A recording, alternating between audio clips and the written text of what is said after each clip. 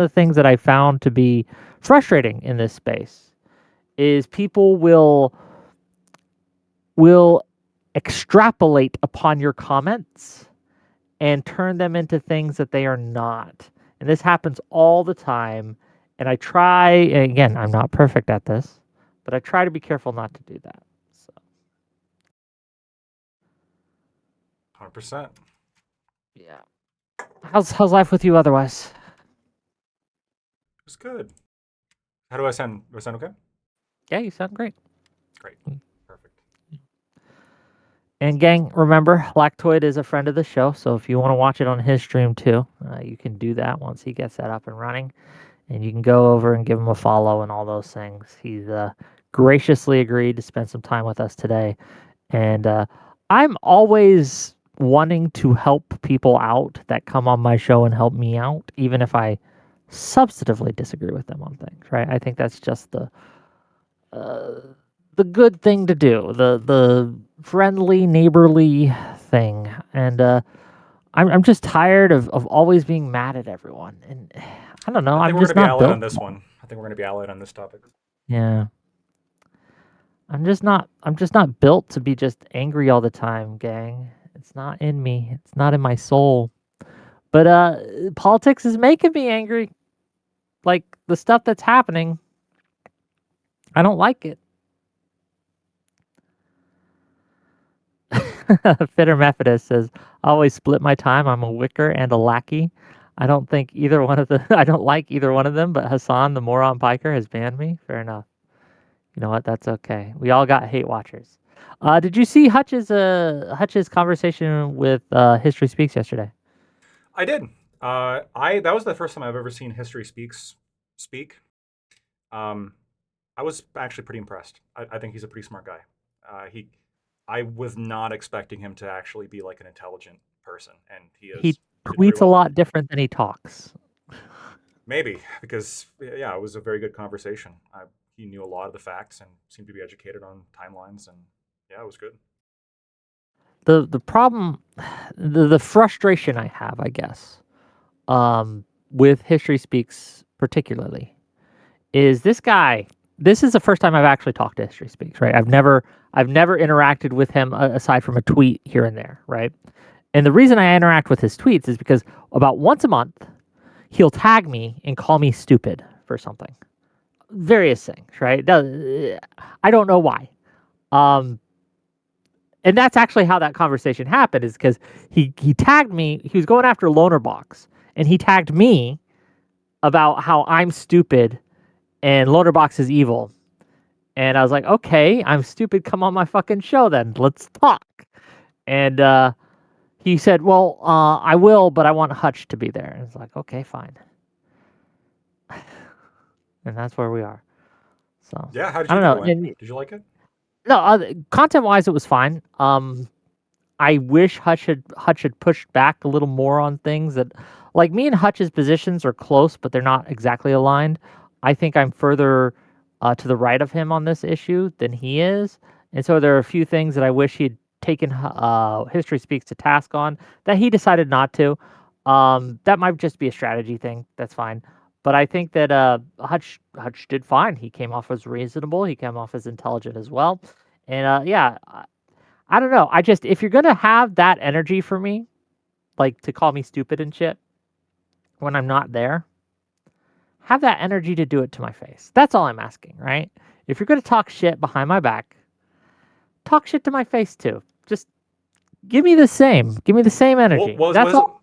wasn't his theory like what is it? Like he thinks like he's all any kind of voice that's like pro-Israeli or like even arguably pro-Israeli he doesn't like, but he had like a ranking system to it, right? So like he really didn't like Destiny and Loner Box, Yeah, yeah. and then he put you and Hutch in like a lower category of dislike, Of evil. but Yeah. apparently still sufficient to tag you on Twitter every once in a while. Here's what it is. I don't know. Let me DM this misfit guy.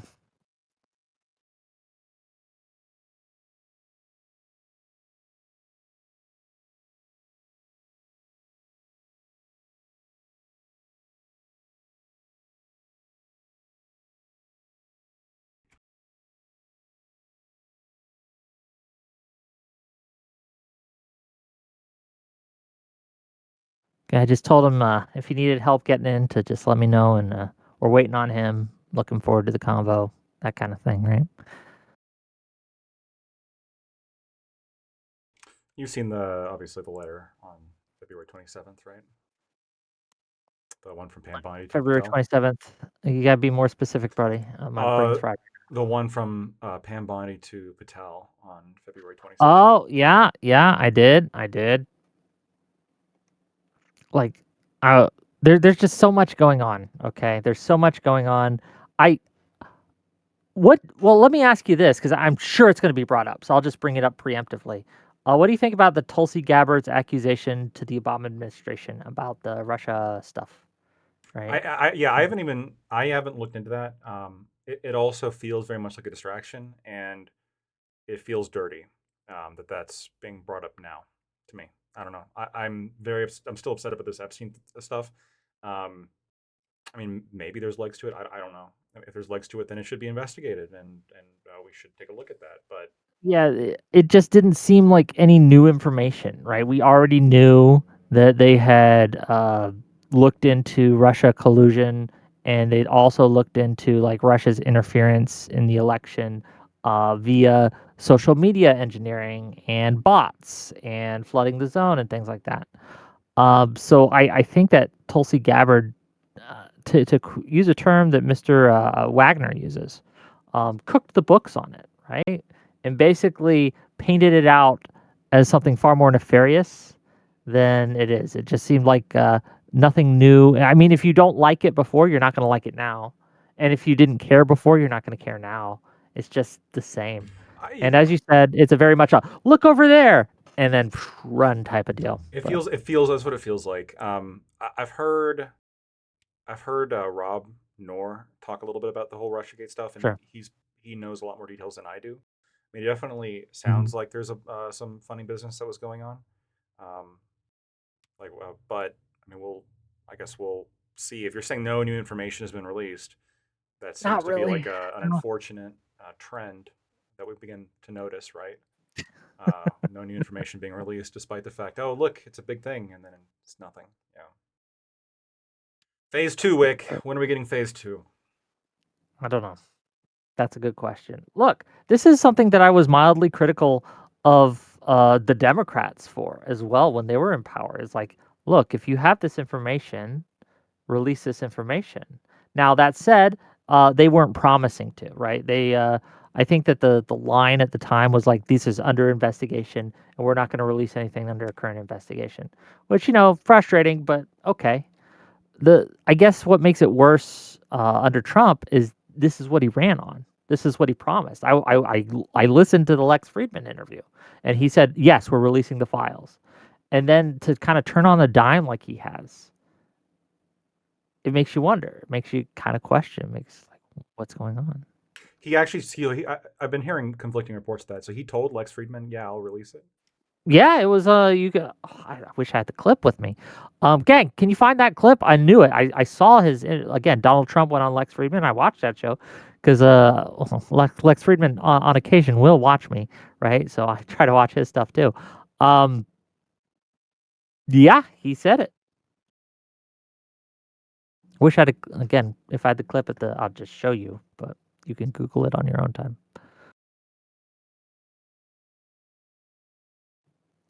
Again, sorry gang to my audience. We are waiting on Misfit Patriot. He says he is coming. He DM'd me not 20 minutes ago. Okay. He was finishing up his last appointment and he asked me to send the link, which I did. Hopefully he gets here soon. But right now we are just killing time till he does. Uh it's fun. I don't know.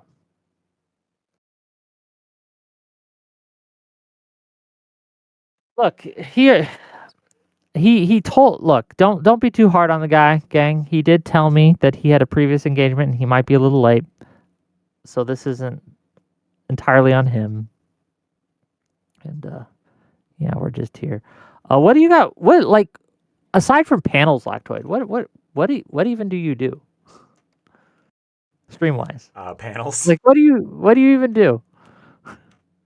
Panels. I do panels. Basically, yeah, I do. I just I gotta get debating out of my system. Otherwise, I'll fight with people like my grandmother and stuff. Or I guess I'm out of them now.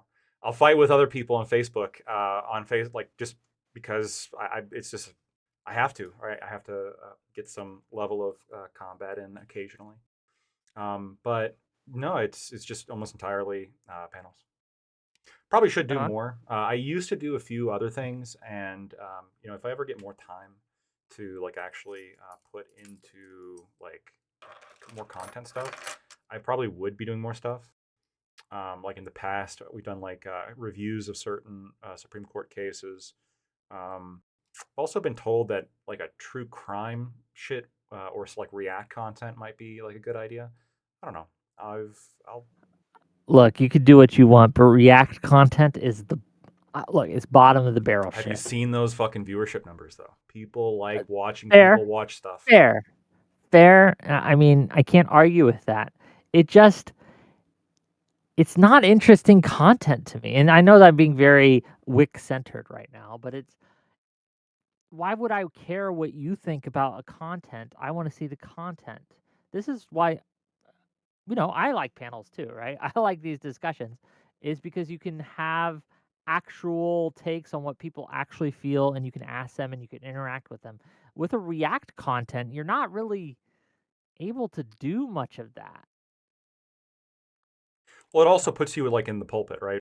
Where you basically can just say whatever you want and like make really bad claims, really say a bunch of like dumb shit, and they can't push back against you because it's a review. So you yep, see like Denims, for example, like she got in a lot of shit because she I don't fully know the details on this shit. So, and I know there's currently litigation, so probably shouldn't be talking about it. But I'm gonna say one thing. you're not Um, involved in litigation, are I'm you? not involved in litigation, but like these people are getting sued. I'm pretty sure Ethan is suing these people because they Yeah, but why literally wouldn't you be able to talk about it? I, Is what just I'm asking. just because I don't know. A lot of people have been saying like oh, is he gonna win? Is he not gonna win? It's so hard to comment on like ongoing litigation, and you see people get it wrong, right? Like Legal Eagle was dead wrong with his initial analysis of the Kyle Rittenhouse stuff. He did moderate over time as it kind of looked like the things going to go the other way. But you look at the things at the beginning, and they can totally look one way, and then winds can change depending on what kind of evidence comes out. But it's looking, I mean, it's looking pretty bad for I guess those React streamers where they would just like let it play for very long periods of time, say nothing, maybe like occasionally chime in with something dumb, and that was it, and that was like the whole thing, and they had a shit ton of viewers and siphoned off a shit ton of money, and apparently Ethan had registered it beforehand. He knew they were going to do it, which kind of speaks to their predictability. Um, but here's the thing: they had great numbers, though. Wick, they had fantastic numbers. Hold on, give me a second. Someone sent me the clip of the Lex Friedman. I found the words. I didn't find the actual clip. I found the words. Well, let's watch the clip. Actually, it might be it'll be content while we wait.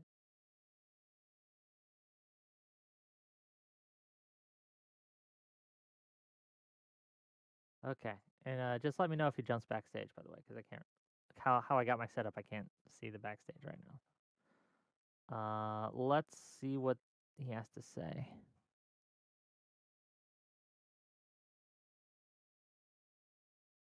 Oh, hold on. Releasing some of the documents on it. There's a moment where you had some hesitation about Epstein, releasing some of the documents on Epstein. Why the hesitation? I don't think I mean, I'm not involved. I never went to his island, fortunately, but a lot of people did. Why do you think so many smart, powerful people allowed him to get so close? Um, he was a good salesman. He was, was a hale and hearty type of guy. He had some nice assets that he'd throw around, like islands. But a lot of big people went to that island. But fortunately, I was not one of them. It's just very strange for a lot of people Fortunately, that the list of clients that went to the island has not been made public. Yeah, it's very interesting, isn't it? Probably will be, by the way. Probably. So if you're able to, you'll be. Yeah, I'd certainly take a look at it. Now, Kennedy's interesting because it's so many years ago. They do that for danger too, because, endangers certain people, et cetera, et cetera. So Kennedy is very different from the Epstein thing. But yeah, I'd be inclined to do the Epstein. I'd have no problem with it. That's great to hear. That seems like he's wanting to release Epstein list. I don't He's know. certainly not calling it a Democrat hoax during that clip. Button. But that Do you think at it's a least hoax? implies to me that he wants to release it. Do you think it's a Democrat hoax, Wick? Of course not. Why would it be? Look, the okay. For years, people have been telling me from the right, that powerful people, elites, are covering this up. Okay, it's been the QAnon types, the conservative types, right? People saying we need to elect Republican leadership because they will get to the bottom of this.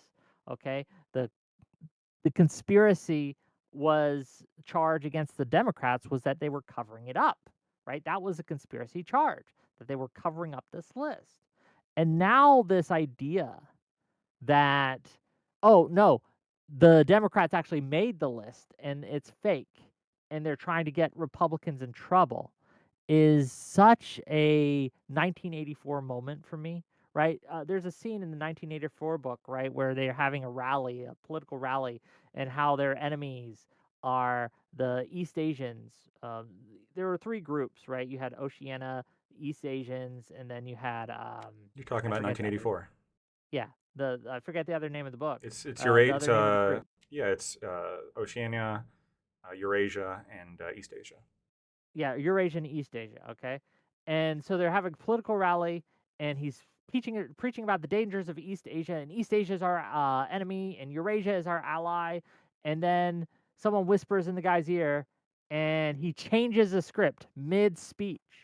And everyone's like, flips on a dime, basically. And they're tearing up the East Asian ally posters, and they're putting up the Eurasian ally posters, and they're like, who infiltrated us and switched these things on us? It was very, very reminiscent of that scene in the book, this whole Epstein stuff. But you tell us, again, while we wait, why don't you give us your perspective on Epstein? Why do you care about it? What do you, in your opinion, what is it? And yeah, just kind of give us some thoughts Sure. on this while we wait. Yeah. I mean, the reason why I care about it, and I think why so many people who are on the right wing care about it, is because there's no actual there's no defense. You're either in the frying pan or in the fire.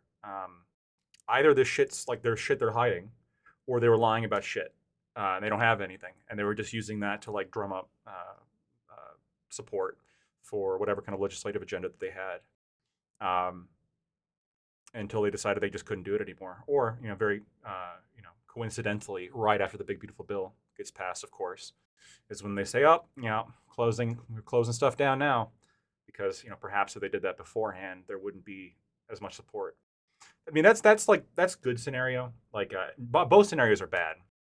So I guess less bad That's the scenario. less bad scenario. Yeah, less bad scenario is that they were just lying to us the whole time and playing us like puppets and having this kind of psychotic we just got to keep it going, man.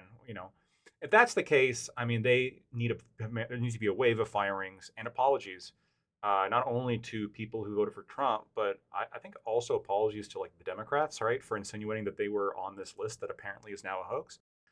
So needs to be pretty a lot of apologies from all over that administration, and a lot of firings. Pam Bondi, Kash Patel. I would say Bongino, but it sounds like he wants to leave anyway. If the alternative scenario is true, where they're actually are hiding shit, well, then it's clear why I'm upset. Our government is being subordinate to the whims of a criminal, of the worst kind of crime, which is fucked.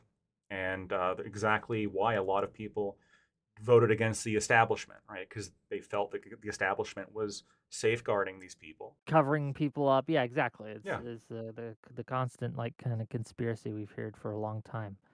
Is it a conspiracy though? Because like I'm sorry, the way Trump reacted, I mean, it feels bad. Like it looks like somebody who's guilty, who's like yelling at his supporters. So like it's kind of fucking weird, dude. And again, I don't know. I don't know. People keep asking me like, what are you looking for? What exactly? I don't know what I'm looking for because you haven't released what you promised that you'd be releasing, which is phase 2 and phase 3. And all the things in the February 27th memo that Pam Bondi sent to Kash Patel. And even after February 27th, Pam Bondi was insinuating that Democrats were on the list. And this was after in February 21st, when she said that she had the client list on her desk. Now, of course, that could be a misspeak, but if I was the head of the DOJ and I misspoke about something like that, I'd probably take it some point in the next 5 months to clear that up, as opposed to just letting it go. some like again, if I say something wrong and then it's brought my attention it's wrong, you correct the record, right? And you do that as soon as you find out. That just helps your credibility. It plays. This is a thing, and this is what frustrated me. This is what frustrates me sometimes when I talk to the left as well, right?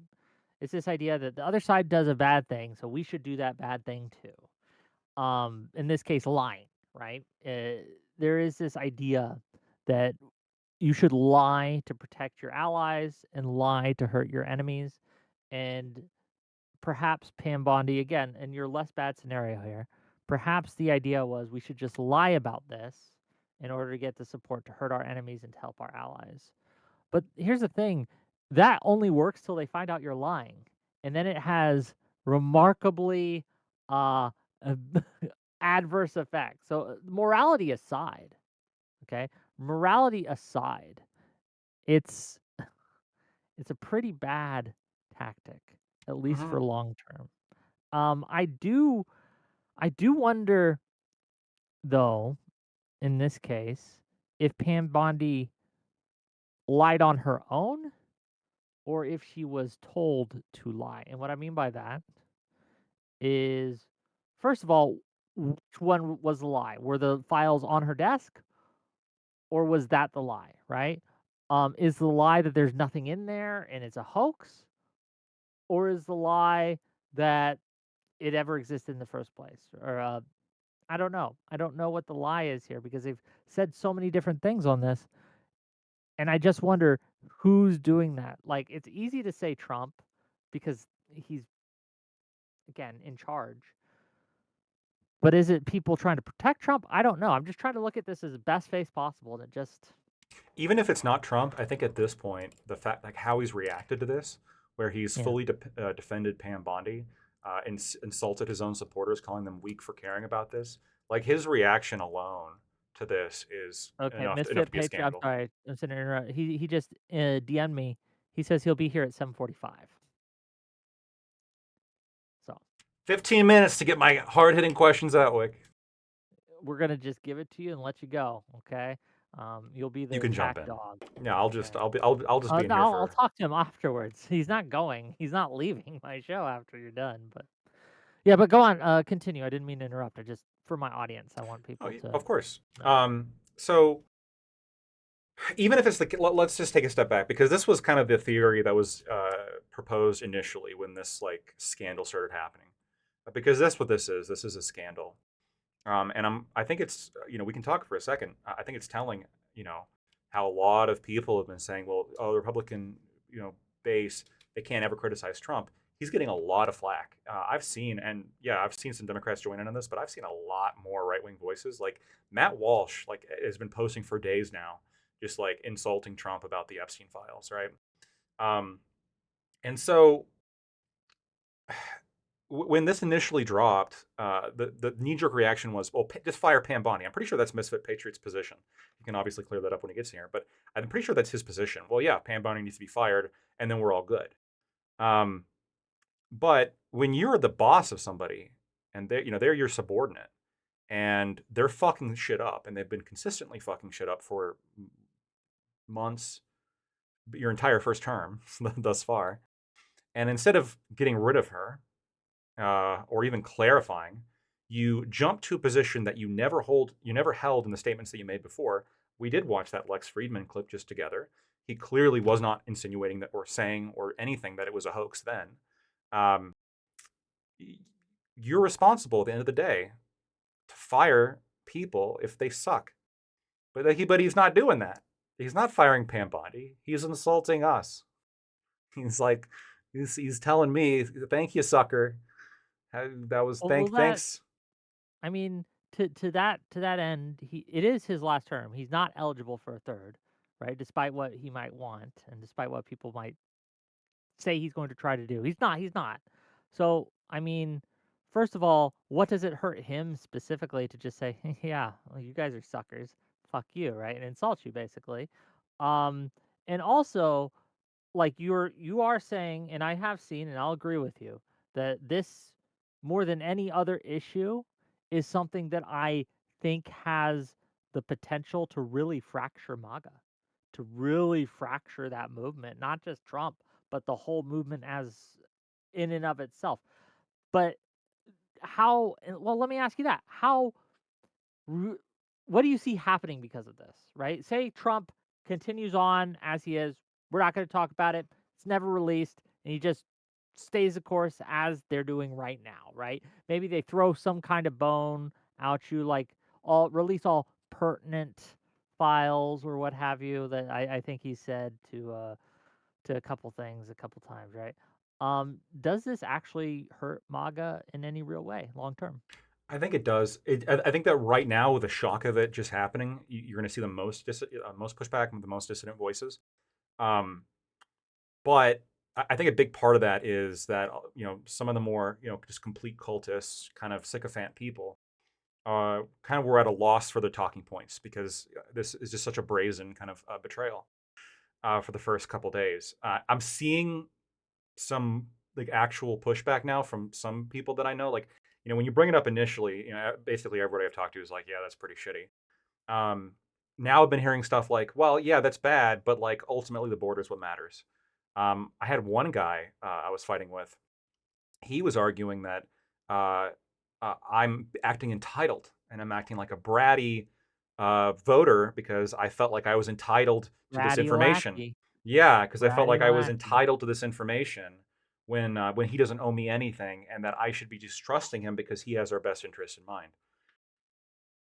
So there's definitely What do some you of them. think of that? First of all, is that indicative of the kind of larger, uh, I guess we'd say it feels weird to label it the pro Epstein MAGA, so I probably won't.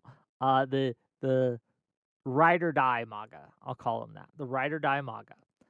Um, do you see that as kind of like just a typical view? What and to be clear, the interaction you had with this gentleman, who called you entitled and Yeah, said you just needed to trust the plan, just shut up and basically let 5D Trump do what chess. he's Yeah. gonna do. Do you see, was that a one-off, an outlier, or do you see this as indicative of the kind of ride or die MAGA? I've got it a couple times, but I think it is a minority. Like I'm getting a lot of people who are agreeing with me, right? And a lot of, again, big voices. Like I was just talking about, like Matt Walsh, and a lot of the people in his comment section are all agreeing with him. Even on True Social, which is like the most pro-Trump platform you're going to find, obviously, Yeah. and even in his comments, like when he was like making these tweet equivalents, whatever they're called, truths. Um, he had way more comments than he had likes, and a lot of the comments themselves were like very highly rated, criticizing him for this. So I don't think it's. I think that regardless, there's probably going to be a lot of the party that's going to just get in line before any kind of major election. But I think he's going to lose a significant enough chunk to where I think that if you guys fumble the midterms, that's on you. I think that the midterm, like this is, it's your midterms to win at this point. Like you have the perfect platform to run on, right? You promised this and you didn't do it, and just have like those like fucking black and white campaign images of like, or videos of him saying shit, and then the fact that he never did it, and then contrast that with, oh, we actually care about law and order and all. I think this, the January 6th stuff, I don't think hit. I think this is going to hit. I think this is going to hit a lot harder. I tend to agree with your instinct here and your intuition on this. I think that, and I've been thinking this for a while, that and is the Epstein kind of just seals the deal for me, the Epstein stuff. and the mishandling of the Epstein stuff, is that we're going to see a real big blue wave come the midterms. Now, that said, never underestimate the Democrats' ability to snatch defeat from the jaws of victory, okay? Never underestimate that. Um, but yeah, I do think that this is something that's going to have lasting damage. And it's not just going to have lasting damage for the midterms. I think that it's going to be a obstacle to anything legislative in the future that Trump wants to do with his term. I don't think it's going to go away. I also think that this is going to stain everyone involved with this administration, JD Vance in particular, right? So his Who's 2028 been very hopeful, quiet. right? Exactly, but that's part of the issue is if he wanted not that if he doesn't want the stink to stick to him, he's got to come out soon, right? He's got to come out soon saying, "Hey, this is not okay. We promise this. We need to get it done," and things like that. Now, if Trump was a smarter, politically more savvy person and he wanted his legacy, such as it is, to carry on, he would allow that battle, right? He would allow that JD Vance to kind of go against him on this to score those virtue points with his side, and that would almost seal the deal for JD Vance's nomination in 2028, I think. Um, but that's not how Trump operates, right? That's never have been how Trump operates. He's a very narcissistic individual, regardless of whether you like his policies or not. He's very much, if you criticize me, you were just not on the team, right? Yeah, and also I think maybe even more so than this betrayal. Again, insulting voters who cared about this, calling them weak and dumb, and calling them past supporters. You've already alienated a lot of people. Just that alone, right?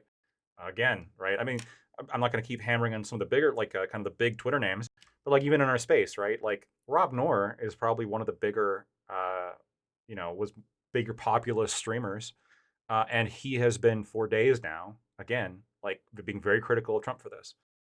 And he'll continue to be because, you know, you can't defend it, right? You have to call it out. And Well, and if at Biden did it, and if Biden 7:45, did we're it, we gonna would. yeah, 7:45, we're gonna see, right? We're gonna see if you can't defend this or not. Um, do you think that there's a way that Trump could fix this at this point? Yes, yes. How? Okay, I have a What's the list. path, right? I have a list. I literally have a five Oh, a point list. list. Okay, let's Yeah, hear what you have to say. I've got a list, and I'm actually gonna release it. Release the I'm list. actually gonna read it out, okay? Because I don't hide shit. Let me just adjust the. Okay, so here are the 5 points. These are the 5 points that will, for me, earn some level of forgiveness, a sufficient level of forgiveness. Okay. A release of the client list. If none exists, an apology from Pam Bondi for saying that one exists and failing to clarify that it didn't exist, and for insinuating the Democrats were on it, followed by an immediate termination of Pam Bondi and a apology to Democrats. 2. A release of the thousands of pages of documents that Pam Bondi said Kash Patel Hold on, can had. we go one at a time? Can we go one at a time? Sure, go ahead. How likely do you think an apology from Trump is going to be? Like, I think that's just a non-starter. It's just not. You asked me what I would need. Okay, I'm fair not enough, asking You're you. correct. Yeah, fair enough. We didn't talk about whether this is likely. Okay, continue. Yeah, I agree. It's relatively unlikely. 2, a release of the thousands of pages of documents that Pam Bondi referred to in that letter to Kash Patel on February 27th. If such documents do not exist, an apology, a statement from Kash stating that the thousands of pages identified by Pam Bondi did not exist, that her source was incorrect, that source being revealed, that source, Pam Bondi, both being terminated, and Kash Patel being terminated for not openly refuting that letter within a reasonable time frame. 3, a release of phase 2 of the information as promised. If there is nothing else to release, an explanation as to why a phase 2 is promised. And if no explanation exists, an apology and an immediate termination of Pam Bondi and Kash Patel. Assuming no client list and no thousands of documents, an apology from Trump to the Democrats, including Joe Biden, on behalf of his children, as well as the immediate termination of Pam Bondi, Kash Patel. And 5, this is the biggest one, and there is no argument for why this one can't happen.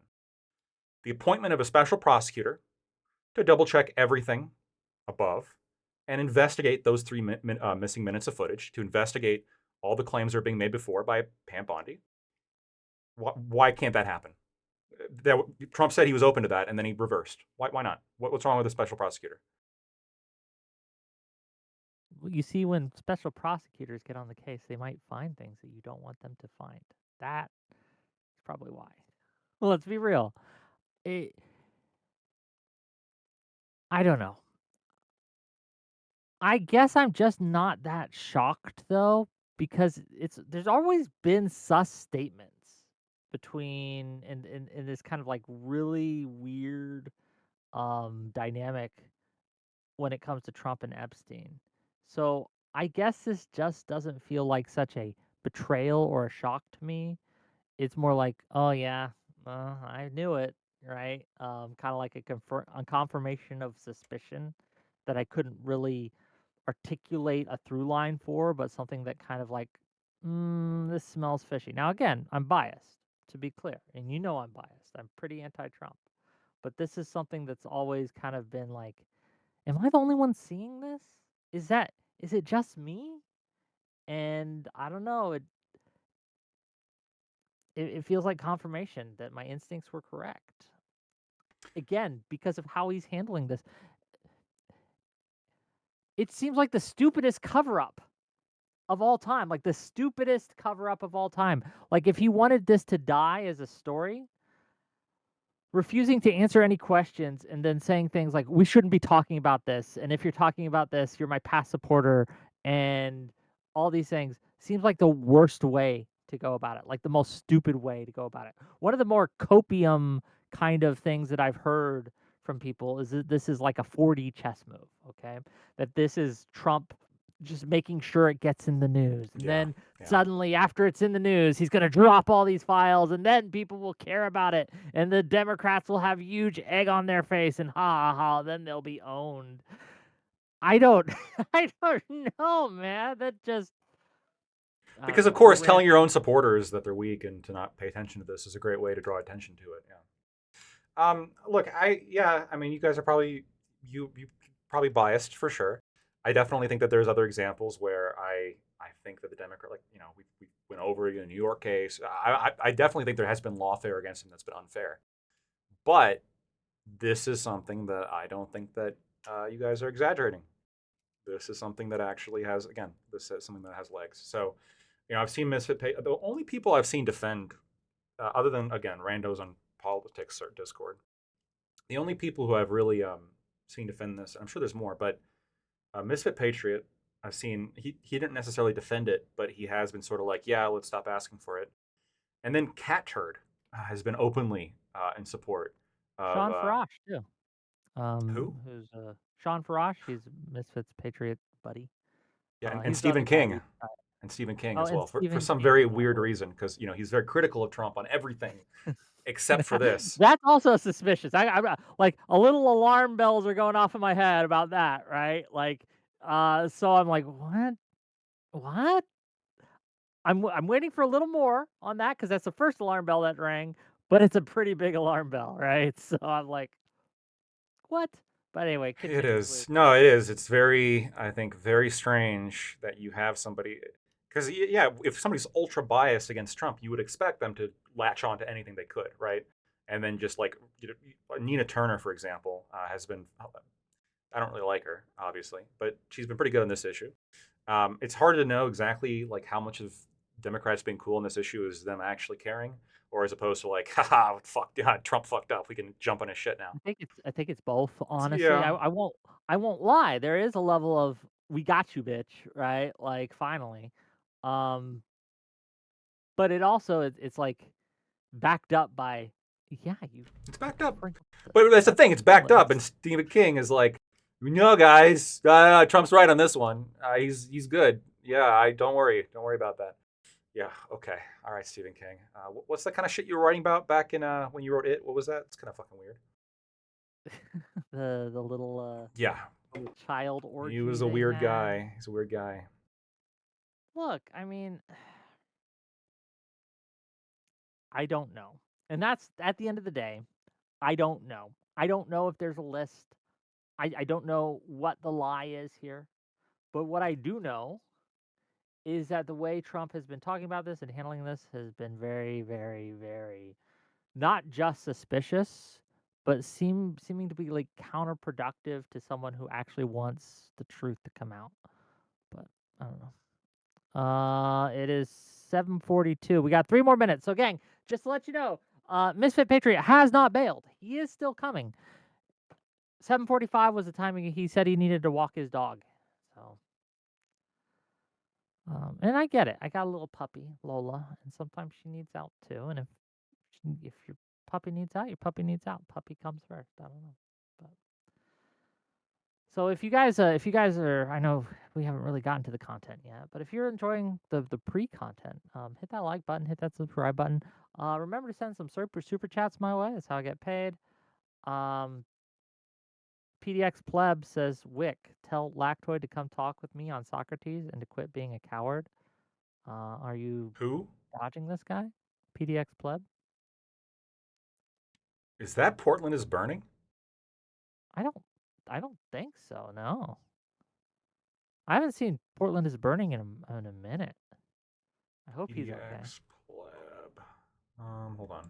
This is like in your YouTube comments or something? Yeah, Let me check to see if I know this first. he's in my YouTube chat. Just chatting it up. Yeah. Kamikaze says Lactoid's been avoiding so many people he doesn't know who it is. True.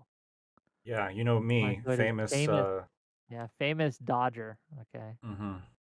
You deleted your Discord? Oh no, Portland is burning deleted his Discord. Yeah, I saw that. I don't. Oh. If anyone knows, actually, if serious, I'm being serious right now. If anyone knows if Portland is burning is okay, I would like to know. Right. I considered him a buddy, and we'd talk on occasion, and he just one day just deleted everything: his Twitter, his Discord, and yeah. So I don't know. I hope he's okay. Yeah, I'll be honest. I don't know who PDX Pleb is, and I don't believe I received any kind of challenge to a debate. But I hang out in hey, I hang out in Wix Discord on occasion. We can chat and see if I know who you are. And Lobster says maybe Portland is burning found a chick. Well, he's married with he's kids. married with a kid. Maybe So that's why he deleted it. He didn't yeah, have I the mean, time. could be. I don't know. It's not. Maybe they went to a Coldplay concert one day and he got caught. No. But Dude, it's been wild, like how much that's like gotten big. I feel like they totally fucked themselves by acting oh guilty. yeah, oh yeah. If you, it's the cover up's worse than the crime. Like if you were having an affair and then the spotlight gets shined on you, and if they had just played along with it, no one would have known, right? Or at least there's a very much smaller possibility that anyone would ever catch you, right? Yep. Someone you knew would have to have been watching at that exact moment on the screen, right? Which it certainly is possible. And I guess their buddies were with them, but their buddies were probably in on it too, No, right? Like, one of the girl that was on the board of directors as well. I'm pretty sure the third one. yeah. So it was like a work thing. Yeah, if you're cheating on your girl, act normal, right? I mean, as is the case in most. Factoid's giving you the Yeah. okay. Tell us, King. Okay, how do you cheat Well, on your girl? so like let's say Yeah. you're out with your side chick, right? We've all been there, and you don't want to draw unnecessary attention. Well, don't act guilty. Don't like try to hide and jump. Like, what are you doing? Uh, Ridiculous. He absolutely did that to himself. And now he Once stepped again, down. Now he stepped down too. He's no longer well, CEO yeah, of Strymar. because he's probably getting a lot of flack, and probably rightly so. Look, I don't think infidelity is a crime. Like, it's not a criminal thing, but it's still pretty shitty to I do. think it should be actually. In what sense? If it's not a criminal, so let me clarify. I think there should be a legal action for infidelity, even if it's not like a criminal offense, like we don't lock you up or something. I think that the other party should be able to like sue for violation of contract. I think that would be fair. I guess that isn't that sort of done in a divorce court in a Sort way. of. You can bring up infidelity as like like a kind of like a circumstance to like argue for better terms in a divorce. But I'm saying that like it should be a standalone action that would apply in either marriage or even even like a committed relationship, right? Where like the expectations, like we're obviously proving that would be difficult, and the burden of proof would be on the person Sure, suing, sure. of course. But I think that there should be something in the law about that, because it's always struck me odd that we have all these legal prohibitions against breaking contracts with people over even small shit. Like if you sell somebody the wrong thing, right, they could sue you. But if you are cheating on somebody and lying to them for 4 years Do or you something, have to? Yeah, but do you have to have been with someone for a certain amount of time? Like, say you meet a girl, okay? You Mhm. talk for a week. You decide to start dating, okay? And then a month in, you meet another girl and you're like, "Oh, fuck it." And you just start cheating and having a side chick. Would that, again, in your advocacy, would that count towards something that someone could sue you for? we could monkey with it in terms of just like the length of time that you'd have to be in a relationship before like it was like some kind of implied contract, or maybe even require that it be explicit, or something along those lines. I don't know. But to me, again, it just seems like such a like strange thing that here's something that's so morally like reprehensible, but we just kind of treat it so flippantly. Okay. Well, that time killer topic aside, Misfit Patriot, how are you doing, sir? Good, good. You got me? Yeah, you're here. We can't see you yet, so if you want to turn in your camera, we are live on my channel, and people can How see do you. I So why don't you turn get your camera? on camera? Video settings. It should just be like a camera button. Just click it. Hold on Like one a sec. camera. Yeah, take your time. Not used to Discord, and I just lost the Discord. Where the fuck are you? Where'd you go? You there? Yeah, we're still here. Where the fuck did it go? Oh, here we go. All right. I have no fucking idea what's going on here. Should be on the bottom left of your Yeah, now Discord. I'm in the setting. Oh, escape. There Yeah, we get go. out of the settings unless Yeah. we need that. It's like a But there's a camera camera button, and button. There we go. Found it. Ah, Learned how to internet again. your camera might be being used by a different application though. Yep, probably Zoom. Get out of there. I'll have to turn it off and turn it back on. But Ay, ay, ay. Quit this. The hell is Zoom? Have Zoom quit. All right. Allow while visiting this. Hey. yeah, we got it. It works. You're here. Dude, I talk about this pretty much on every single podcast I do. I don't know how to fucking internet. I don't know how to use the internet. I don't know how to do anything. I just do it. I'm fumbling my way through this. Look, you know what? I empathize with you. I was trying yesterday on my stream. Someone wanted me to pull up a clip from something said earlier in the stream, and it took me 20 minutes to figure out how to do that. I had to was doing my outsource that to my audience to get that I done. was doing my show for like 6 months, probably, maybe longer, where I would, in the morning, I would go and clip all of the stories that I wanted to talk about.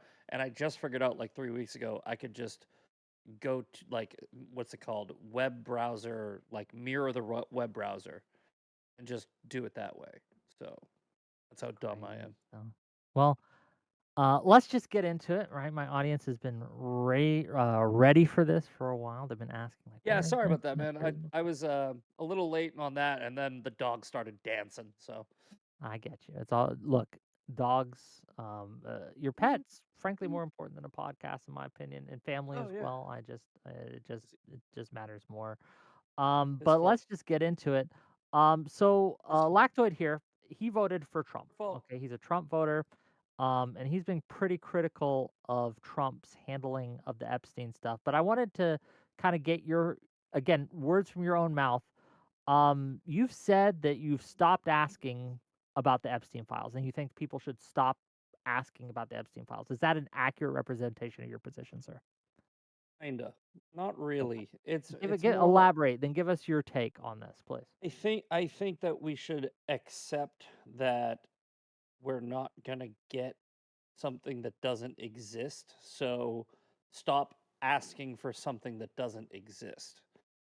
if you wanna criticize Trump's handling and especially Pam Bondi's handling, which has been atrocious, of the Epstein quote files, right? Then do that, which is it's a fair criticism, right? They haven't really handled this well, but I think that people think that there is some smoking gun that the administration is covering up, and I really just don't think there is. I think that using common sense, critical thinking, deductive reasoning, Jeffrey Epstein was arrested like 18 years ago, right? The evidence went through 3 administrations. The smoking gun is gone. It probably did exist, by the way. I'm of the belief that Jeffrey Epstein did influence high profile figures and blackmail them. And I believe that there at one time was probably the Epstein files. I think that been in a paper shredder for a very long time and it's long gone. So I don't understand what people want, is what I'm saying. What do you want him to do?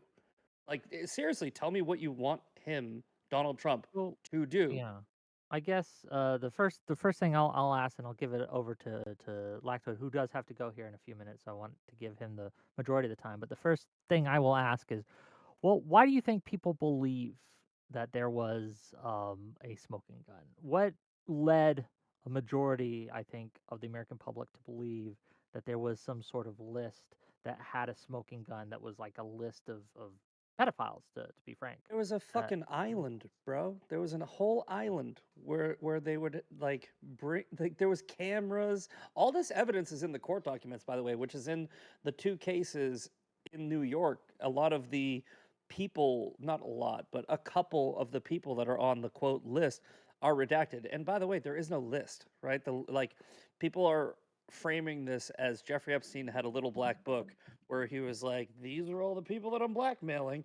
No, the quote list is the evidence compiled by the Department of Justice against Jeffrey Epstein, like his associates, based off of their investigation. And a lot of these people probably protected themselves. He probably didn't have hours of footage of every single person. The fucking painting of Bill Clinton in the dress with the red high heels on is fucking weird. So I'm assuming that there was at one point evidence on some people in that house or island, whatever. What was it? A man? I don't even know what the fuck it was. It was a weird looking house.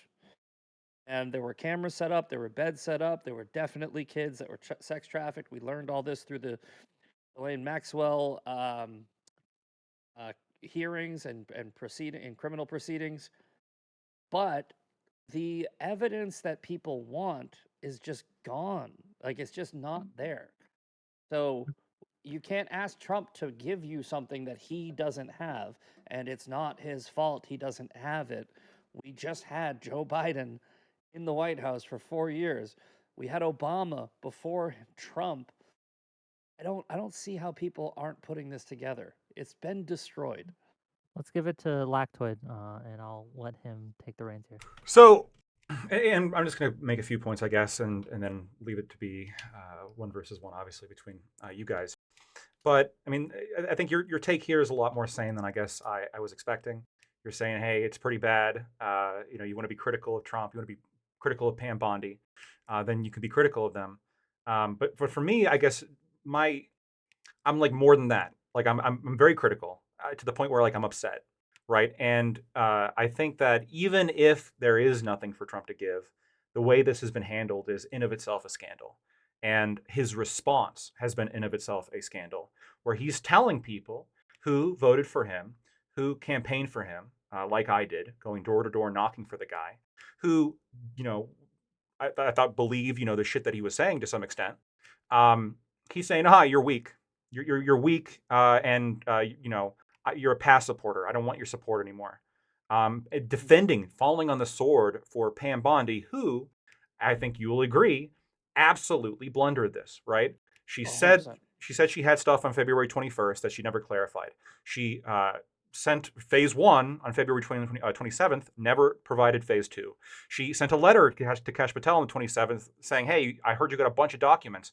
Those documents were never provided. Kash Patel never clarified those documents. March 1st, after that letter, she's insinuating in public that the Democrats might be on the list.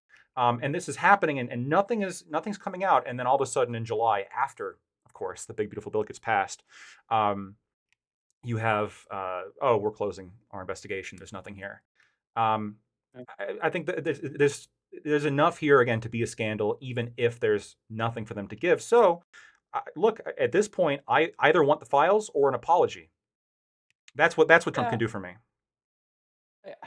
When did Trump ever promise you these? Like No. Pam Bondi, being upset at Pam Bondi is fucking. I'm upset. Yeah, but he's defending her. Because he is, and it's not great. I would prefer him to fire her, and I think that she has put him in a position where you're upset with him versus he put himself in a position where you should be upset with him, if that makes sense, right? Like, he is defending his attorney general that he picked, right? And he's trying to show a united front. And he's basically like a coach of a team whose quarterback just had a horrible game. And instead of joining in with the crowd being like, yeah, he sucked today, he's saying like, nah, he's great. Like, like, no, instead he's insulting me. Well, hold on. Did he insult you? Because he made a general statement. Hold on. He made a general statement where if the shoe fits, wear it. Feel free to lace it up. But I'm talking about these people, right? If you want to believe you're the people he was talking about, that's on you. Because what I heard him say was some people who used to be supporters of mine who are criticizing me. I don't think he specified who he was talking about to the point where you can generalize. What I would probably assume he was talking about are the people like MTG and a couple of people who are high in Congress, like public figures. I don't really think that he was saying every single person that wants to see the Epstein files is stupid. But if you read it that way and you want to believe that, and that's on you. I mean, I don't think that he insulted me. I want to see the Epstein files. I don't think he was saying that I'm stupid. But maybe you're not demanding it though in the same way that maybe I am, or like Matt Walsh is, or even MTG and Boebert, right? I mean, they're demanding it, and he's saying all my guys and gals, right? That's what he's referring to. They, I think that Trump is rightly aggravated at the lack of appreciation for everything that he has done. And I think that he probably snapped a little bit and maybe he should have phrased it better. But if you think about it, if you really try to break down what he was saying, he goes, are we still talking about this? All right, put it this way.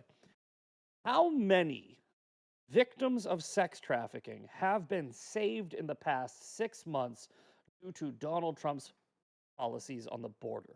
I'm sure a plenty. lot. More than Jeffrey Epstein raped. More. A lot more. And he's basically going, I fucking do this and it's not good enough. I do this and it's not good enough. You guys want to see the Epstein files? And look, you have every right to want to see the Epstein files. You have a duty to criticize your government and demand things from them. You have a responsibility to hold this administration and every administration accountable. When one of the people in the administration comes on TV and says, I have this thing that I'm going to show you, and then doesn't fucking show you, that's Pam Bondi's fault, right? Oh, your camera. Hold on. Yeah, I don't know what happened there. All right, I got it. So if you look at everything, Donald Trump has literally brought up Epstein probably twice in his campaign, right? He was asked about it on Fox and Friends. He was asked about it on the Lex Friedman podcast. He was dismissive both times of it. He said, I don't even. He said he was. We just watched. We just watch it. I agree that he didn't like commit to. We're going to release all of it, but he did say, we're going to take a look at that. He never called it a hoax. He never called it a Democrat hoax. He's not calling the Epstein files a hoax. He's never called the Epstein files and the Epstein criminal conduct a hoax. He's calling the weaponization of it from the Democrats a hoax, just like the Russia hoax, where it's like you have Gavin Newsom and fucking what was it? Was it Hakeem Jeffries? It was somebody, the guy that said Guam tipped over. You have the Democrats running around going, release the Epstein files, and you guys don't get it. The reason they're doing that is because they are fully aware that all the evidence is gone. They know exactly where that evidence is. It's in a fucking incinerator.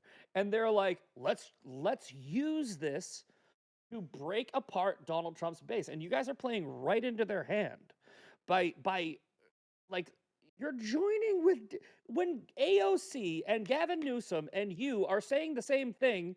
Think about what you're saying. Right? Like, I'm not saying that you shouldn't hold Pam Bondi accountable. I'm not saying that you shouldn't criticize Donald Trump for defending her. I'm saying use your fucking head.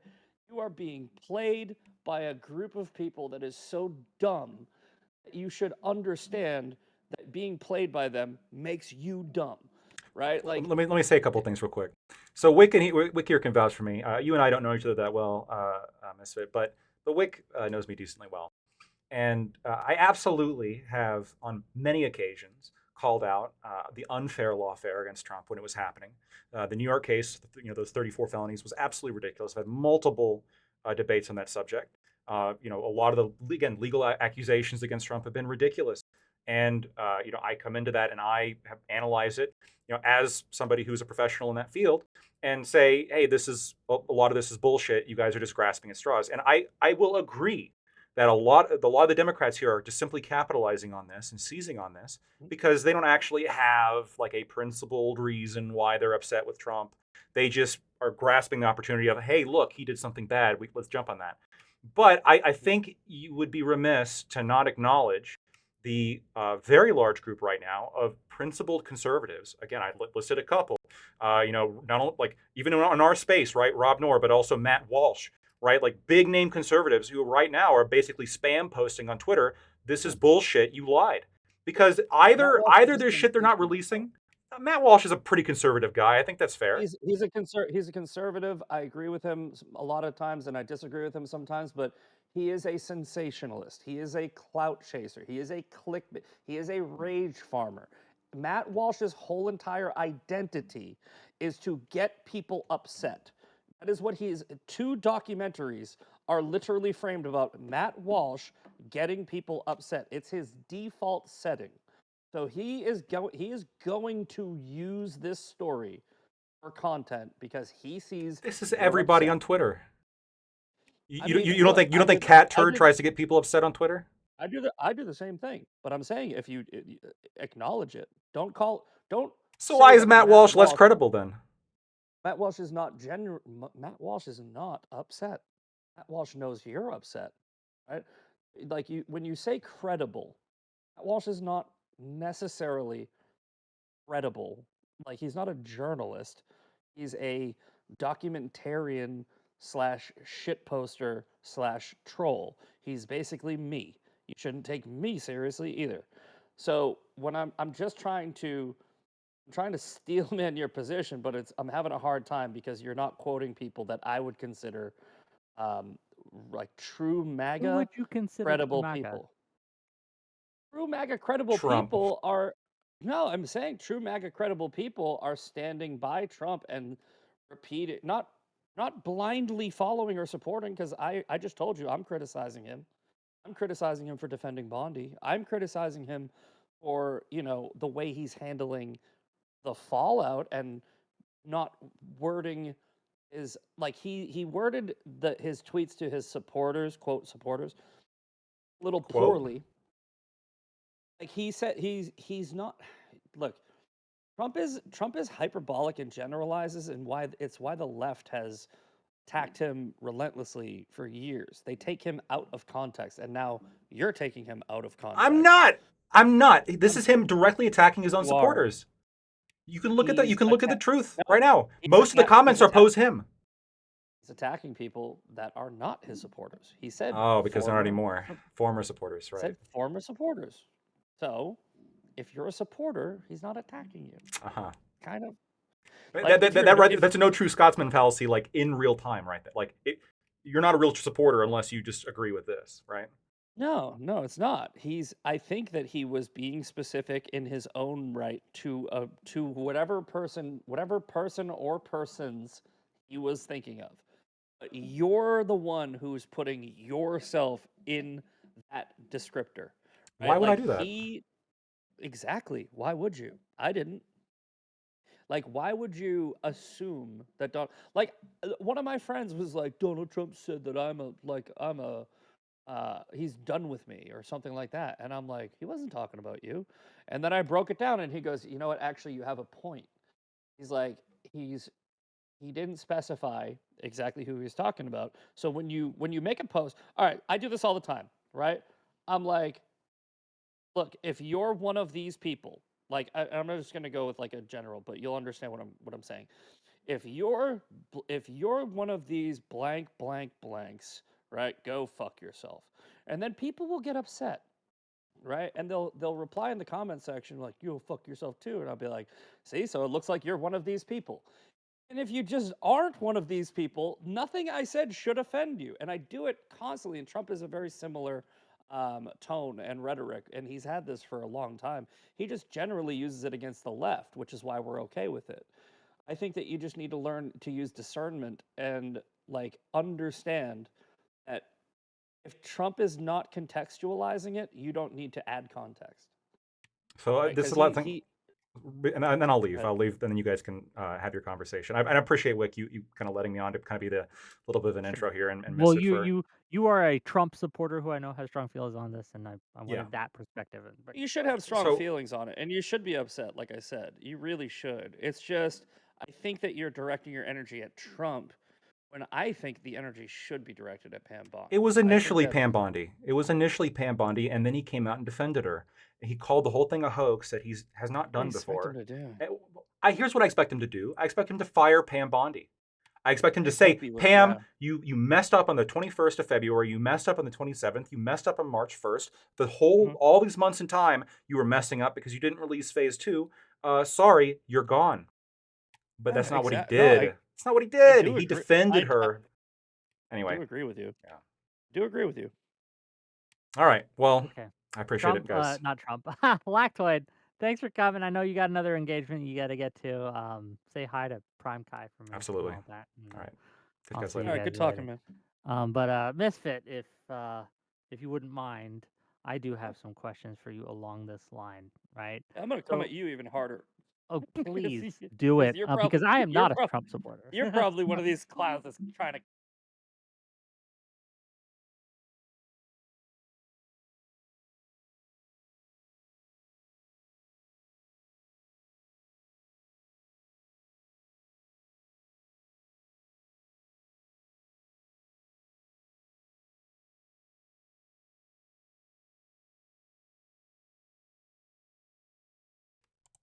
All right. Give me 1 second.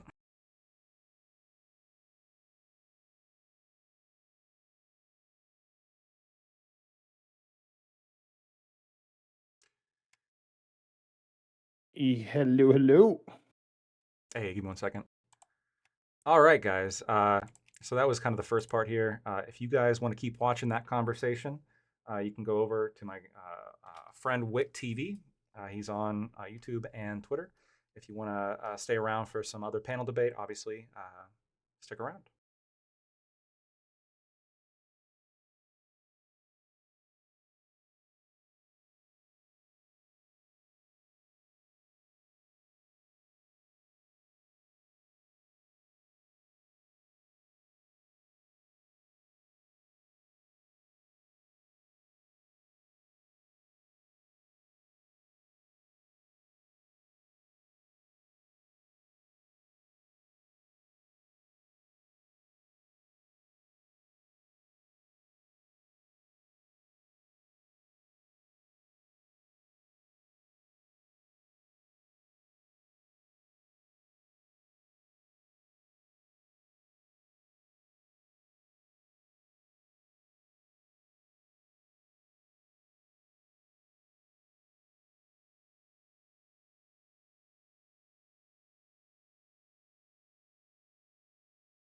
I don't know. Reading's tough, man. Reading's difficult. Especially if you're illiterate. I mean, particularly, right? That's my whole thing is, I'm reading and then like I don't know what it's a whole fucking mess. I'd rather just have someone explain to me and I go, okay. If I agree with their explanation, cool. Uh-huh. What is No? it? Is it just English you can't read, or you can read in your, I don't know what your, let's say, native language is, or your. Okay, I am an American. I read English first and foremost. All right. Oh, Wait, I do can you read speak more than English. one language? I can read English. Yeah, I speak Arabic. I'm Lebanese. I am. If Can you read Arabic? yeah, kind of. If you give me enough time, right, and it's written in Lebanese dialect, yeah, I can. Well, I can read probably anything with it. enough time, also. But Lebanese is like its own distinct language from Arabic? I didn't know that. No, it's there's different dialects. So there's like Egyptian, Iraqi, like Palestinian, Lebanese. It's a whole. It's a big Does mess. Lebanon use Itzaic or do they use Kaifa Haluk? I have no. See, I'm not that type of intelligent. I'm just a smart person. That seems like something a dumb person would say. That's like a dumb person kind of statement. But okay, sure. Oh, I mean, listen. Hold on.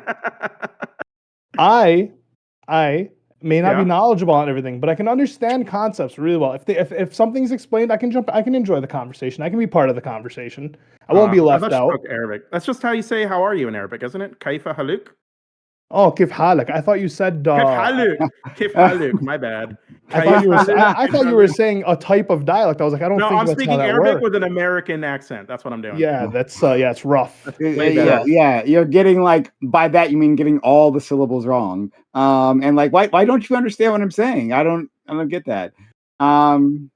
See what I mean by I'm smart, not intelligent? It turns out I'm dumb as fuck though. Hey, Ali, I don't know why you couldn't Trent, hold on. Is he frozen for everyone else? No, it's frozen for me. Testing, Okay. Ali, you there? Yeah, he's got a really excited is face. frozen. Like this. 8, nice. Hey, He's very handsome like that. Yeah, I just Ali, came back. We're back. it's a pretty good freeze frame for you. We're talking some shit about you. I've seen some bad freeze frames, but that was pretty good, right? You were looking like you're having a good time. It's kind of tough. No, that was a good one. I think I'm saying you're handsome. So you're good. Thank you. Okay. Well, I was gonna have a joke, but it's pointless now. Is Gibbs gonna be here or no? Gibbs is like a no. violently sick. No Trump apologetics? Unfortunately. Listen, question.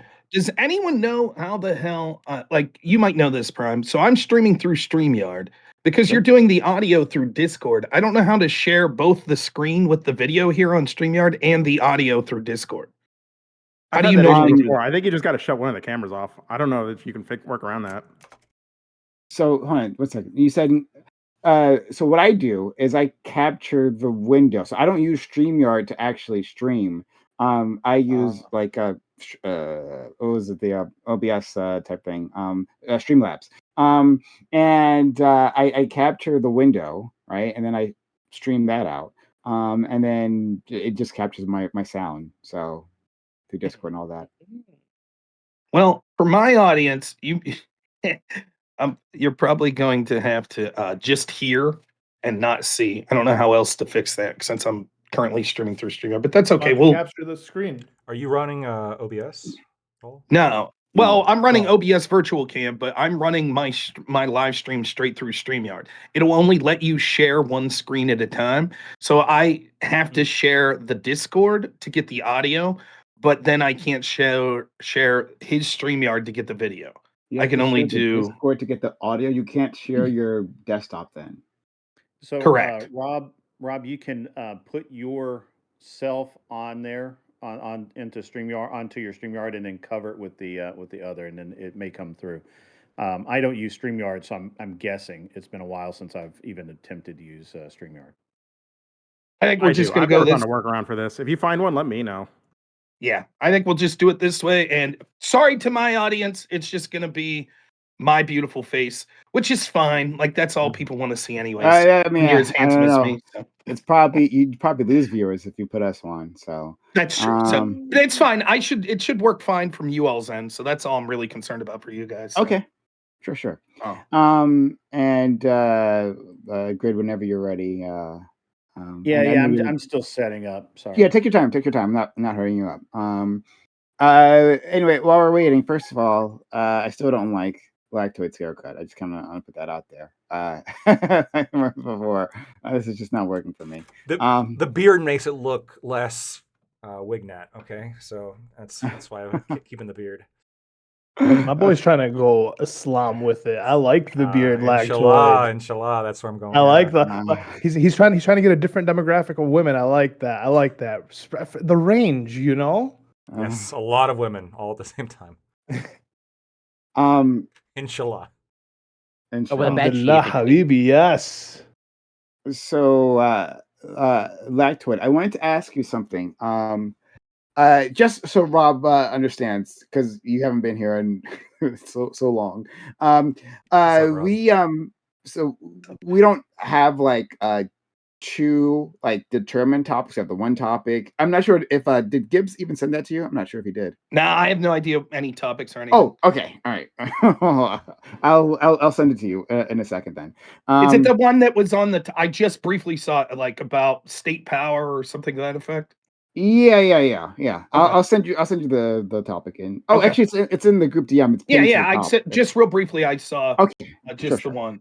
Yeah. So we have one, but we usually don't spend the entire time talking at the start. We usually find our way to some other topic, some natural topic the group wants to discuss. We do that first, and then we jump into like the planned topic, just so you're not confused at all.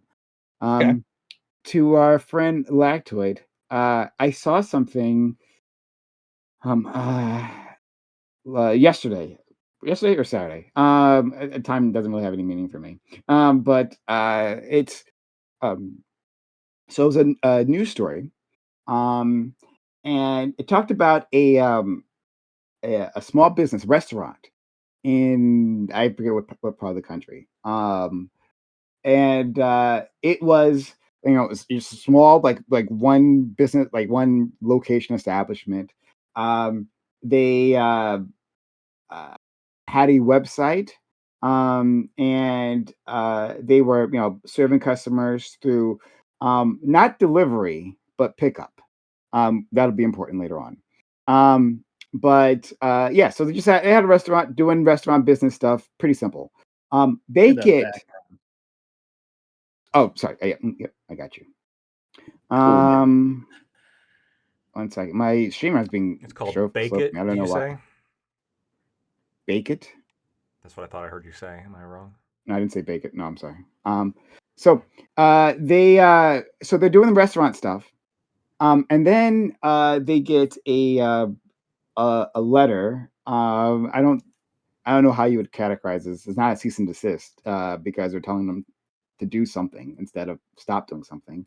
But they get a letter from a law firm telling them that they are in violation of the ADA.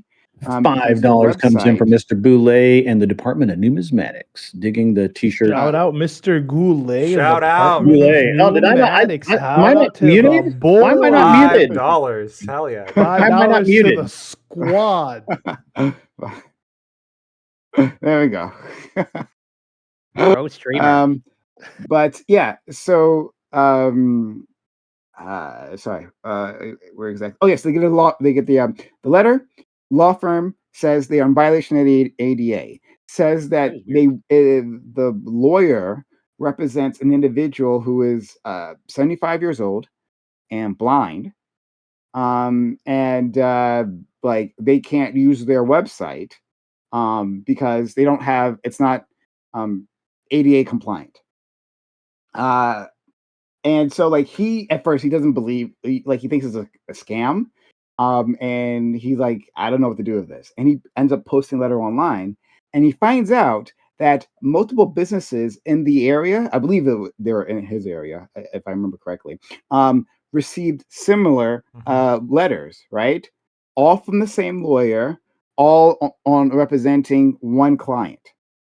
And like some of them have only simply received the letters, others actually were called into court. And so it's interesting because like they're wondering like, okay, why is this happening? The individual, the client, lives 200 miles away. 200 miles away. Yep. It like remember they don't even do delivery, right? So it would take them a 6-hour round trip to pick up an order. This person, this blind man, has never attempted to go to this fucking restaurant. Right? It's bullshit otherwise. And then there are other, and again, just other various different types of businesses. Also, this person clearly never patronized or even attempted to, right? Would have any reason to. And so they're trying to figure out, okay, why is this happening? Under the ADA, according to the news story, you can't get money from a business like if you take them to court over this, you can't get money out of them. Now, I'm not sure if this is true for large corporations as well, but at least for small corporations, you can't get money out of them. Instead, what you can do is try to force compliance with the ADA. And okay, so if there's no monetary value for doing this, why is that happening? Well, the one thing where money changes hands is for lawyer fees, right? So each time you find that lawsuit and the time that goes into actually doing the case, yeah, the lawyer fees go through. And they And bill those up at crazy rates. Yeah. yeah, and so there's the news program tries to go to find this individual, this man, right? And I forget if they ever even get in contact with him, but in case they are directed to his lawyer, right? And they get him on camera and start asking about this, and he's like, well, the point is, yeah, even if my client might not be visiting this restaurant, you're doing this on behalf of other blind people who may want to visit this restaurant or some shit, right?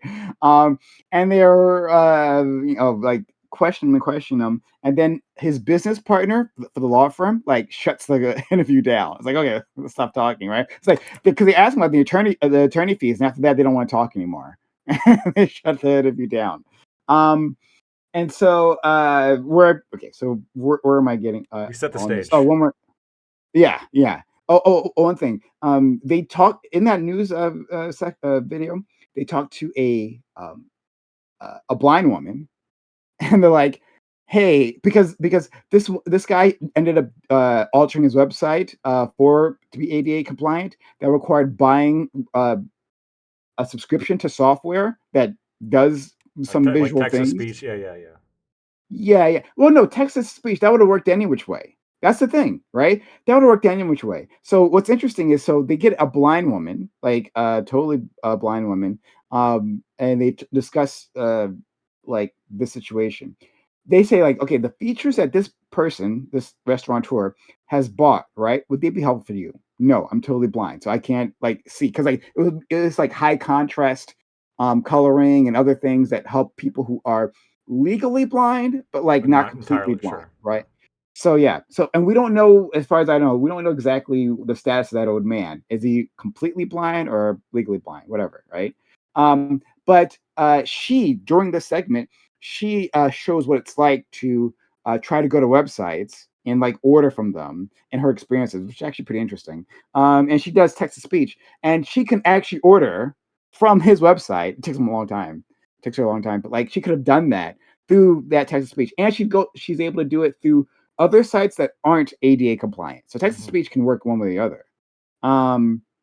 So anyway, the reason I brought that part up is that it's not necessarily even helping the audience they said it's going to help. So where I'm going with this is that within the chat, people were talking about this concept I hadn't heard about, a vexatious litigator, Yep. and saying that this is what this guy was doing. Would you agree with that assessment, and tell us exactly what that even means? Okay, so a couple things. The first, I think, lesson that we all should glean from your story is that lawyers objectively make the world a worse place, and every lawyer is awful.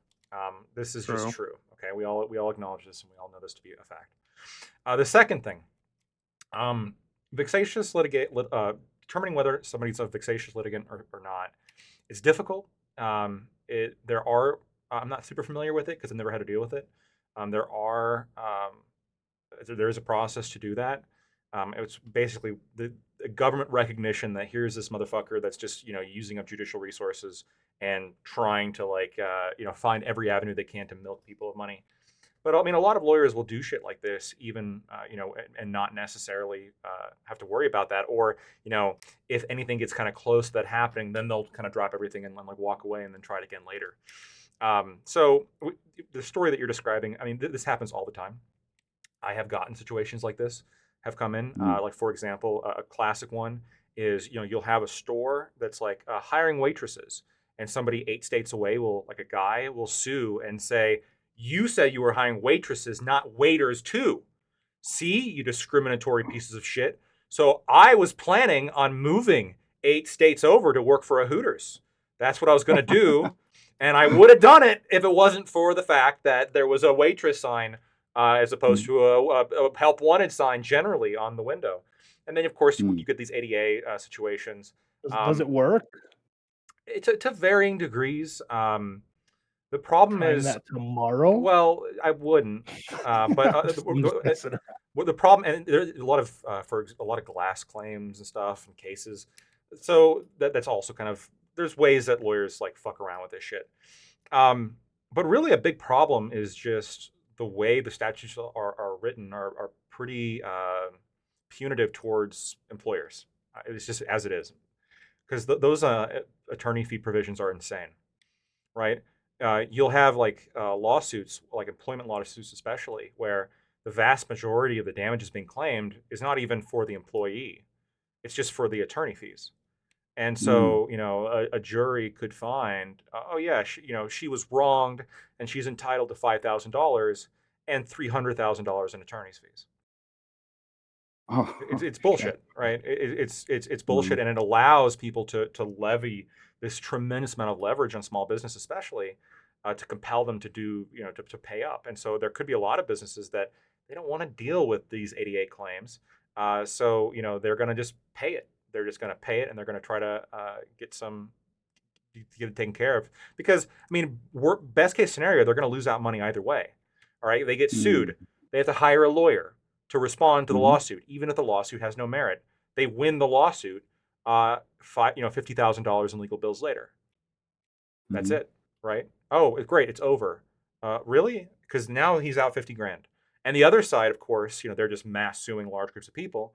So, oh yeah, they lost one of them. Boo-hoo, right? They didn't put any work into it anyway. Doesn't really matter for them. I think tort reform is the only way you can really deal with this. I think removing attorney fee shifting provisions, or at least putting in provisions that allow the other side to get some kind of attorney fee provision. One idea I've actually had, and this is just totally novel. If I was an actual legislator, this would just like me be putting my profession like as a informing this policy position. I would simply have a rule where it's like, okay, if you get a lawsuit that's one of these bullshit lawsuits, you should be able to provide a letter back saying, like, listing out, okay, here's going to be my defenses. Here's exactly why I'm not in the wrong. And we'll take it to court. And if you win, then maybe you get your attorney's fees at that point, right? To stop this kind of shit from happening. I don't know exactly how it would work, but something along those lines where you kind of give the employers a way to fight back.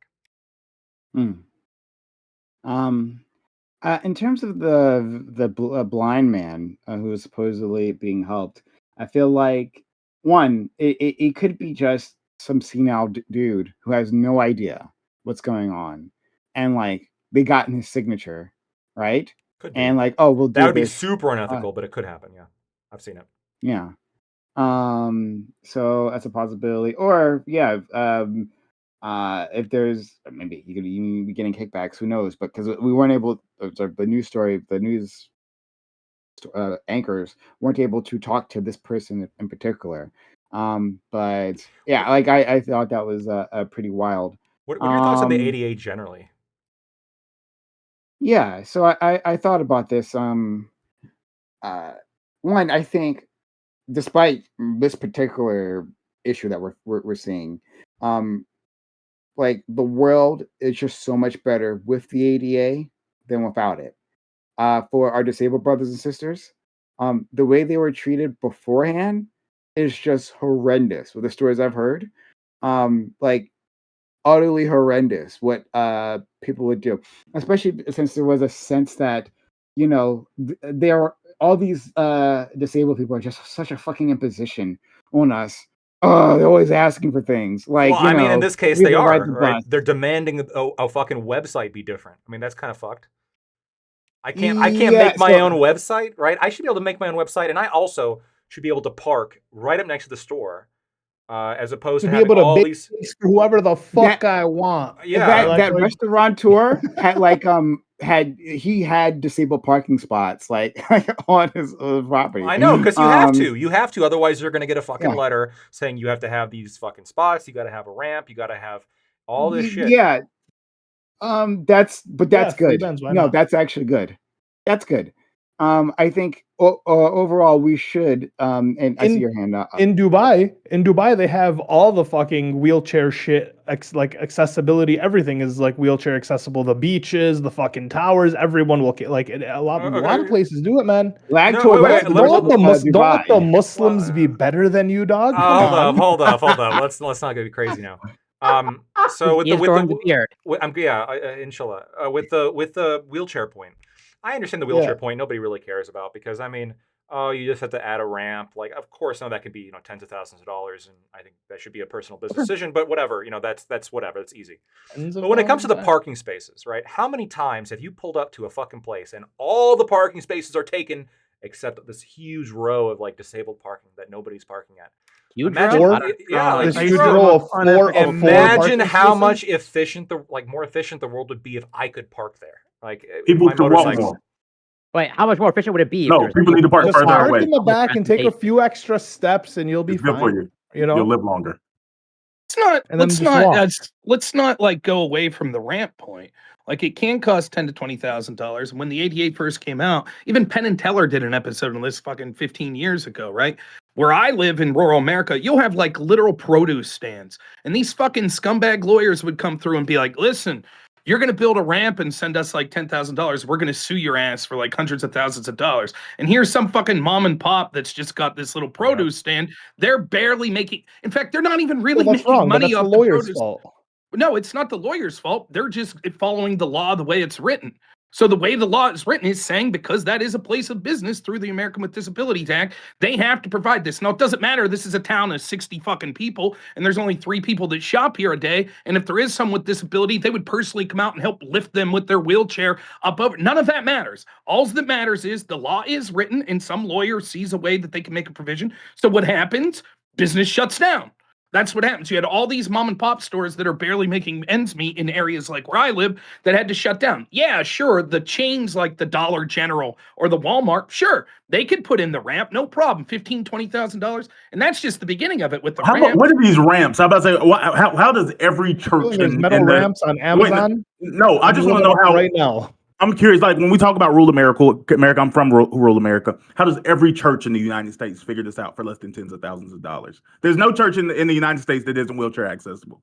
I don't care if it was built in but 1810. $10,000 seems excessive for like a concrete Not true. ramp. I've been That's not true. I've been How multiple big times. is this ramp, yo? No, I'm sure you Alright, can we give all us an with example ramps? of it. But I'm saying that, like, when we just make the statement and say that every ramp is actually $20,000, every one of them. Like, Well, no one's figured out how to do that without. I wouldn't say that it's every ramp, but here there are certain provisions. You can't Probably just like a couple grand for a like nice for ramp. example, I could theoretically go out and buy a little mobile ramp and put on my property if I have a friend coming over that's in a wheelchair. But I believe the law specifies that it has to meet certain criteria. So it can't be something that's temporary, that's movable, I believe.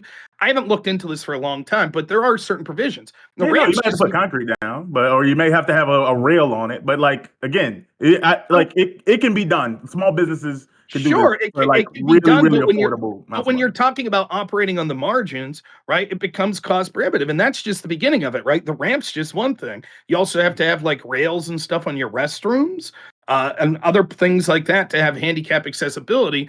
And for like, my question is, then why stop there? I worked for 14 years straight with people with severe autism, adults with severe autism. You know how many times fluorescent lights or loud sounds bothered them? I say, fuck it. Let's branch out the American with Disability Act. No loud noises allowed. No fluorescent lights, right? Let's get lawyers like like a vibe, Lactoid actually. to walk. Let's get lawyers like Lactoid to go to fucking all these businesses that we hate as right wingers and start suing the shit out of them because their lights are too bright. Because it's effective, right? Fair enough, right? Sounds like a great time. Let's do it. Or we don't give a fuck about the people with autism, only the people with wheelchair bound. Correct. That's the actual answer. Yeah, I was like, honestly, Oh, I have autism. I need different lights. One other case. It would be better for everyone. Can we just like agree? It would be better for everyone if we had like dim vibe lights and like chill music, maybe something. It would be better for everyone. I think lo-fi hip-hop overall on all the time. I just want to say one thing. Blaring through loudspeakers. There was one case get that I this was rap aware off of. the streets, you know. There was a case I was aware of where an employer had an employee, and he was a lawyer, so he knew a little bit better. But the employee started like basically binge drinking and like fucking up on the job, right? But because he was binge drinking so much, there was an argument that he was an alcoholic, which is a medical condition. So you can't fire him for a medical condition. So basically, as long as you're like, if you drink a little bit and get fucked up in the job, you could probably be fired right away. But if you fuck up enough and drink enough, then it could fall into a potential like disability, and then you could sue them if you get fired. I think again. Prime, your stream is showing us offline, by the way. Yeah, Oh. yeah. I'm just people are just telling me this. I don't know. I told you. So I'm everything was performing like, for nobody. Your internet Yeah. is not accessible. audience is watching. They can't see your Mm-mm-mm. beautiful faces, but they can hear you. All my audience. So Yeah. Okay. I gotta restart my computer. I'll see you guys in a second. Hold down the Oh man, don't worry about it. Well, shit. Are we still streaming then? Hey, I am. Yeah. I'm the Let current me know ask Brit you is guys getting a question donations. because I'm like the lone liberal surrounded in here by a bunch of like Corey's vicious- pretty left. Yeah. Oh, okay, fair enough. Well, he's maple syrup liberal. What does that mean? What am I? That means I'm more What am left. I? Yeah, what am I? I actually never. No one. What am I? Where do I fall? Like You're a asking the kebab newcomers. liberal. You're I have a no dirty- idea what you are, man. I don't know Dirty your centric. politics. You're centric. Well, I was gonna say is like let's just entertain this argument with the Americans with Disability Act. Let's say we do live in a society where we do decide to get rid of it. It's cost prohibitive. People use it to bully other small businesses. People can't afford $10,000 ramps and shit like that. Let's just say all that's the case. What do we do with disabled people? Like, do they just not get to access goods and services, or like, how do we? Thinking Well, Lactoid's Rob's world. saying that them? the store Well, owner, no, they like would- you know, they would, he's though. We'll solve he's saying for it's it. dependent on the community, right? Like, so like in his community, if like there was someone with a wheelchair, well, like he's Someone saying will the people pick them would the people would be more than willing to like take them up. Well, but it's Or like even if it's or like, does Amazon, or if there wasn't so many like regulations, like if you were able to just put up a mobile ramp, right, like an easy takedown, easy put up type ramp. Well, let's just say Why a would community that? Wait, can't wait, afford would that it. would Like, that this is not a be okay? Wait, realistic Lactoid, thing. No, okay, Lactoid, hold Lactoid. up. So If you without could without just an put up ADA, I'll a quick, explain. you know, couple $100 ramp, that wouldn't be okay with you? No, hold on. So we all agree the ADA goes too far in many ways. I think that's the base level. We can all agree with that. In a world without an ADA, I don't know anything about it, but I don't agree with that. In a world, I'll say sure, just so we can move fair forward. enough. Fair enough. I don't know enough about it. But please. Fair enough. In a world without an ADA, I think without any kind of regulation saying you have to have a ramp, you could have some businesses put up ramps. You could have some businesses not. I think that if you were a business and you wanted customers, right? You know, disabled people have money too. And if you wanted customers, it would be perhaps from a business perspective advantageous to provide accessibility to those customers. Like, do you think Amazon doesn't want their money? You think Walmart doesn't want No, their I'm money? sure Amazon does. I think the issue though is that not obviously if you get rid of the ADA, some people are just going to not make any accommodations for disabled people Some regardless. people, some small businesses, and honestly, I think small businesses like that's the kind of business that should be getting the most freedom. That's the kind of business where if you want to like run your shop, like if you want to like the Masterpiece Cake Shop, right? If you want to make your cakes and you only want to make them a certain way, you should be able to do that. If you want to have like a small diner and you like it's just hey, I can't afford the $20,000 ramp right now. Sorry, like that should be a business decision for those kind of small businesses. These mega conglomerates like Walmart and Amazon, they're going to be delivering to you either way. They want your money. Well, these small businesses could also be in towns where they don't have an alternative option they could just go to. Like I'll go to the other store with the wheelchair ramp. Like sometimes this is their only option. What do you do then? That's true. That's true. But you could say that about a lot of things, right? Like, again, that person with autism in my town may only have one option. The truth is, what's most likely to happen in these communities is people make individual accommodations. So if you're going to a mom and pop store and they know there's a person in a wheelchair that's there, they may decide to build the ramp, or they may decide to take other accommodations in the immediacy to help. But Lactoid's right. What would happen is the PR move would be horrendous if all of a sudden, picture a place like Walmart's like, you know what, fuck it, no ADA, so we're going to remove all of our wheelchair ramps or never build them in our new stores. It would be horrendous PR, right? And they're making enough money that it's going to be more profitable for them to have good PR. Whereas the mom and pop store, if they are getting enough business that it makes sense, whatever that cost would be, to put in a wheelchair ramp because there's regular people that need or regular access, then they would be likely to do it. But the problem is, I think that, and one other caveat with this, and we'll see if Lactoid agrees with this, on public lands, right? So if you have a federal government building, I could see the argument for saying that you have to have access, wheelchair ramps and things like that, because your tax dollars as a person who's disabled is going in to that facility, which you should have the right to get to. But if I run a bar and I choose to fucking say, I don't want a handicap ramp, I should have the right to make that choice. I think I should have the right to say people could fucking smoke in there if they want to. People that don't like that could take their business elsewhere. That's fair. Or what about okay, but you're not going to get rid of one, so there should be a middle ground, right? What if it wasn't so that like the ADA was predatory and it was just like random lawyers went to random towns and like did random small businesses? But if it was like only someone from the like if someone in the town or enough people in the town are making the complaint, then they can reach out to the ADA, and it'd have to be like local versus like someone from 6 states away claiming that they were going to move it. Would that be like more all right? Because if the people in the town are having a more complaint with it, and they handicapped people do need a voice one way or another. If there's only 3 to like 10 handicapped people in your small town, would that be? I mean, I'm not going to oppose like trying to cap situate like the kind of dumb situations we're seeing a lot now. Okay. So yeah, I'd be fine with that. For me, it would just be going further, right? I think that you'd just rather have the market solve things. But well, no, it's not just like having the market solve things. It's also about this concept of like, this is my shit, right? Especially small business, right? We're not talking about Walmart that's got thousands, millions of shareholders or whatever, thousands. I don't know exactly how many shareholders they have, but they got a whole bunch of shareholders. This is like, if I open up like a tattoo parlor, this is mine. Like I have this little shop here and I do this thing. And you're telling like what Rob is saying, right? Like how, okay, I need a ramp now. It de-incentivizes small business ownership because like it comes with all these adverse costs, right? Like, I get what you. I agree. I think any building. Just so people know, the ADA goes much further. So again, I just happen to have a little expertise in this because of my job working with adults with disabilities. So, for example, in Lactoid or anyone else who's a lawyer here, I don't know all of you, but maybe someone else could speak to this. There are special provisions in laws like the ADA that say something like this. Let's say I'm starting a business and I put out an ad to hire people. And let's say the only 2 people that apply to the ad is Lactoid and then a paraplegic that's nonverbal. And it's a secretarial job, and it's basically going to require a lot of typing, a lot of putting things into a scanner, printing. And both of them are equally qualified for the job, but this person that's paraplegic and all of that stuff, they require $10,000 in adaptive equipment.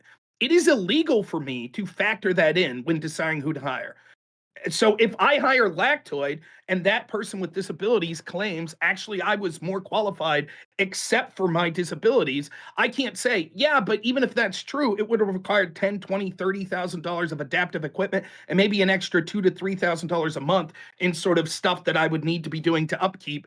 I can't do that. Now, that seems to be okay if you're a large business, if you're a Walmart, if you're an Amazon, but what do you do if you're just a small company, right? And you can't afford, like you're trying to hire someone at $12 an hour to be a secretary at your small business, your landscaping business. Now, all of a sudden, legally, it's like, guess what, buddy?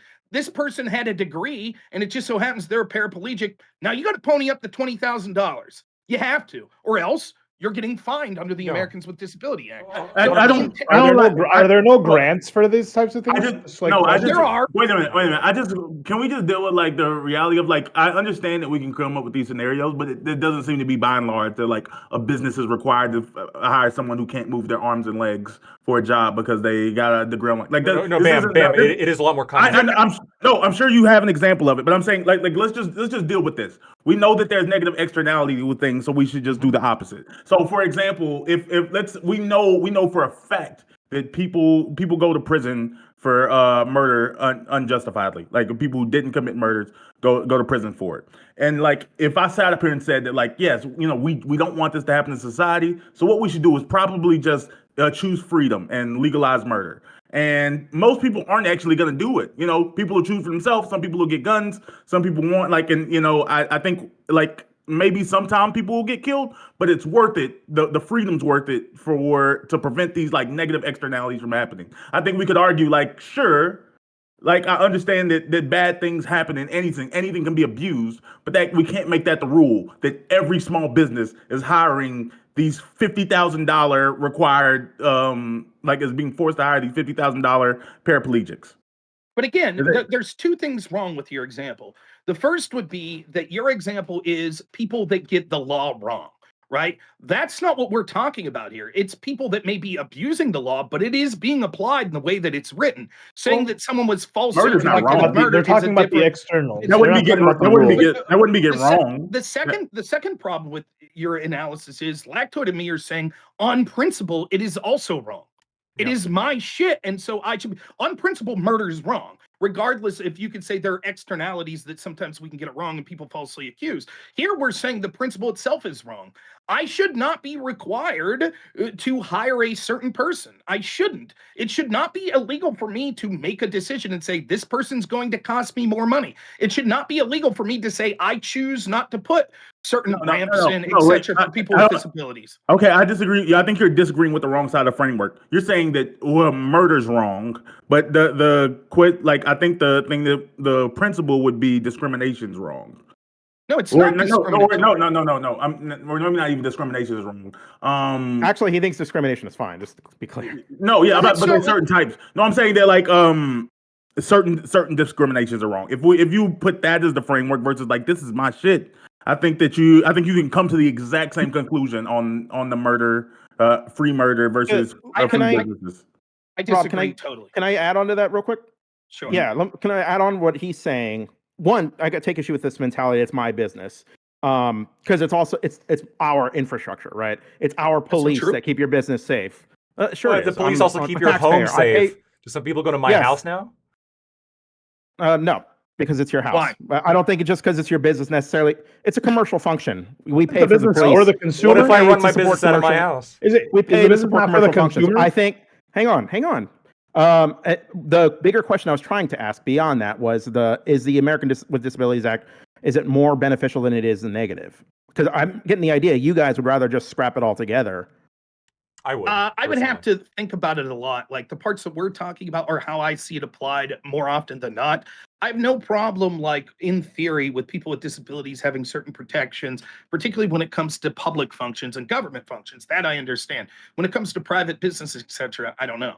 Now, I take umbrage with your claim that I'm saying some forms of discrimination are okay. LSP, and I'm so sorry, I can't see your name down there. Are you? Because I'm looking. What? I'm sorry. What? Black American Made? Is that? Yeah, just say BAM. It's fine. Yeah, I thought you said you was fine to not hire people if it was too cost prohibitive. Well, here's the question I have with you: are you guys both against all forms of discrimination?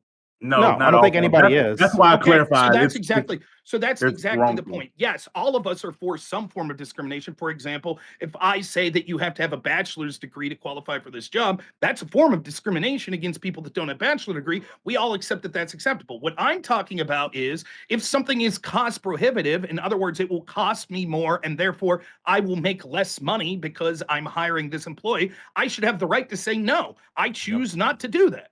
I have a right as a business owner to not lose money. I'm curious. Do you also have the right as a business owner to not hire black people if you just don't want to hire them? I don't know. It's a different question. It's a different form of discrimination, but we could talk about whether or not that would be possible. What I would say is we don't even need to get to that place, because if a particular person, for any reason, be it they black, be it they Muslim, be it they Christian, be it they man, whatever, be it they disabled, if I could make the claim that this is going to lose me money or I'm going to make less money, that is a form of discrimination that as a business owner, I should be allowed to apply. Similarly, I should be, if I'm just choosing between lactoid Lactoid or LSP, and I say, holy shit, LSP is so much more productive. He's going to help make me an extra $30,000 a year. I should be allowed to discriminate against Lactoid by hiring you. And if part of that decision is they would both be equally productive, except Lactoid would require $30,000 of accommodative equipment every year to accomplish that, I should have the right, just like in the first scenario, to say, no, I don't want to hire Lactoid because that's going to cost me $30,000. Again, You're I hiring feel in like an Arab neighborhood and hiring the that not Arab happening? person who applied would make you more money since they speak the language. It makes more sense, and it wouldn't be Why not? discriminatory if You should Lactoid have the right applied. to do that. But that is Absolutely. that. Yeah, I mean, I get what you guys saying because those are some laws that I disagree with. The positive discrimination shit doesn't necessarily help people. But I'm just saying. I'm saying that's not what happens in practice. Again, we're talking about this like this isn't how 99.999% of businesses happen. Like when there's when you go to Hooters, like technically Hooters a man can apply, but it's a commonly known thing, and they'll even say that like, oh yeah, my waitresses are pretty girls. That's who we hire for these positions. It's well known. Nobody's getting sued because of that. They It's get just sued a business lot. model. Hooters get sued a lot for this particular reason, and I they've think they're going out of business and because they've been won. sued They've so won much. some of their lawsuits. They've also lost some. They've had to make settlements on a lot of them. It's actually one of the reasons why they're struggling right now is because they keep getting sued by these lawyers who are like, you well, got to and hire there's men. competing restaurants too, like Twin There Peaks came are. into the game and so on Yeah, and so they're forth. also getting hit. These kind of like the restaurant of attractive women like serving you food is going the way of the dinosaur because of people like me, unfortunately. But I think the argument or the discussion about like ramps and stuff is interesting, but the individual things like Rob brought up, like people getting standing desk, right? Like well, everybody's like, it's just a desk, but all of the other accommodations that come along with those things, this all costs employers money that they may or may not be willing to spend on individual employees. And or able. And I think they typically use able versus willing, right? It'll help your argument a little bit. Well, listen, and it gets to a question like you could extend this even further than what we're talking about. Take it to minimum wage laws. If I own a business and Lactoid agrees to work for me for $6 an hour, why the fuck shouldn't we voluntarily be allowed to engage in that transaction? Right? Like, because what happens is what you see is once you give the principle that the government is allowed to force telling people what they have to pay other people or that they have to take prohibitive measures, cost prohibitive measures, because that's just the law. That's what you have to do. All of a sudden, the people that are hurt the most are one, the small businesses that can't compete with the big corporate places, and second, the consumer. Because once the small business goes out of business, and this exact situation happened in my hometown. We had a mom and pop store that was like, serious, just go pick up your produce, like just a little 5 and dime store. Because of minimum wage laws and particularly because of the lockdowns during pandemic, they went out of business. And what came up right next to them? A Dollar General. Dollar General has no problem. They can eat the short-term costs. Now, when you used to want to go get some produce or you wanted to get a box of cereal, now the price goes up because there's no competition in this little town. So literally, if you drive 20 minutes to the local Walmart, you're going to pay less than you would at this Dollar General and such. But that's what happens once the government gets in the business of saying, no, we will tell people who they have to hire and at what wage they have to hire them at. It's that principle which I'm criticizing. Wait a minute. So I just looked up like the way the ADA's framing, and sure you can say we have to take it to court. I don't know, but the ADA specifically outlines reasonable accommodation. Plus unless it would cause an undue hardship, and so you can make that argument. But hold on, you can make the argument, but whatever a reasonable accommodation and an undue hardship is, like over time especially, has been like, very open to interpretation. Very open to interpretation, and this is affected like politically. Like right now, generally like lawsuit because this is just a reality. The younger generations like millennials and Gen Z are actually just worse with money, like just financially in terms of understanding the concept of money, and are much more prone to hand out massive judgments in lawsuits. So right now, the amount of money that's being paid out in judgments and is exceeding inflation by a tremendous amount, right? Like it's one of the fastest growing expenses on the U.S. economy right now. And you're seeing more and more nuclear verdicts. You're seeing just generally a lot more payouts happening on this. And that's because ultimately all this stuff is going to come down to the question of a jury. And the business is like, do I trust a jury? Potentially like half of them are Gen Z and they openly hate capitalism. Can I trust this jury? Do you have that evidence to show the demographics of juries, that it's half millennials or half Gen Z? No. I don't. I'm just saying, like, if you get a jury that's half Gen Z. I don't. Well, but you made an association that increase in monetary settlements is driven by millennials, unless I misunderstood. Like millennials and Gen Z being bad with Yeah. money. So shouldn't that correspond to like newer generation? They're making up juries at a disproportionate amount? No, they're making up more of juries than they used to because they didn't exist before. Well, yeah, but let's say if you have one more millennial, like I'm just trying to track it in terms of like, do you have any data showing that like I don't know what the actual makeup is. I'm ignorant. So like, what is the general So age? hold on. If I show that the average age of a juror is like 60 years old, does your argument hold? Or that pretty much the vast majority of jury duty participants are 60 years old? Does your argument hold? Listen, my argument is that as time goes on, you get more members, not necessarily the average member, but more members of juries that are younger, right?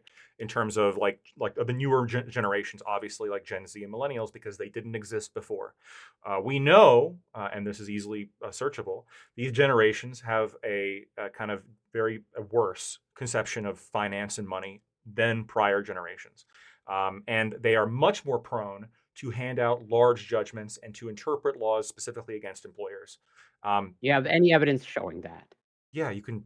I can provide you the evidence of the amount of money in judgments, especially for employment-related matters, skyrocketing compared to almost any other metric. Tied to your argument of millennials and Gen Z. I don't think we have to get hung up on the jury part. But here, this is important because like I do employment law, and right now in the field, as all the people I'm talking to, we're all saying, fuck, these juries are not like before, especially since COVID. These fucking juries will hand out millions for nothing. Like we gotta we have to settle cases, we gotta settle them early because these fucking juries are out of hand. And we keep getting newsletters from all these legal associations saying, nuclear verdict here, nuclear verdict here, nuclear verdict here. Here's like 4 analyses showing like the level of payments that are being made out on these fucking judgments skyrocketing. Every professional that I talk to. I'm not disputing that. I'll agree with That's that. probably less to do. That's probably less to do with age and more to do with population. You're making a claim. You're making a claim about the cause, and I'm disputing that unless you actually show that. The cause would be irrelevant if we could. So I guess you could put in many factors. It could be many factors such as younger juries. It could be, I don't know, people are more likely to. But I'll just tell you, according to this, I just looked it up. According to the U.S. Chamber of Commerce Institute for Legal Reform, some of the numbers they showed was the median punitive award increased from 35 million in 2017 to more than 87 million in 2022, with the mean topping 690 million that year. So you can see from 2017 to 2022, in that 5-year period, you had more of a double in the media punitive award offered by juries. Now you could say, is that because the juries are getting younger? Is it some other factors? It doesn't matter, because the point Lactoid's saying is, the reasoning is unimportant. Is it because younger juries are what? It is that those punitive damages are increasing. And so what happens is, it's not just a matter, like, sure, I agree with you, Pam, and others. You could say, yeah, but it's rare. Sure, but the rarity doesn't matter when the punishment is deemed as excessive. So do you want to risk running afoul of this? So you might say, you know what, fuck it, I'll get in the hole $10,000, because getting in the hole, even though I do think it's cost prohibitive, even though I think it is an unreasonable accommodation, am I willing to risk a lawsuit? And I think Lacto could probably speak to this. Most of the lawsuits for shit like this probably never end up in a jury. 98% of cases sort of settlement. 98% of cases settle. So by not spending the $10,000 on the quote reasonable accommodation, which you think's prohibitive and unreasonable, you may end up settling for $80,000. So you just say, fuck it. We're going to hire the person with disability. And look, this is what the negative, like a negative side effect of a lot of this shit with sort of, I'm sure everyone would get up in arms about this, but with sort of DEI in general, right? You're not afraid if the white man puts his name in at your place and you don't hire him, that there's going to be a lawsuit that you discriminated him for being a white man. But a person with disabilities, a gay person, a black person, a woman, a Muslim, any other groups that we consider minorities, there's always the chance, even if you legitimately didn't hire them because there was someone more qualified, that you could get a lawsuit. And that shit matters. Higher unemployment rates, though. So it seems like that doesn't. Business owners aren't like, we have to hire all these people. Every group you named has a higher unemployment rate than every other group. They're not applying for jobs.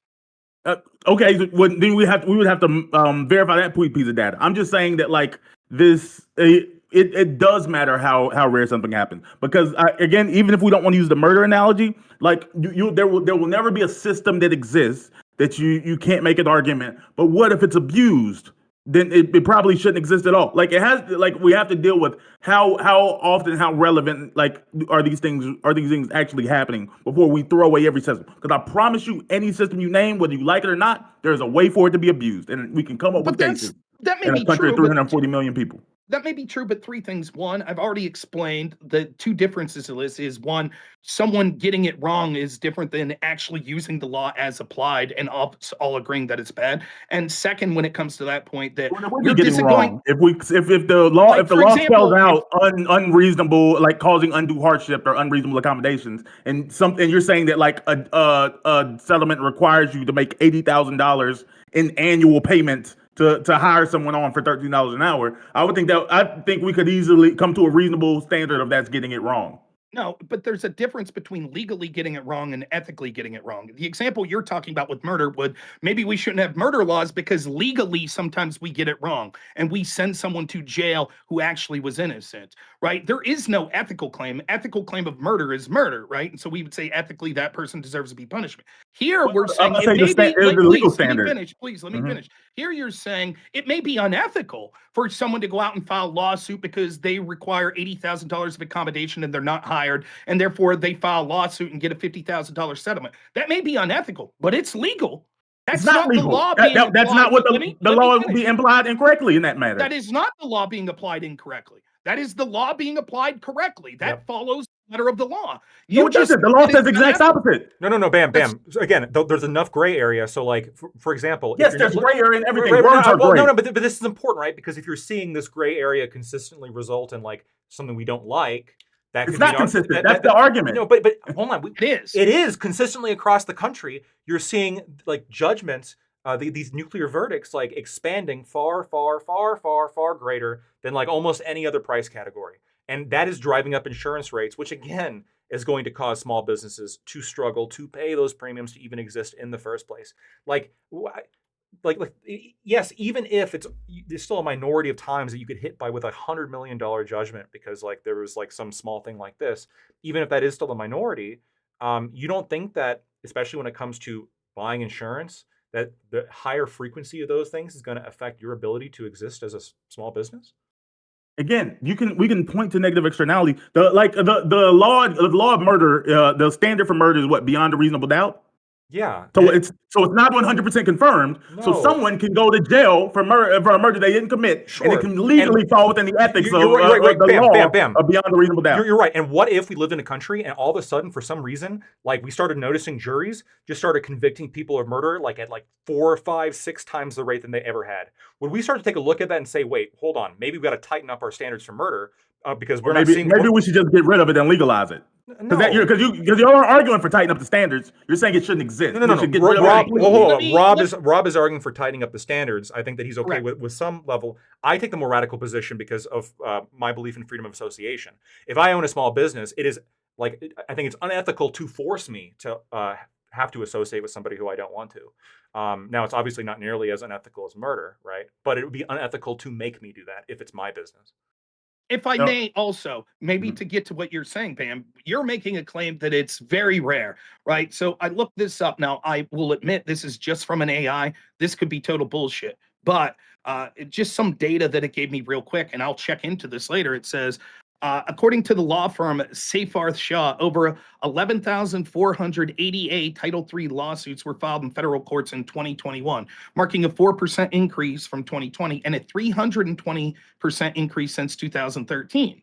Right. So already you can see since 2013 to A little 2021, over triple. we have a 320% increase. Now, I asked it, which of those were considered frivolous? So it went with various law firms that have spoken on this and estimates on the percentage they think would be frivolous. It gives a bunch of details to explain how it came to this, but said it's impossible to totally know.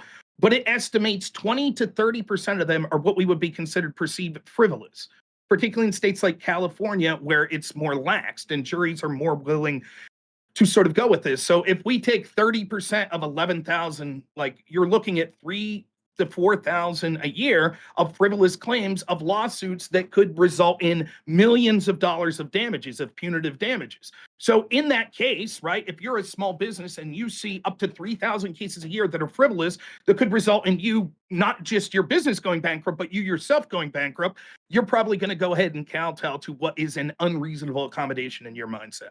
I don't Okay, think so that meets your criteria of rare. sure. Okay, so if you're arguing you want to tighten up language, that's one thing. But it seems like you're saying that like federal businesses are one thing, but when it comes to private businesses, you want the law to basically not exist. That's what I'm saying. That's not what Rob's No, saying. I'm asking Rob because Rob's talking about federal. He said he's seen room for federal businesses, or he says in other places he's not positive. I'm just curious. What is your position You mean federal right now? My position that I'm making is that I think there are places of the ADA where it makes sense. However, when it comes to specific things such as the ramps that we talked about previously and the language of reasonable accommodations, I'm against that. I think that you should be able, even if it's slightly cost prohibitive, you have the right, you should have the right as a business owner to say, I choose not to hire someone that I think will cost me any amount of money. I think you should have that right. And I think and I think you can see how this would apply in like how negative it would be in other ways. Like imagine that, I argue that as, I don't know, this would be a fucked up situation, but I am a Jewish person that wants to get hired at a grocer of Islamic fashion, and I say, look, if I come in here, I get all these, people hate me here, so you're gonna have to hire like $100,000 of security while I'm working. You elsewise went up. Should you because be required to do that? because they'd be violent Correct. because the Muslims would be violent. But okay. Because for whatever reason, the people in that This is community don't hypothetical. like I'm fine with dealing with that. Yeah, like I said, I can like I would. The thing is, I think if we can go scenario by scenario in a lot of these things, we probably agree. But like in my opinion, I feel like the law would go ahead and solve for it. But I'm gonna meet you somewhere. I'm gonna try to meet you somewhere and see if you may go a little further. But if you think this is a better starting point. I think as far as just dealing with dealing with the basics about accessibility, as far as like wheelchair ramps and things of that sort, I'm fine. I'm fine. Similar to like private home ownership, I'm fine with like existing buildings being grandfathered in. As far as like, oh, okay, I bought a like I own a building that was made in the 1860s, and it just doesn't have that, and I don't feel like going through the process of adding it. That's already the fine. case. But sure. But I'm saying, for as far as new constructions, are you okay with like, okay, you're already going through the process of building a new building, just like lighting and electricity and all that needs to be up to code. If this is for commercial purposes, where you're also as part of this, probably multi-hundred to $1 million investment you're already doing, part of that being a ramp, like some way of people getting in and out.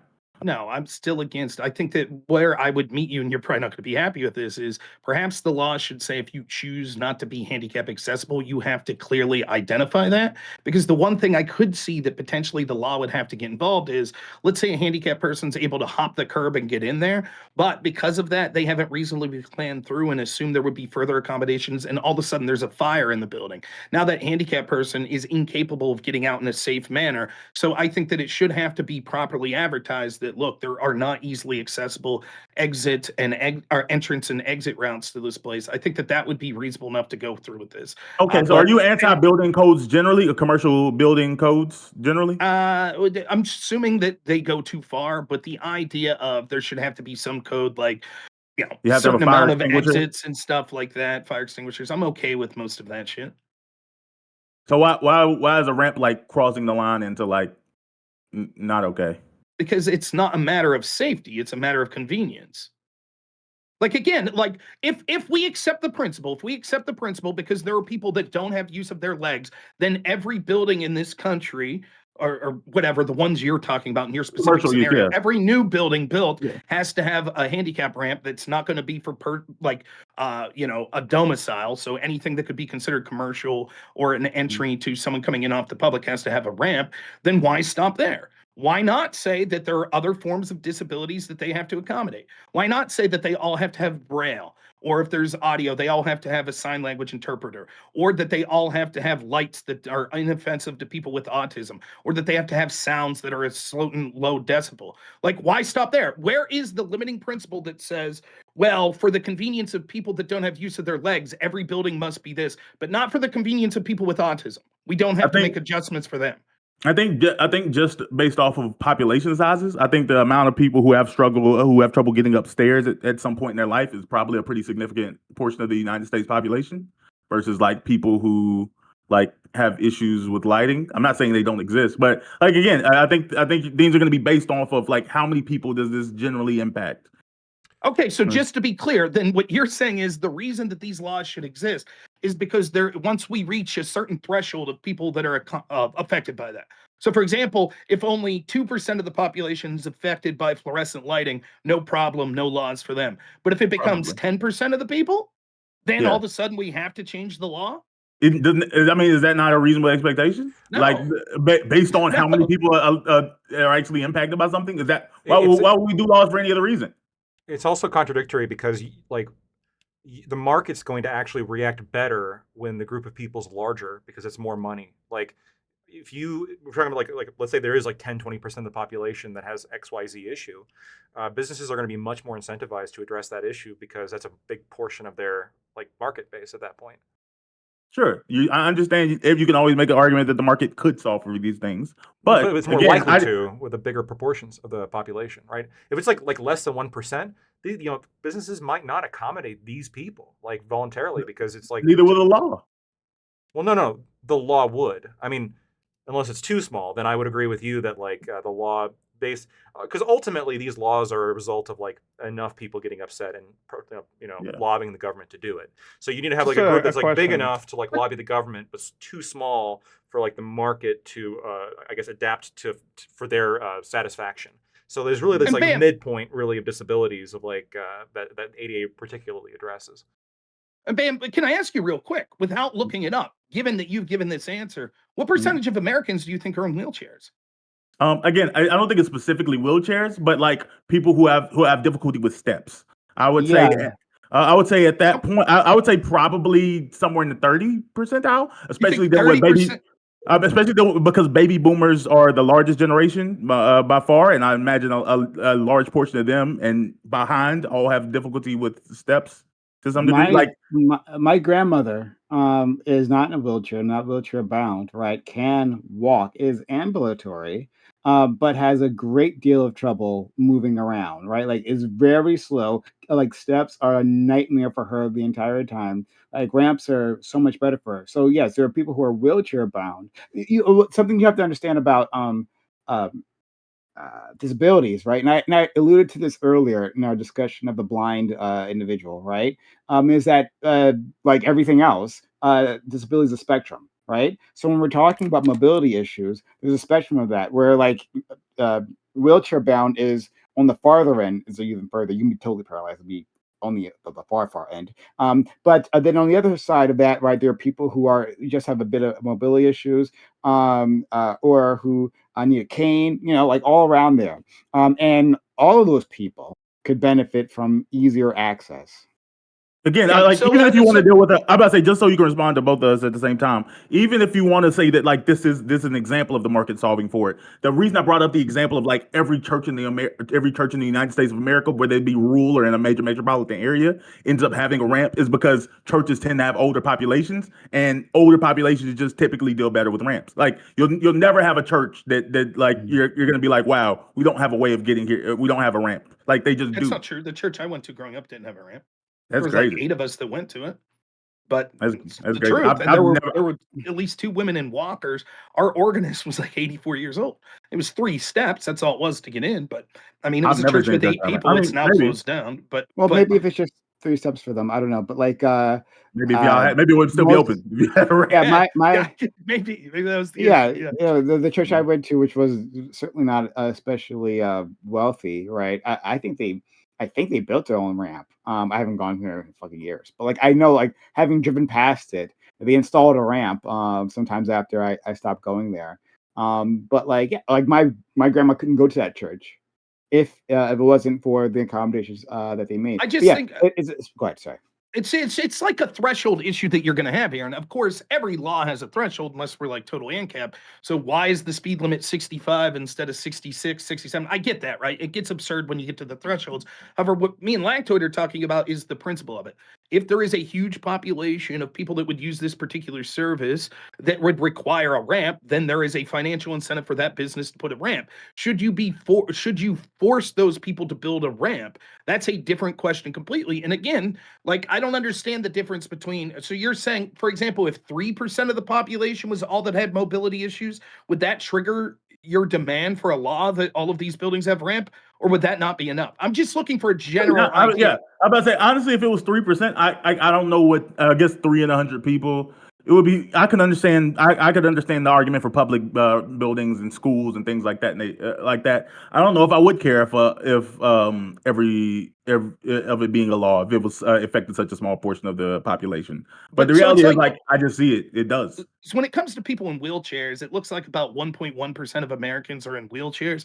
Granted, I understand that there are issues with mobility. When it comes with autism, it's something like 3.3% of Yeah, Americans are but even diagnosed with that's a some form of scale. autism. Well, I understand it's a scale, right? But There's there probably would be like 4 people that people with are. autism in this chat. But listen, there would be people Um, without autism, right? That also might say that they're bothered by bright lights, etc.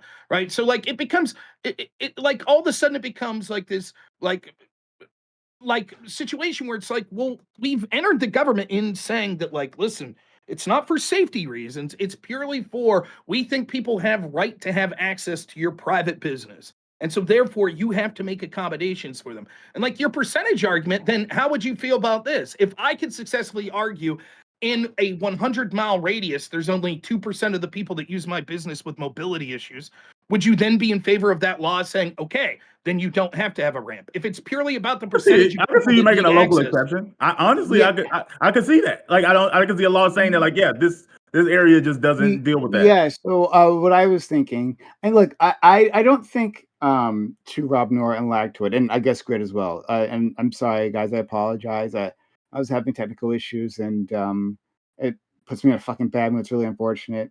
So hopefully we have some people watching. But yeah, it is what it is sometimes like that. But in any case, so I think our conservative friends aren't being unreasonable, right? Like, I think you guys are bringing really good points, except for that Islamic one that was awful. But other than that, Rob, I think you also are making very good points here. The point, Like, real quick, the point about the Islamic thing, it has nothing to do with saying Islam is more violent. I'm just saying if there was a reason that this person, through no fault of their own, needed increased security, should you be forced to pay for that increased security? Maybe it's because they're I hear it. trans and people would be violent against them. Maybe it's because they're gay. I Whatever, insert your reason. I hear you. I hear you. I'm not going to make it a big thing. I'm going to concentrate on the core what you're talking about. So um I had to leave like before I gave my thoughts. A friend Lacto had asked me my thoughts on the ADA, right, and then I had to leave because of technical issues. Um, what I was trying to say was that I think the world after the ADA is so much better for our disabled friends than the world before the ADA. However, that doesn't mean that the ADA as constituted is perfect, right? And doesn't need any sort of adjustment, right?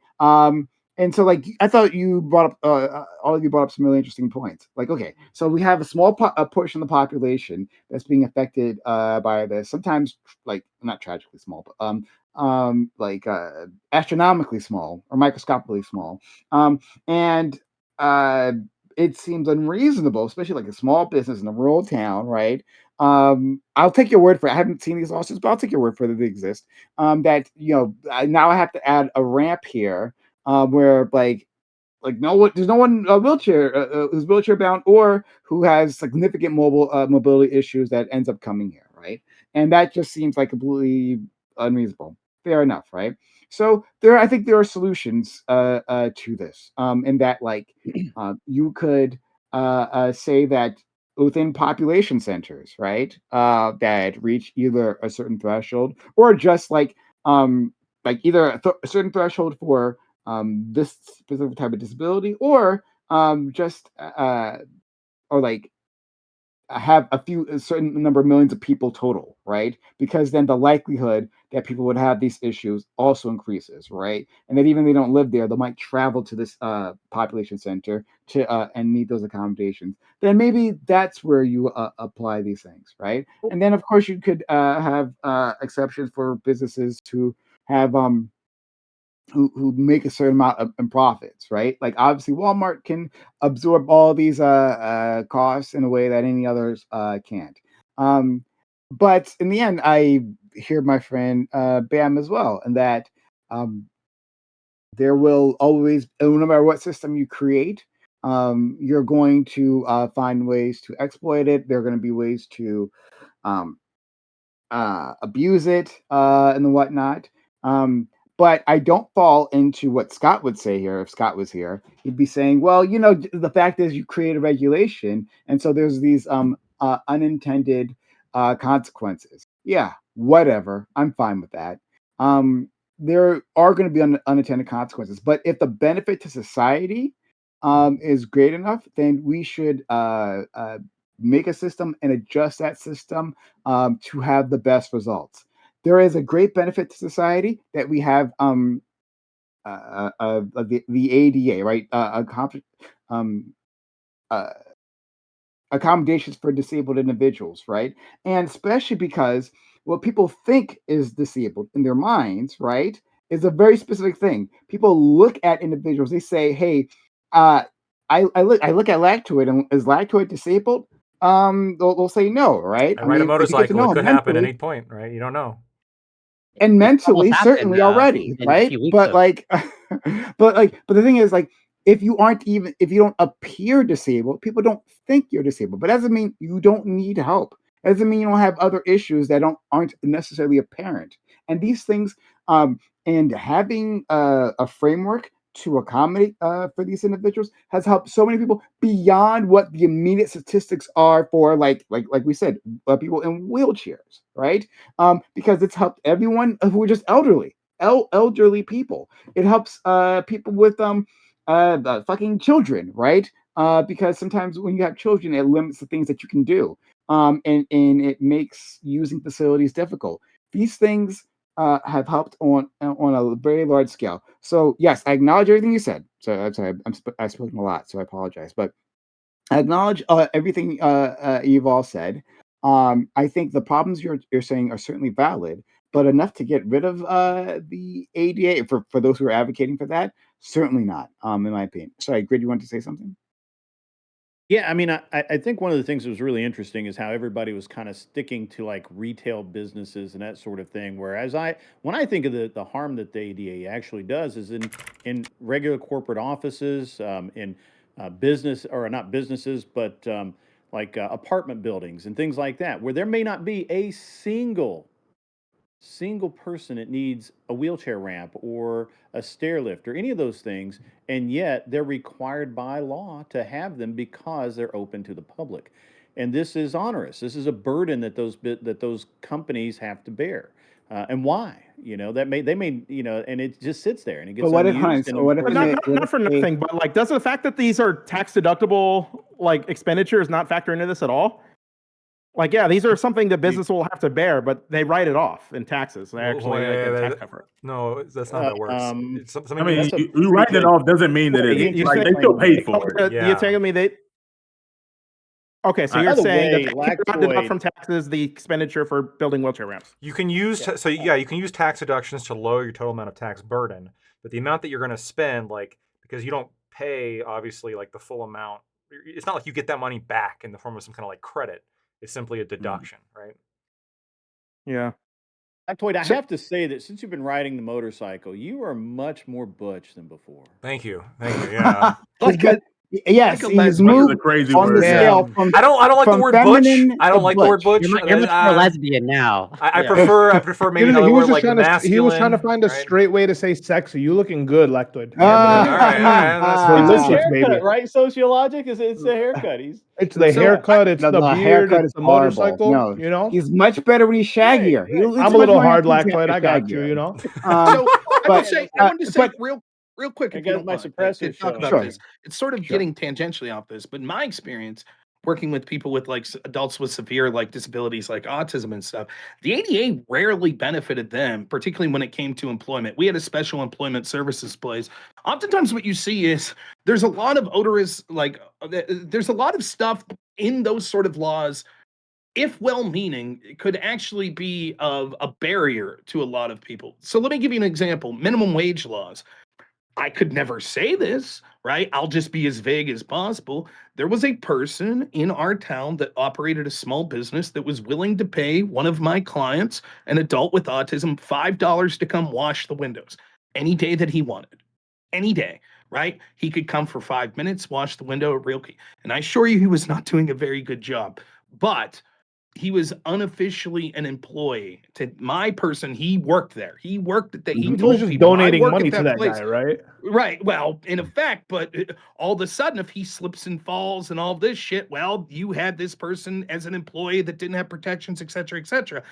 What I saw a lot of times was more than sort of the legal ramifications, was sort of the goodwill of people, and particularly a lot of businesses. A lot of businesses, it just became a matter of understanding. There might be challenges, and we're not saying that you should have to pay this person the same as someone you would pay that doesn't exhibit those challenges. However, if you're willing to make these accommodations, of course, if it's an accommodation like $100,000, that's too much. But if you're willing to say, like, look, we know that they're supposed to be here at 7 o'clock to stock the shelves, but sometimes it might be 7 to 9 because time sort of operates differently with some of the people that I work with. But when they're here, man, they're going to bust their ass for you, and they're going to be extremely likable. And not only that, one of the things you see is a lot of these people with disabilities, what they want more than anything else is to be as normal as possible. So they want things like friends or a boyfriend or a girlfriend or a job. And so they take pride in that Don't we work. all? And I had a person, for example, that got a job washing dishes at a Fuddruckers, right? They were washing dishes in Fuddruckers. They were 11 times in a row Employee of the Month because they brightened everyone's day. It seems, and it is low skilled work, but they were so effective at it because they actually took pride in it. And nothing within the American with Disability. Now, I'm not saying the ADA should be totally scrapped. I'm not saying there aren't protections within that are important. But all I'm trying to say is a lot of this, like, well, you have to provide these accommodations and shit. That shit scares employers off. When the truth is, a lot of times there aren't a lot of accommodations necessary. And if you could just talk to people and operate them not through like litigiousness, but just operate like as people and say, like, listen, if you give this Litigiousness person adds a chance. force, right? What's that? Like what accommodation? Litigiousness adds force, right? So it's like you can't just discriminate. That's probably important. But what is it that employers should be obligated to provide, right? What sort of accommodations, if any? Or do you think it's just absolutely none? It doesn't matter. To Those hell that with aren't cost anybody. prohibitive, they should not be required to require. Once we get outside the like sort of safety for a general member of the public and a general employee, they should not be able to required to pay anything that's any way cost prohibitive to them. They So, should be okay, required. okay, you Nothing. could. I think the I'm- ADA actually has a provision for cost prohibitive like They expenditures. do. No, They it say that. says, They say well, that specifically. let But me rephrase, not cost prohibitive, that cost anything. I shouldn't be forced to pay $2 more. I should not. Yeah, that's what he was saying before. I'm yeah, sure, but I'm curious, and maybe it'll just say that like this is the market solving for itself. Let's say that you are a big businessman and you own big business, and your business is up like 27 of the steepest steps. I don't know why this is your business model, but this is the way you wanted to build your business. And you see 82-year-old grandma with the walker, and she's wants to go up the steps to your store to get the peas. And on the way down, like there's no rails or anything because we're living on the edge. Like if she fell off of your 27 steps and like cracked her head open, do you feel like she should be able to sue? Well, there are laws that aren't with the ADA that say that there are certain safety measures that have to be taken, such as railing. Your stairs have to be in Do you not agree in a with state of those? That's what he's disrepair. asking. Building codes. Again, this has nothing to do with the ADA, but I would say, although I think they could be falsely applied, unlike what I'm talking about with the ADA, I think in principle it's probably okay for the government to enforce standards, health standards on sort of their property. So you have to have a reasonable Okay. fire exit, you have to have fire extinguishers, you have to have sort of Okay. stairs, railings, things that. So I would say in principle, again, this would go against what Bam was saying earlier. Although I think this could be misapplied and people could sue for that litigiously, I do think that in principle, I'm okay with those sorts of laws existing, as opposed to laws that say, look, you should be forced to hire someone even if it costs you money. So, That to me is different. But I'm well, saying that, like, even if you have, like, I'm about to say, I work in insurance. Even if you have railing, if someone falls, even in your house, technically, they can, like, you can be sued. So I'm saying, I'm asking you, like, are we okay with that? Are we okay with like someone who doesn't take on those risks? Like, I put up the railing, whatever, and grandma still falls. In my Are we home? like? No, well, you can be sued in your home, but I'm He's saying saying if you didn't want to put up a yeah, ramp, on your business. and then there's a huge staircase, and the grandma still falls, and you didn't want to put up a ramp, you don't have to. But are you okay with being sued for that? Is that still all right? No, Can she still no, sue I'm you for not. What I falling? would say is that's grandma's fault for trying to climb up the stairs. Now, there's a separate issue, right? With should you have to have, say, like my stairs are crumbling, right? That's a different issue. We have building codes, right? But that's completely different from the ADA. If well, a you shouldn't person, have for example, tried if to I don't climb have a crumbling ramp stairs. and someone Well, with a what if it Someone's wasn't wheelchair trying to decides cover my I'm going to business. try to go down the stairs in my wheelchair and they fall down those stairs, no, I shouldn't be sued. That was their choice to try to utilize that egress, Should all knowing that it wasn't products safe in for them. stores have Braille? Should all products in stores have Braille labels? I don't think so. No, Like not the Do produce. they? I I don't think. know, Should they all not? do, You're but yeah, discriminating against blind people. I don't think it has to be Braille. I think it can be a combination. Which I think No, businesses currently do. How much does this cost? Wait, like, I was looking for this. What's the price for these, honey? And somebody will tell them, oh, those are $6.99. But I what if don't. they I could actually only don't hire know what if they only why. hired blind employees, and so nobody can read the price I list? don't. I don't know why.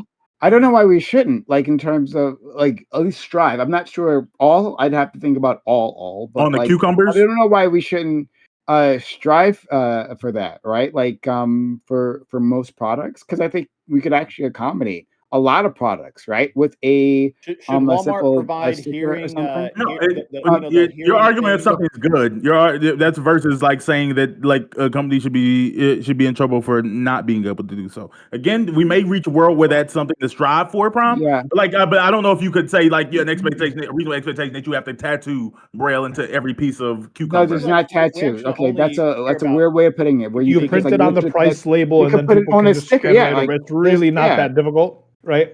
like having literally the relevant information. Like I imagine, and like I'm not familiar with all the products available to our blind friends or accommodations, but like I imagine you could just like get a sticker that you could put on a thing, and that just has the Braille thing on there, right? Like Right. if it was the case, if and again I don't know, let's just say this is the case, right? This is the case if like on that same cucumber where we put other stickers, right? Like a banana, so like a banana, right? Banana, you have like a sticker on it, right? Like Tropican or something, but it also had a braille, like the sticker had a braille rubbing or whatever.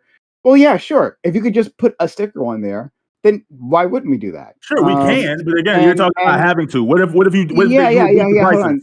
Yeah, so I'm thinking like if there is, I have to put more thought into this, but like I think there might be a reasonable case for putting Braille on just about everything, right? If we are Just put it to on the the point shelf. where we have reasonable accommodations, or we're able to do that reasonably, then yes, right? Like let me compare that to something else, right? To an elevator, right? An elevator in most buildings, especially when you're talking about new constructions, is something reasonable to include within your designs to have an elevator, right? If elevator technology didn't exist, then it might be unreasonable, even if there are a lot of people in wheelchairs around, to have accommodations, because those accommodations might be like hiring a bunch of people to like physically carry them up and down stairs, right? Because we've reached level technology to have an elevator, right? That changes the math. And so, if is the case, and again, I don't know about the accommodations for blind people, but if we do have very cheap abilities to accommodate them, well, then maybe we should actually do that. But The I initial want to say cost. something, but before to 1 second, I want to say something to Grid previously that like I think what Rob Moore and Lagtoid are saying. I think their strongest case is certainly with businesses. I think my private property, my investment, uh, my the I want to run this the way I want to, right? Like that idea. makes sense. But like when talking about like public accommodation, especially if we're talking about housing, right? Um, to say like what you said previously, talking about putting things in like an elevator or a ramp and saying that's owners, especially when we're talking about a new development. No, fuck that. You're saying, well, there's no um, people who are immobile with or non-ambulatory within this building. Well, of course, because if you don't have if you don't have an elevator, if you don't have those accommodations, you're not going to have them, right? And if you do have them, well, then you might be able to have them. Those people now have an option in the future. If there is no option, then they can never access it, right? So, like, if it's the case that the people in that community can just decide we don't want to bother these things for any of our housing, well then that means uh unambulatory people cannot use It's fine. cannot be in this town, right? It's It fine. can't happen. Sure, So it yeah, can. There's a difference, right? Like I think you have a claim to be made if public funds, right? So if there are tax credits, et cetera, that go into the building of a development, then you would say because public tax dollars have been issued, then there is a question of whether or not you're allowed to have discriminatory practices that would discriminate certain people. In this case, you could consider it discriminatory to I'm a bit not more have sympathetic handicap to that accessible, idea. right? But if Well, I choose yeah. right now to build a fucking high rise on my own dime without any tax credits, et cetera, why shouldn't I be allowed to say, hey, So if you Rob, can't get in, that's I'm your actually problem? sympathetic to you. I'm sympathetic to what you just said, right? And I would actually probably be okay with that. Um, uh, but like that would work probably in my favor because most of these fucking buildings use some sort of tax credits, government funds, grants. It happens all the time in so many other developments. So I could probably have that accommodation and still get almost everything that I want. So I'll give you that. That may be true. I think that's a Let different me equation. hold on. I do think. Go ahead. If you don't mind. A couple of things. So first of all, I want to get to the non-ambulatory thing in just a minute because that's a fascinating subject for me right now. But the other thing is that why does the ADA, while it's not a rule from the ADA, but they strongly encourage like McDonald's to have Braille on their drive-through menus? Who's going through the drive-through at McDonald's that can use Braille? The same thing at the drive-through ATMs. What blind person is driving to use? Well, you wouldn't need you wouldn't need I Braille think it's just a at, standard at for like all McDonald's ATMs, and then because they're not going to make a different you Braille can button, hear they like tell you what your Are you order sure? is, right? No, Because the yeah, ones on the yeah. inside, I mean, are I know different I've than gone that. through a Yeah. drive-through before. I'm not sure you have, right? But Yeah, it's yeah. an audio experience, right? So like individuals who are unsighted, they may not be driving. Well, Crazy. actually, they might have There's Braille like on the menus at McDonald's yes, hold on, no, but for you're the talking about the drive-through. drive-through. You mentioned the Through drive-through, the correct? drive-through. Okay, great. So I'm talking about the drive-through then. Okay. It's the drive-through one, a person who is uh, there's a because everything's a spectrum. When we're talking about people who have trouble with seeing, there are people who are within that spectrum who still drive. Um, but even then, even if you have some sort of impairment, right, and are still legally capable of driving, right, going up to a McDonald's a drive-through would mean they hear like you communicate through voice, so it's already taken care of there, No, but right? he's And The then asking thing is, about I the think what you said Braille on the isn't Braille. menu. Wait, correct. wait, wait, You're wait, wait, missing wait, on a wait. Where is point. the Braille on the menu outside? Because I've never seen Braille on the drive-through menu. Yeah, I don't know what that that's means. a real thing. It's a real thing. I've seen it like at 3 or 4 of Yeah, them, that and shouldn't not be a thing. necessarily in my area in I don't know Houston. about that. I'll just say, Prom. I don't know if what Hey, you I said think we should is be legally true. suspicious I of think if Brand's you're visually claim. impaired, you I have know Be to down here. very wear suspicious something to of correct your Brand's vision claim. before you can drive. I don't think visually impaired people like That's they what may I'm saying. drive, but I If don't you're think yeah, that's blind, why legal. are we? hold on, hold on. There is a level of visual. There are people who are medically visually impaired, right, and that they have some sort of that statement does a lot of work, right, If because you it's a can't large read the spectrum. menu at Well, a one second, hold on, McDonald's, you one second, can't read the hold on. speedometer on a I car. literally can give an example, right? Who's Okay. not here today, but I give an example of that, right? Scott, look at him, dude can't see shit without his glasses, right? Yeah, but But he would legally be required to wear his glasses while driving. yes, exactly. Hold on, but it counts as visually impaired, right? But he's still driving, But he like has I 20/20 said, vision. which is exactly what I just But he said. wouldn't need But he the has braille 20/20 vision. if he had his glasses on, which he would need his glasses if he was driving. His No, glasses are hold on. going to I'm make him not saying he. 20/20. Hold on. The thing that I didn't say they needed braille for the drive-through is what I'm talking about. I don't know why you guys keep missing that part. No, So I didn't care about the braille. I was just saying the okay, first part that's the was thing. incorrect. Then stop interrupting because that's the thing I'm talking about right now. You said there's people. Uh, They said there's visually impaired people driving. I'm saying that's not happening. yes, there are visually impaired people driving. Exactly. Yes, No, just because. that's what Hold I'm on. disagreeing with. Oh my God. No, hold on. Are there people? Are there people? If you wear glasses, who no, have, you're not. You if you have to no, wear yes, glasses, you you're are. Hold on, 20/20 while okay, you have glasses on. hold on. No, that's not okay. Bam. Okay, hold on. Maybe you don't understand this. So let me. I let me do. back. I No, have hold on. glasses No, on my hold face. on. I'm gonna finish my fucking point. So Bam I'm gonna speaks try to all do this glasses nice. I'm gonna holder. try to choose peace, right? Before I have to choose violence with you. We'll see. We'll see. Okay. I just gave you Hold $25. on. Thank Shut you, up. Hold on. motherfucker. Shut up. Hold on.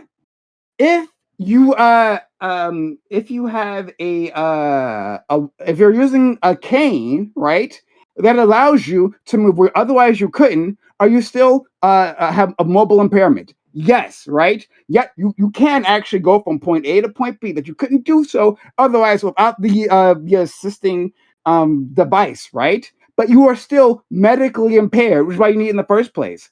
If your eyesight is heavily degraded and it requires glasses, then yes, you are still medically, visually impaired, But not right? while you're driving.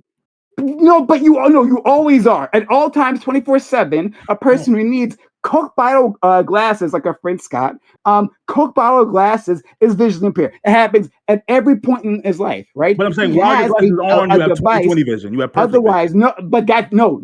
Hold on. That's simply a device that mitigates the problem. That doesn't mean that anything medically has changed. It's not his eyes aren't cured. He's still impaired. He just has a He's tool to still help visually his impaired. impairment. Prime. I think. Correct? Well, hold on. I think you're Hold missing. on. I think here's what Bam's trying to Hold on. explain. No. My point. Prime, My please, point is please. correct. No. Don't punch me. No, is my point. That's what I'm talking about right now. Because now he's distracting me from the other point that I was getting to. So hold on. Let's go around. Corey. Are you still visually impaired, right? Do you have a visual impairment if you are using corrective lenses? I agree with your assessment. It does not actually Thank fix you. the underlying issue. Thank you. Don't correct the LSP. underlying issue. LSP. But it does at a drive-through because you got your glasses on because Yes. you're driving. Great. No, hold on. No. The drive-through is a separate thing. Wait a minute. that's a I have to separate do thing. this. No. Yeah. I have to do this because Bam is distracting me with his nonsense. So we have to do the basics. I'm No, sorry. I Bam is being apologize. very Right? reasonable for I once gotta. right No. now. Hold on. I gotta walk us through this because Bam took us here. I didn't want to be here, but we're here now. All right. Okay. Ali. Right? Are you still medically impaired, even though you're like visually impaired? Even if you're wearing glasses at the time. Yes. Thank you. Oh my God, so beautiful. All right. Do we want to go through the rest? Right? Hey, Hold on. let's see. I actually looked it up why they have the braille on the menus, and it's so the passenger can read the prices and enter their PIN number if they have to, so that the driver does. So they don't have to give their information to the driver. So they would have to that makes physically But it's get not up on the and walk passenger around. side though. It's on And the that's driver's side. required by the ADA. That's actually required by the in the ADA. back. They're sitting in the back. What if you have two disabled people? We got to have one on the other side too, then, don't we? All So any which way, Everyone in the car is I have to blind. get this simple idea. Everybody- So it seems like people understand this very simple Bam. concept. No, Okay. no blind people driving All the right. car. So No. Lactoid, you want to say something? All I was going to say is that I am equally skeptical, okay? Maybe even more so for many reasons, more so than Bam here. I think that any kind of drive-through option, maybe if they put it on the other side, I don't know, maybe, but any kind of drive-through option should probably not be required to have braille, because the person driving should be visually acute enough, whether it be glasses or contacts or naturally, they're just that good at seeing. They should be able to see the menu or the ATM or whatever the fuck. And maybe they could communicate to the passenger, hey, this is XYZ. Now, Yeah, I guess Lactoid, I guess you could come up with a scenario where what if the driver is verbally impaired and he's driving somebody who's visually impaired and and they happen to be sitting right behind the driver. Yeah. Yeah, You like Exactly. hypotheticals. You I never think, said I think these it's things theoretically, because happen. because I had to go down the baby path of Bam, right? I couldn't finish my But thoughts on the listen, drive-through. But yeah, like actually, you could have like, and our friend Grid beat me to it. Yeah, you could have a passenger who needs Braille for we like could have whatever, right? Like anything. That's that okay, true. makes but yeah, but yeah, here's you the could problem. have exactly I don't think lactoid. we have to Yes, accommodate everything, because though. Okay, we live in a dynamic world, right, with people with all kinds of different issues. We should expand our options. Look, something I was going to say previously. Let me say it real quick. Rob, I know you want to jump in, so I haven't forgotten you, friend. Like so it happens so often that you don't even realize it. That accommodations for disabled individuals, right, like people we consider quote unquote in capital letters disabled, right, help all the rest of us, or like huge helps for all the rest of us. Here's an example. Now, this is not Not affecting the parking business. spaces. Oh my God! Hold on, Lactoid. Hold on. I know you got. I got. You know you got to be up your ass about the parking spaces, but calm down. All right. There's a term for it, but I forget what it's called. But like those cutouts and sidewalks, right?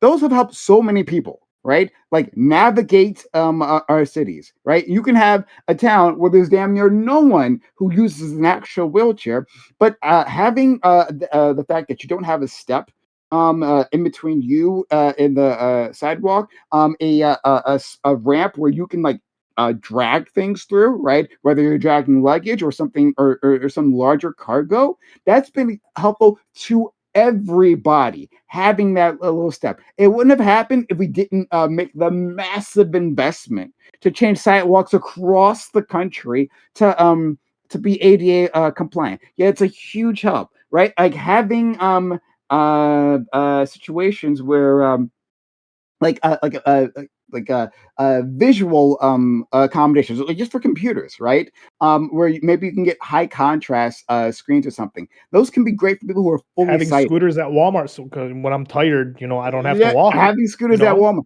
all these things. No, They but no, made this work in that's a good society. point. You don't use That those should be scooters at a good Walmart, point because Ali. let's say that's Sometimes I'm really specifically tired and it's hot outside. I that could absolutely have use been the scooters. specifically used for like older people with mobility, right? But you might be able to need that for children or something. Because another concept we haven't actually touched on is that there are like permanent disabilities or like people being visually impaired, and there are temporary disabilities, so that you at in that moment can't do a thing, right? Something that you usually could accomplish that most people can accomplish, you can't do that thing because of either one, you have an injury that's a temporary injury that will heal, right?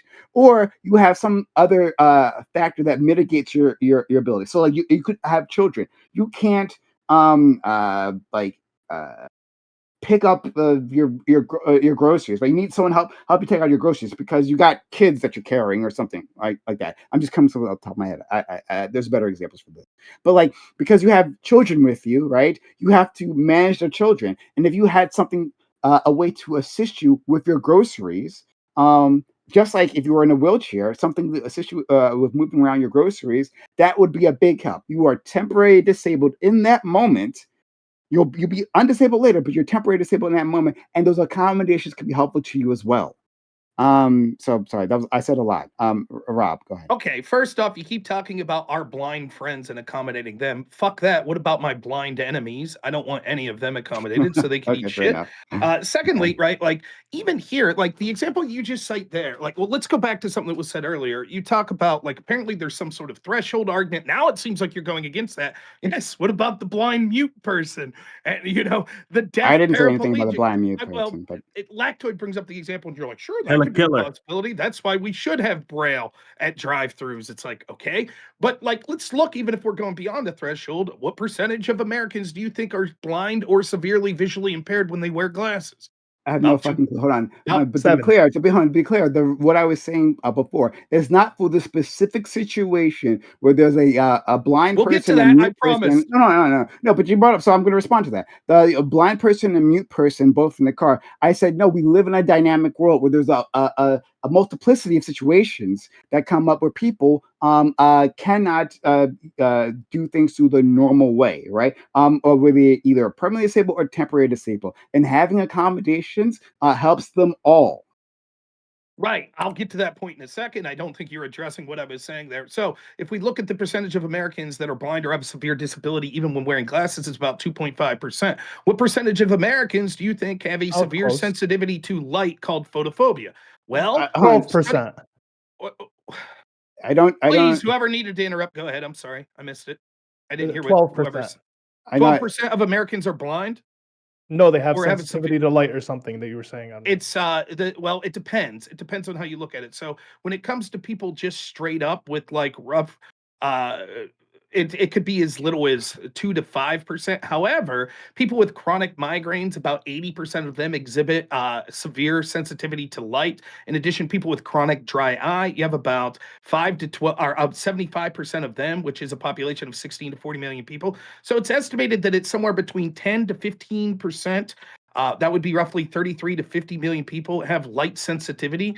Severe cases, I tried to look up what those would be, and it says that you'd be looking at about 2 to 5%. So there's more people with severe cases of sensitivity than severe visual impairment, which would mean that if you're literally talking about making it legal to have everything be in Braille at the supermarket, then why wouldn't we say, you know what, in every public accommodation we I can should give have you bright a reason. fluorescent lighting? I give you a reason right now. I can give you a Okay. reason right now. What we can do, right, is realize that some disabilities are things that can be easily addressed on the part of the individual, right? And that's not true for all of them, but for some of them, they can be easily addressed, right? And for those, we don't usually bother making accommodations, right? Going back to visual disabilities, in this country, it is fairly easy, right? Not always easy, but fairly easy to access glasses, right? To have that accommodation. So much so that we don't, most people, right, including fools like Bam, don't consider like using glasses as being disabled. Really, we don't think about it as a disability when it's absolutely a disability. There are other nations, many other low-income nations, where if you're a person who needs glasses, well, you're not going to get them because there's no glasses, so there's no infrastructure for that at all, right? And you're simply heavily visually impaired, right? And now you are disabled there. The exact same person, and both countries have totally different experiences. But in this country, you have reasonable ways of mitigating that, right? For the photosensitivity, my understanding, and my understanding could be incorrect, so I'm going to put that out there. My understanding is though they have ways to deal with that in terms of like the glasses that they can use. There's things they could put over their eyes to deal with that. If that's the case, then yes, you should have there should be a reasonable expectation of you being be able to get that for yourself to Okay, accommodate. like so to address this, I think that it would be it would be easy to get rid of fluorescent lights. We'd be able to have that accommodation if we wanted. No. It'd be So you're saying easier for people it's to have glasses. So we should like rather. So if we don't, if we didn't have um, it'd be weird to say that uh in a country awash with glasses, right? That we should have further accommodations for those very same people who've been able to deal with their disability through glasses. Because why would you? Because we already have that infrastructure there. We already have infrastructure for these individuals who are photosensitive, right? To wear some sort of shades, right? If you can get shades, yes, that would obviously be easier than replacing all the lights in the nation. Obviously, that'd be easier. You know that. I don't know why you're arguing against that. It's obvious. threshold arguments are becoming more and more nonsensical. Now we have that every single place should have Braille all the time because of the difficulties of being visually impaired. And so that meets some sort of threshold, even though it's 2% of the population. When more people have photosensitivity, we should say that that threshold doesn't matter because there's this another threshold of devices they could get that would be able to reasonably accommodate. And so therefore we don't have to accommodate for them, even though the accommodation wouldn't cost that much money. You can see that the principle of this is quickly getting out the business out of hand. I'll say this since it's anything I say and run afoul pride and it's going to go off for another 15 minutes on. So I'll just say this point. The other point that I wanted to make is totally nonsensical that you're making, that sometimes these accommodations benefit us all. Okay, well, I know people that are poor at math. And so therefore it would be an accommodation to give them all an accountant. And look, it would benefit us so much when I'm grocery shopping at Walmart if I have an accountant walking around with me saying, oh, actually, Rob, that's out of your budget. Think of the money I'll save. Yeah, I guess you could say that these burdensome regulations could theoretically, if they were free and we would forget the cost that they would apply, benefit everyone. But you could see that that's not a reason that we should force people, compelling them through law to do this. You can see how overburdensome regulations right now in California. You could say these regulations are important, where we have all these building codes that say because of earthquakes and tsunamis and stuff, they have to go through all these permits. And isn't that beneficial for all of us? If I happen to be in someone's home that now has a home that has these earthquake, special ways that they're designed, wouldn't that benefit me? Yeah, it's great. Only what we see is it's going to take you about 18 months to get a permit to rebuild your house you just lost in the Palisade fires. So the idea that, oh, trust us, these burdensome regulations, at the end, they'll benefit us all. Yes, we did have to go through and remake every sidewalk in the country, probably costing billions of dollars. But isn't it slightly more convenient when it has that little dip down at the end of the curb? Yeah, dude, sure, I guess. I don't think that's a reason to mandate that by law. We just did that here. Sure. So, well, then to respond, you don't have to respond to this, Rob, right? We live in a complex world, right? Where people have uh, varying situations, some that are, we can easily list, others that are wild and unpredictable, but that they find themselves in. What conservatives always demand, always, this is across their politics, are simple answers, the most simplistic of answers, and the simplistic of responses. Let's just cut And everything. they're It's pretty fine. simple. And they're fine with simply leaving other people behind. Right. That's the answer for them. We're okay with leaving these other populations behind because it's burdensome, they'll say, or it takes any bit of effort on our part, and literally any bit of our effort. Our friend Rob said, like, if it will cost him $2 more to accommodate someone, right? Well, then certainly he shouldn't have to hire them or whatever. But yeah, it's like it's complete nonsense, right? So like you see this all the time from conservatives. I want the most simple answer. I don't care what the results is. I don't care who is left behind, and that's like Yeah. the internal push and pull of our politics, It's right? not true. For You don't believe that. a group You of don't believe that. individuals. This is absolutely true. This is and- not just for this. This is with homelessness. This is with healthcare. This is the same. This is the same situation for everything. They will nickel and dime you every step of the way to ensure nobody gets healthcare. There aren't, disability access. You don't have IEPs for your disabled students, stuff like that. Every step of they just cut a bill that cut Medicaid for people. Like their simple solution. Their solution for everything is let's cut everything. You don't believe your own bullshit, right? Like, for example, you guys seem to have some luxuries right now. You're all in computers. Sell them. Give it to homeless people and people that need healthcare. Why don't you? You're very generous with other people's could save so many when African it comes to your children. own money. It's the same fucking story with you lefties. What Every you time. assume, man? Every I time. am that homeless person. I think Rob just proved the point. Like, we should do nothing, and if people want to do something, well, they should just do it themselves. Like that's do it Rob's on an position for individual everything. basis, right? Yeah. And I'm not healthcare, Jewish. you don't need school, I pay you don't need taxes. food security. I Right? pay taxes, and so I have a say on more. that poll, and I say actually, yeah, we should accommodate others. Pay more. Sorry, more. Hunt. I want Pay to more. Why be selfish? Yeah. I wanted to pay more. It was dumb. Yeah. Trump's dumb ass that passed the Wait, tax job and concept. Yeah, they passed. Jobs Yeah, and I'm so rich. I'm one of the 1%. I always wanted write to in pay more more, on the but bottom the of your Trump wouldn't let me. Listen, And then I sent the wait, fat this check to the IRS, and they sent most of it back to me. It was unfair. Hold on, sorry, guys. Sorry. We've already run out of time. It's your show. Talk for another 15 minutes. Go for it. No, Rob, sorry. Rob, come on, please. I'm not trying to be unfair to you. We just have a long conversation. I wasn't part of most of that conversation, but you guys are lying about the fact that you wanted to pay more. We're about to enter into a whole debate on like the nature of conservatism. We're about to get into a debate right now. Hold on. We're about to get right now on a nature of federalism. A lot of the things that we're going to talk about in the debate we're about to get into covers the debate that we're going into now. So hold on. I'm going to transition, and you're going to fucking relax, right?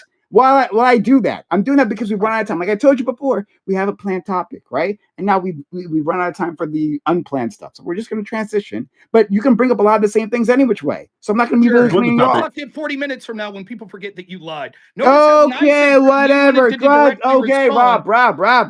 Shut if you'd up. have just let Complain me later. respond, it would have been Complain quicker. later. No, I won't. No, I'm running out of time. I'm moving forward. Then you can go afterwards. All right. So thanks all for being here. Much appreciated. This is a very round table. Unfortunately, we were having some technical issues previously.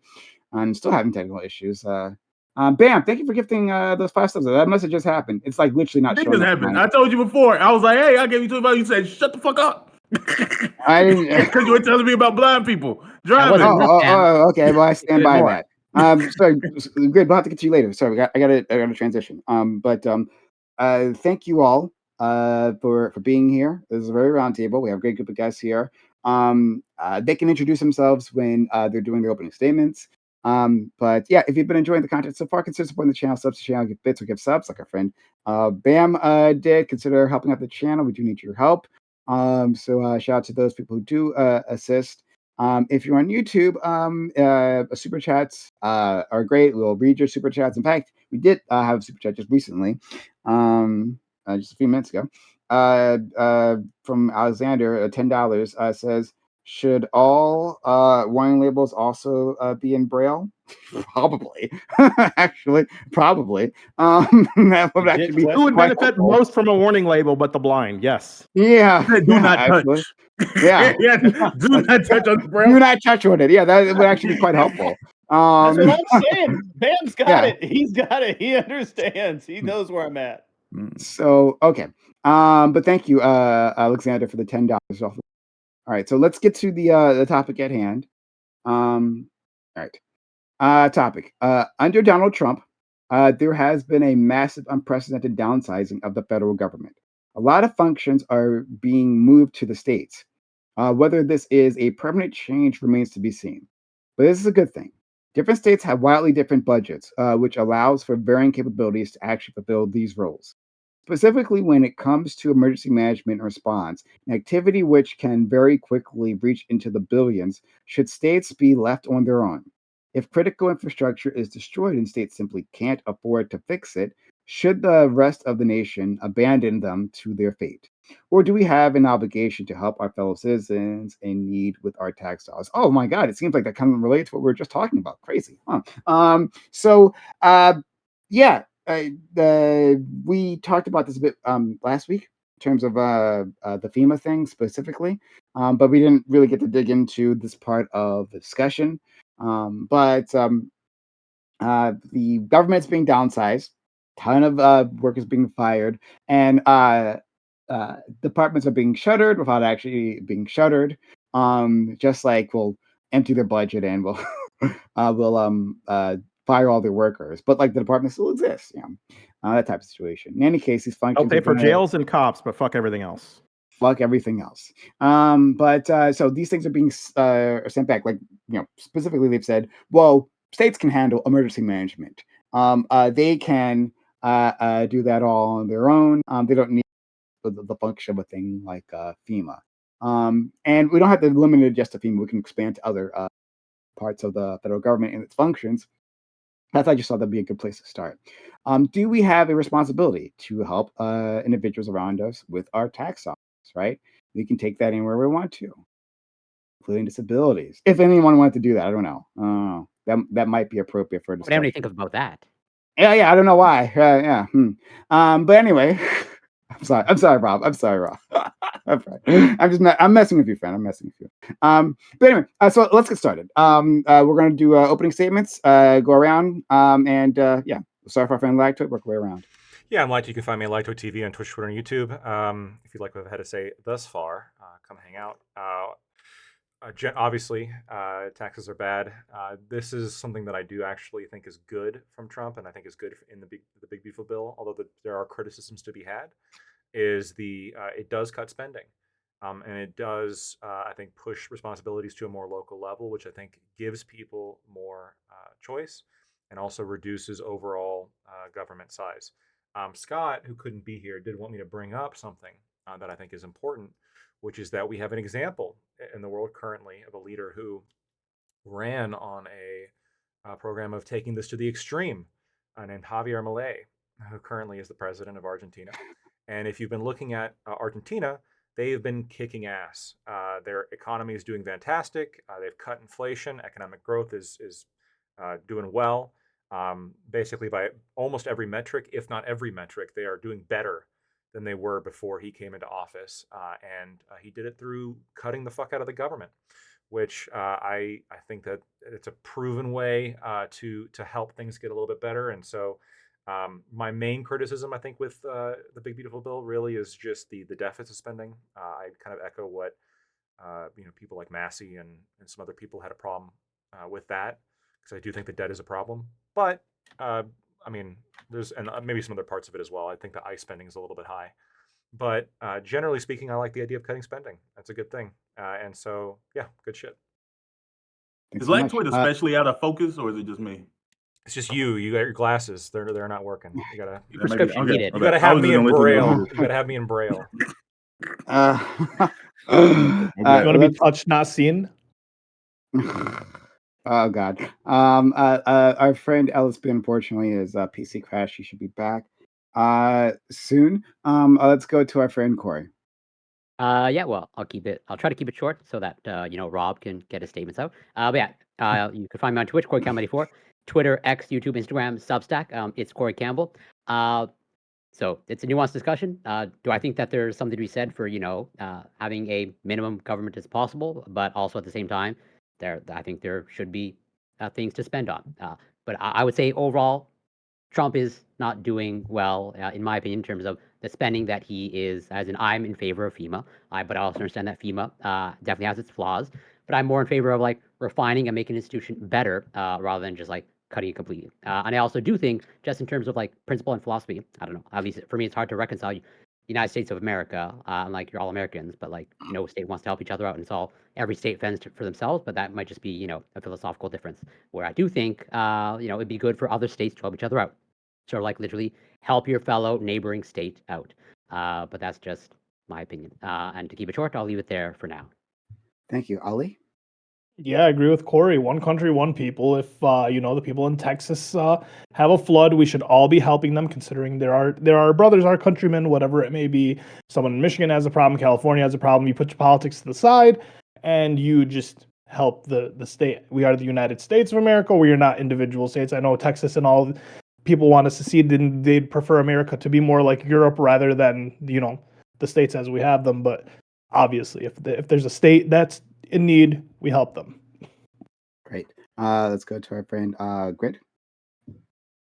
Yeah, I'm a Grid One Motorsports. You can find me at An Unreasonable Man on YouTube and Twitch. I don't normally stream to Twitch, but I have made an exception the last couple of days, and am back streaming to Twitch. We'll see how that goes. I represent the angry gun-toting, meat-eating people, and we're a small lobby, but we have big voice. So yeah, I don't. I honestly, I like everything Trump did in this move. He did it succinctly. He didn't over. It's not overburdensome, and I think the states' rights need to be recognized. We fought an entire war over that, and we may end up with another one if the way things keep going.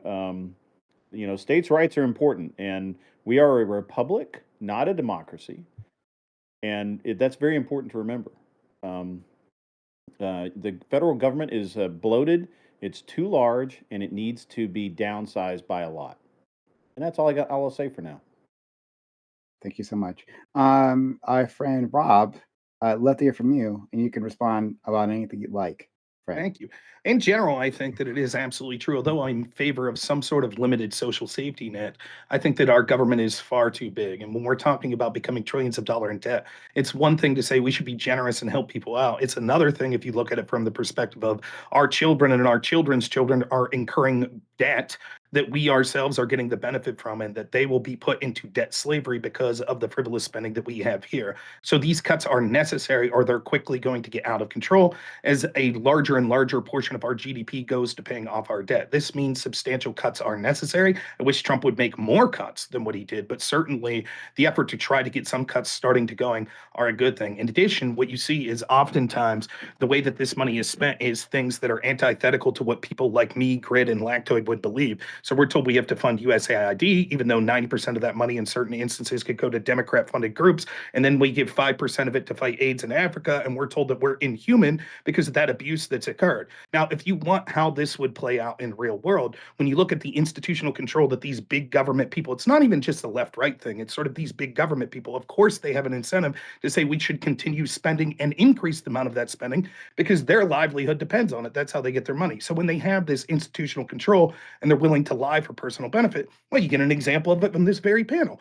Our moderator, who's supposed to be a moderator, decides that he wants to jump in at great length to be a debater. And of course, he takes the opportunity to abuse that authority, to interrupt whenever he sees fit, and then to talk at great length, getting a chance to respond to everyone that he sees fit to do so. Then at the same time, when he tells a blatant lie, which is another thing that you see these places like USAID and FEMA and other organizations do, and you try to call them out in the lie, they abuse that institutional authority in order to silence you so that that can't be spoken up. So, for example, we saw things like FEMA, where we actually had FEMA agents that admitted that during the, the disaster in North Carolina, they were specifically told to avoid certain houses that had Trump signs outside of it, therefore not providing help to those. Very akin to what you see with Prime K's and LSP doing here, right? Where they'll just blatantly lie. And so, for example, if you're wondering what the blatant lie is, Prime K's and LSP are absolutely full of shit when they say that they wanted to pay more taxes but couldn't, and they were given a tax refund that they were forced to accept. That's not true. These people, like always, will claim to be very generous with your money, and yet they won't do one step further. Always will be the case with these big government people that want to spend your money. Exactly what they do is moral. Exactly what they give is moral. But if you give $1 less, or if you suggest, like, look, there's fraud, waste, and abuse, and we need to cut it out, all of a sudden it's an immoral action. And so you should take that with a grain of salt as this debate goes on, that both our moderator and one of the participants are blatant fucking liars that will then try to abuse the system and the fact that they're moderator to move on so that their blatant lies can't be called out, and then make jest of it during their statement as we get into the topic at hand. That's the exact sort of shit that you see from our federal government and these institutions, which is why we should massively shrink it and leave it up to a more localized government that would have more accountability. Of all the agencies to be compared to, I think I'm most honored to be compared to FEMA. Thank you An for that, Rob. institution. I think that was a love letter from him to me, so I accept. Let's go to our friend Bam. Yeah. Me and Prime have secret Black Democrat meetings, and I heard him say it. He literally said we have to figure out how to get more of Rob Noor's money, in particular. We're going after it. As far as this conversation itself goes, there could be an interesting conversation had here. I just don't know if we will, because a lot of the time this conversation gets bastardized down to big government bad, government good when smaller, when it doesn't really. I don't know. That, to me, that statement doesn't mean much. I think that the government should, we as a society should decide what roles we want our federal government to play in our lives, and we should collect tax revenue in whatever progressive and creative ways we can come up with to fund the things that we deem worthy of funding. We can talk about each particular thing. I'm sure within those particular things, we'll be able to find some cases we've heard of abuse or things we don't like happening. But at the end of the day, I do believe that our government should have a responsibility in dealing with federal government should have responsibility in dealing with things like disaster, handling people after natural disasters. It seems that states just don't seem to have the funding. Even if you cut off tax money, they wouldn't have enough the money to properly handle a lot of these situations, because for a number of reasons, state governments can't run deficits because they don't print their own money. Their budgets are limited, and if a state like Texas, which is one of the, it's comparable to some countries, can't properly manage its own disaster relief itself and is requesting aid from the government, it probably would be fair to say that no state can reasonably handle disaster relief without help from the federal government. And all of these things always, like FEMA, always comes at like I said, comes at the request of the state. And they follow state leadership in their response to these things. And due to situations related to decisions Christy Nolan's made in regards to FEMA, people lost their lives, and she's directly responsible for it. She's an evil human being who deserves nothing. LSB, we can't see you, but we might be able to hear you. Do you want to give your statement? Yeah, sure. Can you guys hear me? Yeah. Yeah. Okay, perfect. Yeah, I mean, I actually agree with what Bam had to say. I think if you look at your government and you try to figure out what you want your government to do, you arrive at a road with two convergences. On one, you can go the right side, the conservative convergence, and their policy for everything is let's just cut taxes and spending. Right? You got an emergency, flood disaster, tough shit. We're not sending FEMA, we're cutting FEMA funds, stuff like that. Wildfires in California, yeah, how about you change your California laws and then maybe we'll help you with those wildfires. Like that's the way the Republican Party views like assisting fellow Americans. It's always a competition and it's always a game to them. When it comes to cancer research, for example, like the Trump administration cuts funding for cancer research. I don't think you could plausibly argue that's in the interest of the American people. And I think where people like Scott or Rob usually miss out on these kinds of arguments about like just moving to a privatized model or fairly voluntary is one, the amount of resources required to help people tends to be far greater than any one charity or organization can actually muster, which is why a lot of these groups contract with the federal government. And two, not all states are equally wealthy, right? California might be able to handle a crisis, financially speaking, where West Virginia actually does need a lot of help. And there's no way they could afford to fund like rescue operations and rebuilding and stuff like that themselves. And both are disaster-prone Americans. I wouldn't suggest getting rid of anybody's assistance if they need it. And Trump's administration doesn't seem to really care. For him, it's just been across the board. I'll give you an example from when I was doing research for this this topic, when I was looking into it. Like, what did they cut? Did this help anything? Did it not? I found that they cut like programs that ended up saving like $150 billion for the American taxpayer, right? Over like a 10-year thing. Like they cut this BRIC program from FEMA. And then they cut search and rescue teams so that when you have a disaster like happened in Kerr County, well, let's see. The search and rescue teams take 3 days to get out. The meteorologist who's supposed to be, the emergency warning coordinator, that guy is not even filled. His job was cut. It just seems like every time conservatives see a thing, their MO is let's take this away from the people who need it. It doesn't matter if they need healthcare. It doesn't matter if they need an IEP for school. Let's get rid of the Department of Education. It doesn't matter, if their homes are destroyed. We're in a situation right now where Kerr County is debating whether or not to raise property taxes to fund the recovery and rebuilding efforts, because they don't actually have enough funds from FEMA to do it, and FEMA doesn't unlock those funds for another 2-3 years. And everything that crosses Kristi Noem's desk requires her personal sign-off if it's over $100,000, right? So Kerr County is basically left like, what the fuck? Like, we just got devastated by this flood, and now we have to charge our residents more. It seems un-American, this idea that we should cut that funding, that help away from this community that's been just ravaged by a tragedy, needs this help. And instead, we should use it to fund tax cuts for billionaires. And that's where most of this money goes. The Tax Cuts and Jobs Act from 2017 and the big tragic bill that Trump just passed, massive savings for the wealthy and massive austerity for the poor, right? We cut healthcare from something like 13 million Americans.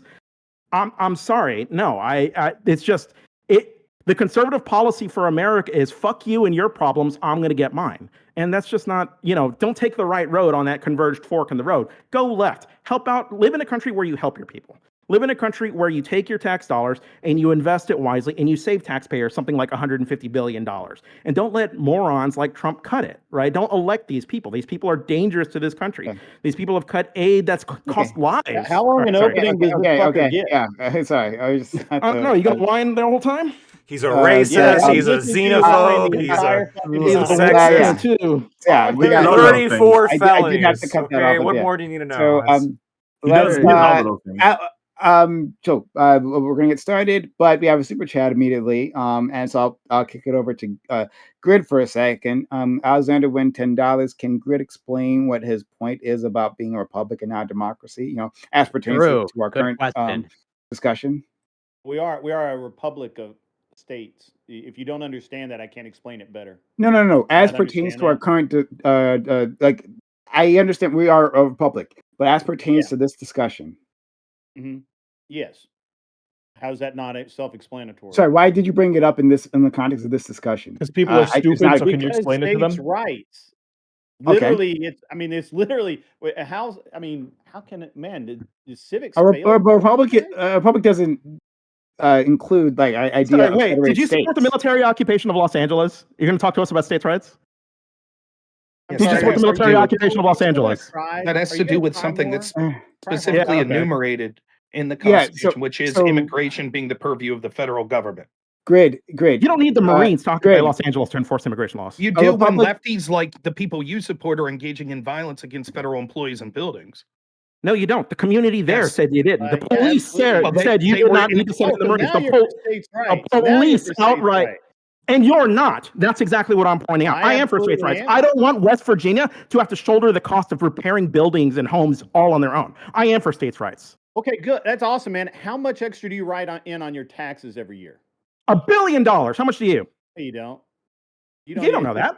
I'm a billionaire. do I know write that. in billions. I fucking do know that. I guarantee No, you don't write in. Ken, you're so fucking dumb. You just gave me a tax cut. That's how fucking dumb you are, Grid. I'm a billionaire and I donate extra billions. I even donate billions to just charity, like Grid. everyone How else. much do you donate? How much do you help? I love the cope. That's right. You don't do shit. All right. You're just there to shit talk and you don't do shit. Great. That's Bring the it on. point. so- the grid's not the one who's demanding other people pay more. You are. Yes, I absolutely. Yes, to help people Then who why don't lost you- their homes why in don't you wildfires. Why I don't just you told you I did. voluntarily? Why don't you voluntarily pay more? Why do. is he in this conversation? You're if he's not lying. Cammed up. No, he's just having trouble with his camera. I can see I it don't care. on the thing. He can buy a Um, better camera.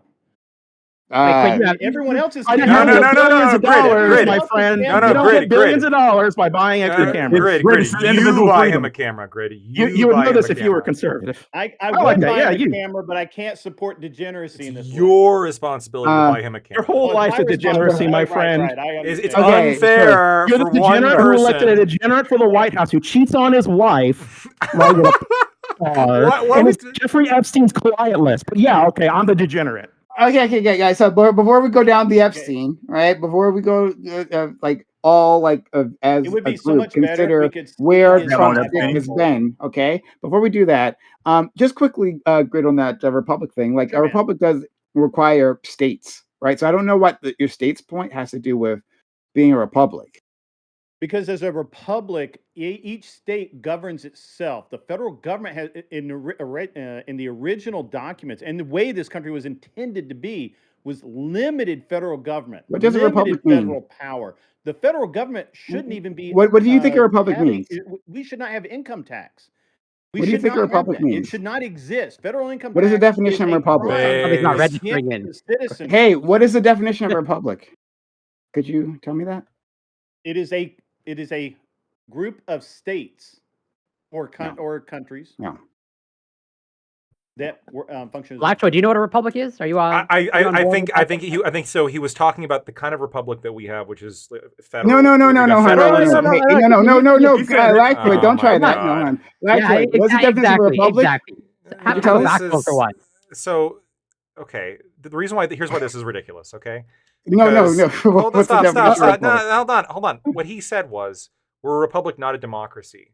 Now, you're right that like you can have a unitary republic, right? Not federalized, where you don't have these sort of kind of states, right? But he was specifically referring to like being charitable here for a second, guys.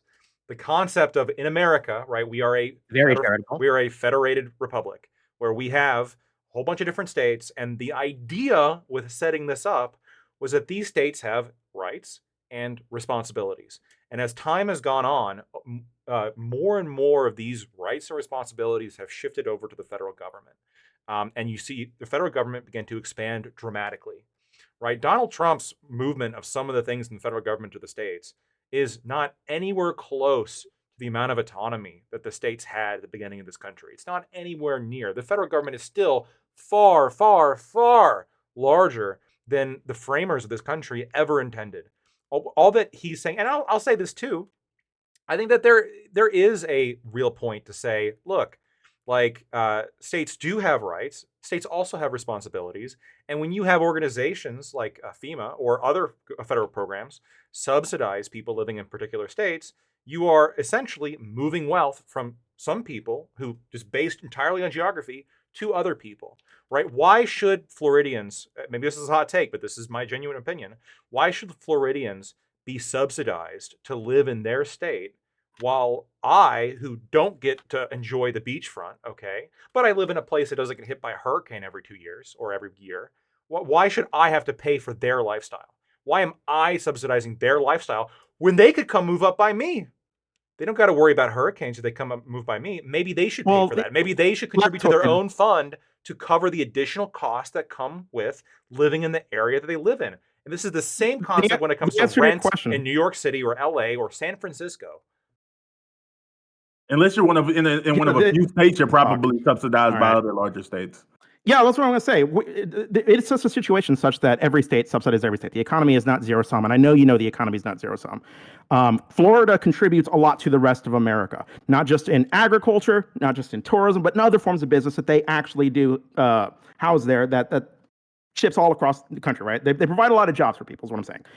There's a lot of economic activity that Florida provides that warrants them being taken care of because Florida itself is such a resource for the rest of the United States. States. You're missing my point. I'm not saying that like Florida is a net liability for America.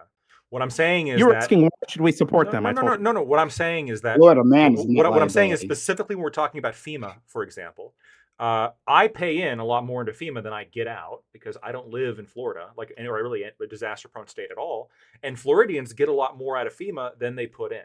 So when it comes specifically to this program, I am subsidizing Floridians to some small degree, but it's not just me. It's people living in all sorts of different states are all subsidizing people just based on the fact that they have all the other Floridians who are subsidizing it as well. Well, it's no. I understand Floridians, but again, it's the whole country. No. This is again like yes, I understand that like they pay into it as well, but they get out more than they pay into it. This is the concept. Whenever you have some people exposed to hurricanes, of course they do. Right, so they should pay more if they're going to choose to live in a place that has hurricanes. And by the way, a lot of people that live there have chosen to move there.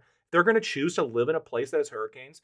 Why should they get a subsidy from me? So you're in favor of like increasing taxes for FEMA for Floridians? No, I'm in favor of getting rid of FEMA and having the states handle it.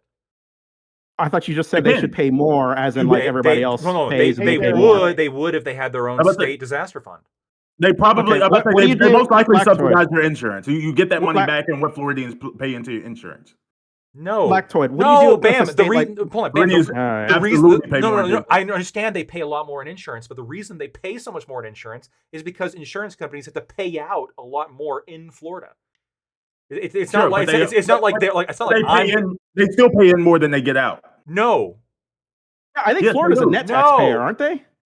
No, and Florida might be a net taxpayer, but it's irrelevant again to this specific program.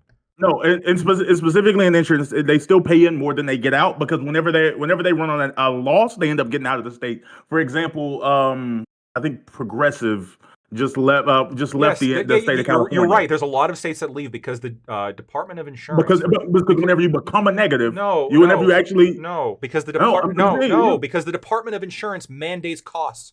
Like insurance is one of the most regulated industries in America, and the government decides what you can charge as an insurance company. If you're an insurance company in Florida, the government says you cannot charge more than this, and if you can't make a profit charging that, then you have no choice. Yeah, you have no choice but to leave. That doesn't affect my insurance. They make a profit. That means they're paying more than they get out of it. No, it means their profit margins are slimmer because more insurance companies are leaving because they got to pay out more.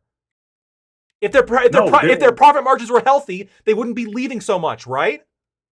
But they're not leaving the state of Florida. But they are. You just agreed they are leaving the state of Florida more often than other states. Insurance companies are leaving the state of Florida. Well, no, you're California. Right. No, yes, there's businesses leaving California because they are also like a negative business environment for other reasons. For California, it's more political. For Florida, it's more for California, it's related to the fires. Sure, I was about to say, but sure, I'm sure that the fires are affecting that as well. Sure, but again, that's whenever you have insurance companies leaving a state because it's too expensive to do business in, that doesn't that actually indicates that they're having a lower profit margin. So that does not mean that that's not happening in Florida. That doesn't mean that they're what are you talking about? You think that Florida? Hold on, real quick. Do you think that in Florida they're making a higher profit margin than in the Midwest, and this profit margin is subsidizing my insurance rates? No, I'm saying they're paying more in than they're getting out. Okay. They're making a profit and they're paying a larger percentage in premium. I hate to do this. But I just, based on everything that I know, this doesn't feel true.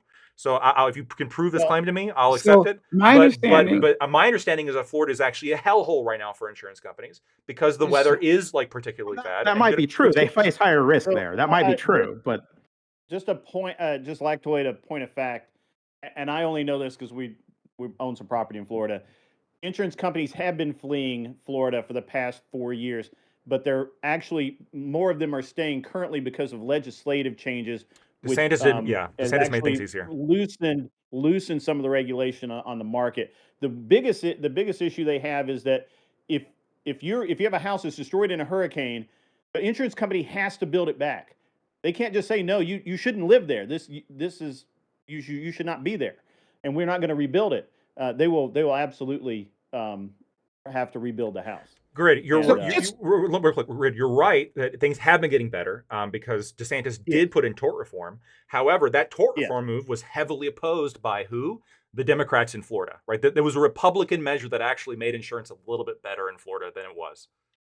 Rob? Correct. So just real quick, like to go to your point, Lactoid, your beginning point you had on here, right? It seemed to be that there was discussion of Lactoid, whatever state you live in, you saying, why should I have to pay for people to live in beautiful beachfront property? And the answer to that seemed to be, but Florida is a net payer. They pay in more than they take out. Then if that's true, which it does look to be the case, in fact, I think Florida per year pays $40 billion more into the federal government than they take out.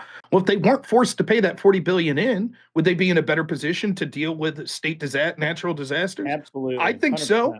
Right. Well, just to be clear, Florida very well may be a total net taxpayer. But what makes a state a total net taxpayer doesn't say anything about like the FEMA funds specifically.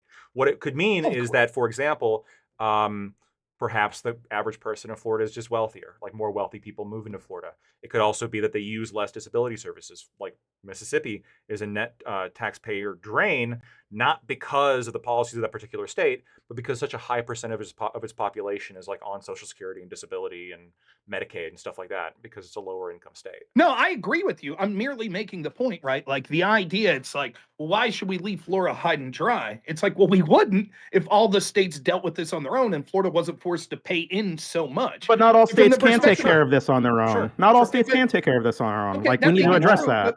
That may Why be not? true, but when we're talking They don't have the specifically about funds. Florida, when we're talking You're telling specifically me about Florida, California they doesn't would have have the a funds to take care of their surplus shit. if they didn't have to pay into the federal, and that would more than adequately take place of any natural disaster funds that on average they have to spend. Now, to Potentially. answer the point specifically, I'm okay with a limited social safety net. The problem is the false dichotomy that's being set up. Sure, I guess if you're a tried and true ANCAP and you think basically the state shouldn't exist, except in limited ways, I'll leave Scott argue how he wants to about the existence of the state. But yeah, if you're that person, that's one thing, right? But I'm not that.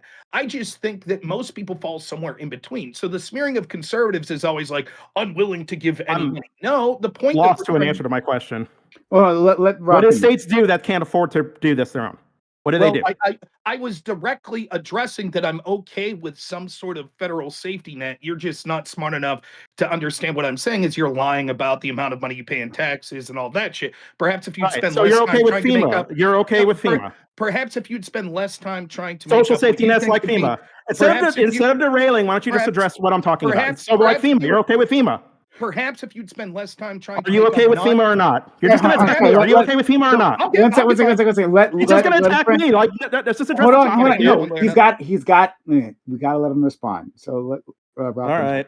Oh, I'm Perhaps if fucked. you'd spend less time trying to make up non-humorous lies to try to prove some point, you would understand what the people were trying to say. Yes, I'm okay with, in theory, a federal disaster relief fund that the states collectively pool money to help an individual state when they go through some sort Oh, of natural FEMA. You're disaster. okay with FEMA. That's called FEMA, dude. If you would be Yeah. quiet instead of interrupting, Let- perhaps I you would know get you're an taking answer. forever to get to a Perhaps point. Hey, You're okay oh with my FEMA. God! Hey, I'm not hold on, taking that long. hon. He was. This is the first time he talked. Let's during this section. So let's. Okay, let he's taking a Rob long finish, time to say please. he's okay with Oh FEMA. my God! Let us speak. Let us speak. All right. Just let him finish, please. Thank you. So Will do, perhaps sure, I no should problem. restart my point from the beginning so that You people don't get need full to. context. Well, I know you don't think that, but you're also Okay. a liar. Rob, You feel like you need True. to interrupt and lie Rob, to prove your point. Rob, if you want to, Rob, I if you will- want to restart, you can. It's fine. I will make the point that I was making. So in theory, I'm okay with the concept of something that FEMA does. What I'm not okay with the amount of money that's spent there. So the false dichotomy that's being set up is we're saying, oh, see, conservatives just everything for themselves and fuck everyone and blah, blah, blah. And they cite Donald Trump. Some people have even said that Trump and Noam are personally responsible for deaths. I would ask them how, even under the biggest estimate, what percent of FEMA was cut? No, it's not related to the cuts. It was 20% 7%. of the workforce. No, Christy Knowles is directly responsible for some of the deaths in Texas because there was 3 days where they couldn't send out emergency response teams because she didn't Okay, show up so till then Monday. I'll respond to LSP and then bam, obviously I'll respond to you later if you like. But so if it was 20%, geez, it sounds like those on the left here that said, oh, Republicans and Trump are fucking evil and they don't want to give any money. They are. By your own Yep, admission, they are. you're admitting that 80% is still going to them. So what I'm saying No, is what 20% you'll of the see from these workforce was lefties, cut, what genius, you'll not see, 20% what of the you'll see- funding.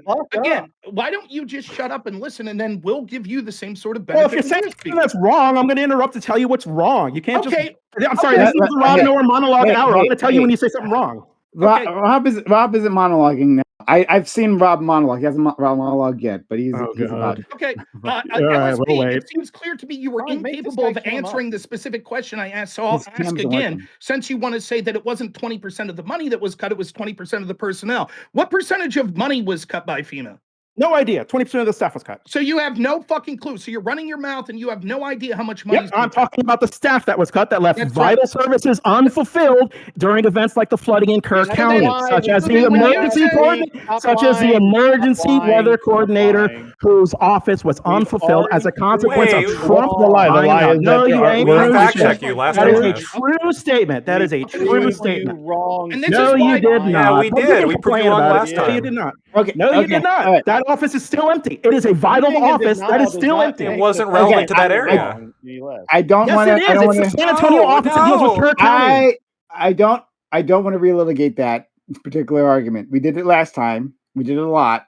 You weren't there for that one, Rob, but like we Finish my talked about point, that. yeah. Well, Rob brought Please, this up about FEMA. We're talking about FEMA. It's naturally it's so going to come up. And if Rob's going to ask me about people being cut or staff being cut, I'm going to make it a point to say which staff was cut and how Can it you hurts show people. me- And in this can case, you show it me- actually what?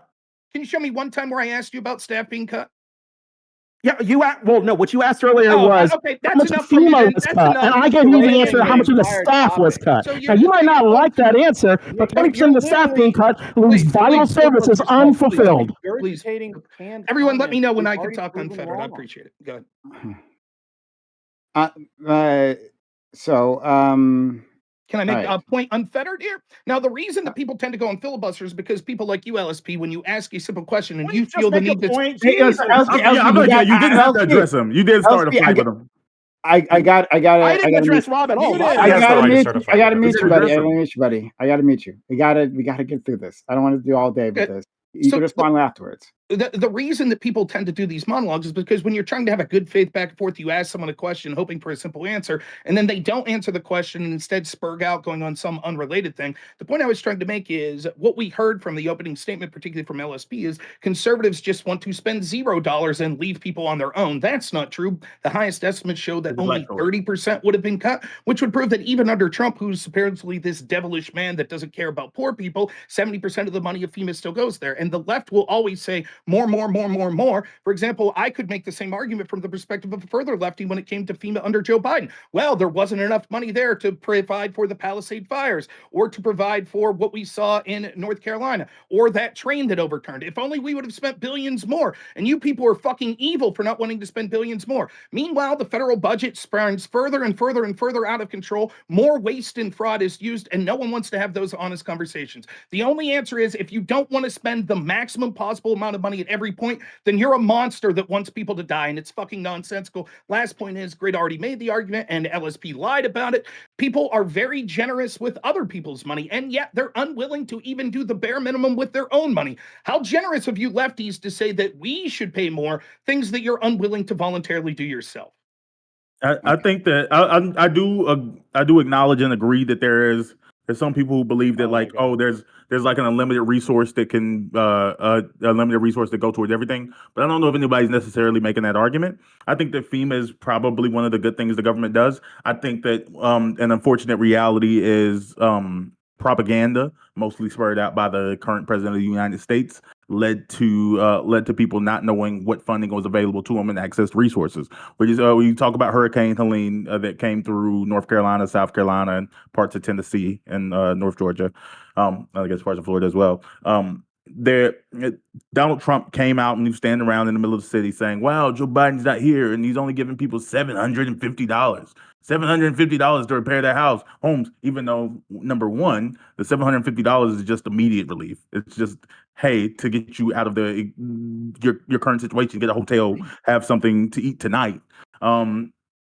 Then I was say you can come back and you can apply for specific damages, and people were getting $20, $30, $40,000. There were other people I spoke to people who lived in those areas who didn't apply for it because they were told that it didn't exist and that funding wasn't there. So I think there's a major problem in the type of information we spew out. I do believe that in regards to I do believe that in regards to types of funding, it's also people have a misunderstanding. Me and Prime had a conversation about this, about what FEMA actually does and what our government programs actually do. They believe that FEMA comes in to rebuild entire cities. They believe that this is like the final solution. When again, they're supposed to handle a lot of the immediate relief. They're supposed to give out some funding related to floods and certain damages that insurance is exclude. But insurance and other programs from the federal government are supposed to come in for the major rebuilds. And the reality is a lot of these things are 10+ year programs in some situations that never recover. And those aren't conversations that happen. I think that we could do better. The government could do better with this emergency funding relief if we could have honest conversations about its goals, priorities, and what actually happens. So let's go to Corey, who had their hand up a while ago. Grid and Yeah, maybe just a quick question. So, if I remember correctly, Lacto, in your opening statement, you mentioned that Trump's bill, it cuts government government spending, Yeah. so to speak, or makes government cuts that you're in favor of. Just curious, how do you analyze it? As in, obviously, we don't know for sure, but let's say, is the bill projected to increase or decrease the debt? It's You're it's deficit positive, so it increases the debt. Okay, and in your estimation, like, is that like a good trade-off of like potentially increasing the debt by like 4 to, I think the projections are somewhere between like 3 trillion Yeah, to 4 that's trillion. tough. That's tough, right? Because you have two good things, which is lowering taxes and lowering spending, and then you have what I think is a bad thing, which is increasing Do you the think there's any deficit. correlation between the lowering taxes and the increasing of the debt? Well, Or that's where most of the increase of the deficit's coming from because they're lowering taxes, which I think is a good thing to lower taxes. Now, I think the way out of the problem would be to decrease spending even more and to reduce the debt. That would hopefully Well, keep the deficit Doge under already control. did all that. I think No, Elon. I think unfortunately, it didn't didn't cut do 2 enough. trillion. 2 trillion. Where's Like, that 2 I trillion? know That those didn't lying do Democrats enough. got in the way. I Oh, wanted to. Democrat. Yeah. Look.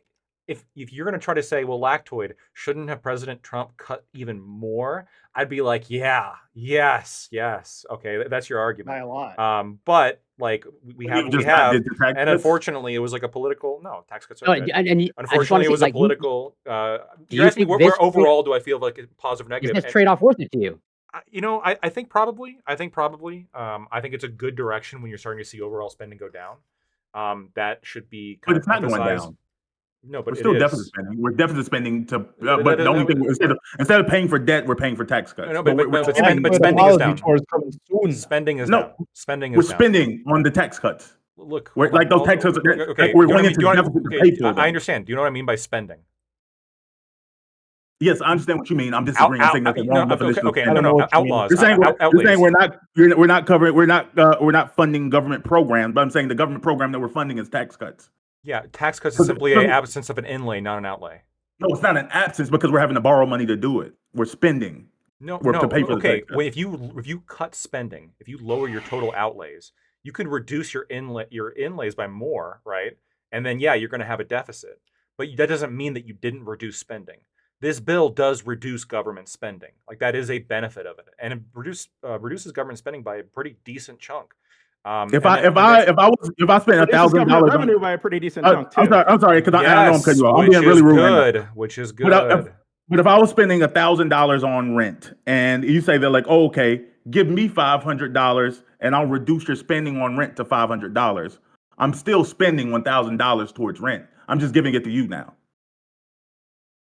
Like you can No. Let me use the analogy government. better. The government is borrowing money to pay for the tax cut. They're me borrowing use- money or creating money to pay other people Let instead me- of paying let for me- government programs. Let me use your analogy better. If I make $10,000 in a month, right, and I spend $15,000, I buy a new car for $15,000, right, and next month my income goes down to $7,500, but I only spend $10,000 on a vacation to the Caribbean, I have spent less, right? Because We're not spending less. I'm just making less. Our federal government with tax cuts is making less revenue because they're bringing less in through taxes. Hypothetically, though, there's an argument to be made that tax revenues, like with the tax cuts the first time, actually increased when we had tax cuts because more business, et cetera, expands the total amount of taxes, even if the percentage of each person paying is lower. But nonetheless, even if you make the argument revenues are down, Lactoid saying that may be. And by the way, I think Lactoid probably agrees with me. Deficit spending is bad. It's a different issue.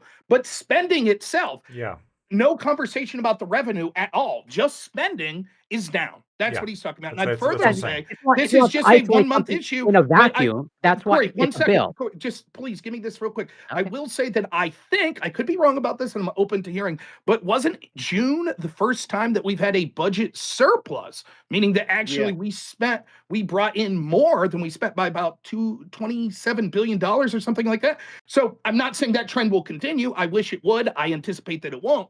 But as far as spending, there's a bunch of hypothetical calculations of how much tax revenue will be cut through tax cuts, and those calculations oftentimes are not true. What we can see is right now in June, with the data we have a surplus in June, which we haven't seen since 2021. It's because the tariffs. It's because the tariffs. But that's true. I agree. Yeah. But there's a surplus. You're right. So Wait, is it a legitimate surplus? Yeah. I think. Well, hold on, It's a Bam. legitimate So surplus, yeah, the think it tariffs, was. the big beautiful bill, like when it's calculating inlays and outlays, none of this is factoring in the income coming in from the tariffs, and so it's depending on what actually happens with that. It is possible that you could have a lot more money come in to pay for the tax cuts over the next couple of years, right? It's possible. It's not actually in the big beautiful bill.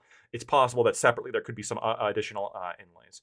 And then one more thing that was before we get completely away from it. Rob said before, what about like if Florida, for example, had contributed less to the federal budget and then had more money to spend on its own disaster relief? I'm fine with that too. I was simply addressing the state's responsibilities part of the topic, but the states' rights part of that topic is, again, because with rights come responsibilities. I think that those rights that it would account for that particular part, right? That Florida would be able to keep more of its money to pay for its own responsibilities, as opposed to what's currently happening, which is that they're giving more to the federal government, and the federal government's giving disproportionate amounts to them through FEMA. Let's go to Grid. Yeah, so a couple of things. First of all, Lactoid's really right on this, and so is Rob. One of the things that people always talk about is tax cuts and spending cuts and all this, but what you don't factor in is that the amount that we save decreases the amount of interest that we're paying on that debt, and that has to happen for us to even get out of it. Second, the only other way that we're going to get out of this mess is by increasing GDP. We can't increase GDP if we're constantly taxing people to death. It just doesn't work that way. That seems like basic economics. Sorry? How did tariffs factor in there in growing the GDP? Is that projected to increase the GDP or decrease the GDP? Well, long term it could decrease GDP, but currently it's increasing GDP. Is it not? Corey, Well, you asked the question. I I'm don't asking you a question. I'm We'll thinking more eventually long term. start borrowing less. Both tariffs, we're not both borrowing. tariffs We're and going to stop buying taxes. things. Yeah, a tariff is Yeah. basically another kind of tax. Both do affect GDP. It's a consumption tax. Right. Yeah, it's going All to right. decrease So GDP. that very good points, like Wood. I just wanted to clarify that a little bit because again, the only way we truly get out of this deficit spending is through increasing GDP. The second, as far as states, Yeah, right? Lactoid. So like, Hell yeah. yeah, I agree yeah. with that. And so The the other tariff's thing good then, is right? Lactoid? With more taxes. With more Oh taxes. yeah, No, exactly. with less spending, Prime. With you less don't need more spending. tax. No, with more taxes. No, with less uh, spending. Trump instituted a tax, and like we got more inflows, right? And so you're for the taxes. Well, no. Leftist rhetoric propaganda. Overall, he cut more inflows, and he also cut outlays, which is good.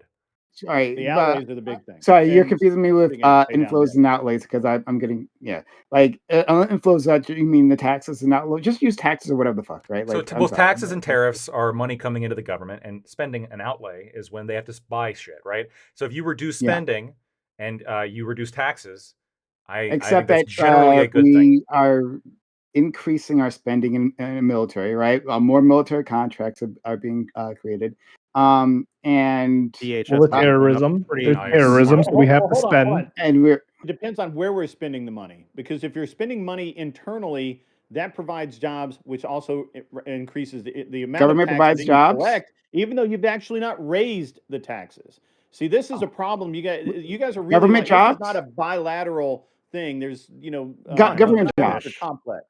Government Economics jobs. are complex, and it seems like a lot of people kind of really. He's What not I'm asking responding is to that. government jobs. Are you like so? You're Are you in saying favor of I those? didn't say Yeah, government yeah. jobs. Huh, If you what jobs? What internal jobs are created? Then you said internal spending creates jobs internal to the United States, like to the when United Boeing States. gets a contract to build 20,000 planes or something, I don't know. But that money pays people's salaries, and those people then pay taxes, even if it's less overall taxes. So if you Yeah, drop the but tax rate what from like from did one part, and I'm just So you want rounding our numbers. government to pay for those jobs? No, they're not. Right? If you allow, How I are don't they? know if I'm following what Grid's saying here. If you allow more money in people's pockets, then they'll spend more, which means there are more private sector jobs created. And in fact, we could actually see under Trump, the job growth under Biden, remarkably a high percentage of it went to public sector jobs.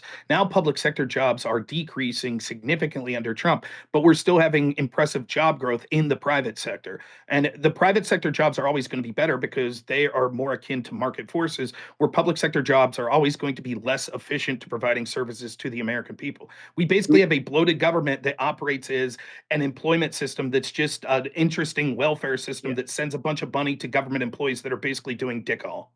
The number of government jobs hasn't changed over time, though. It's essentially been the same since the 1960s, even That's though not the true. population It's has nearly massively going doubled. down. Trump's cutting it. That's No, what we're talking about. they're decreasing now, but the government we've had about around 3 million government jobs from like 1964 to 2025. Even though the population has nearly doubled since then, the number of government jobs hasn't changed dramatically. I don't know if that's true, but maybe that's Yeah, I don't interesting. think I'll I'd have look to that up. It look doesn't into sound that. Yeah, I'll I want to pull back to the original topic.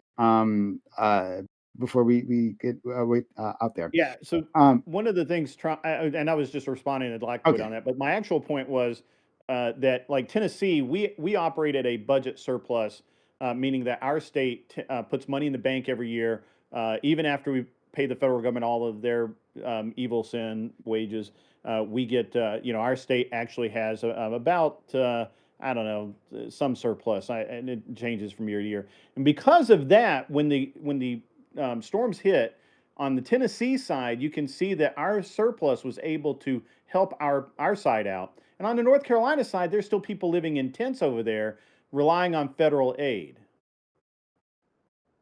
So let's talk about why we shouldn't have why the states should have more and more power and less interference from the government. So Wait a yeah, I minute. want to discuss. So let's hunt. I want to discuss this. So one, there was something that a friend Lightwood said earlier about like Mississippi saying it's the reason why it's net negative is because of not the policies but the people being so poor. Well, I would say the policies have made the people so poor. So there's that. But beyond that, in terms of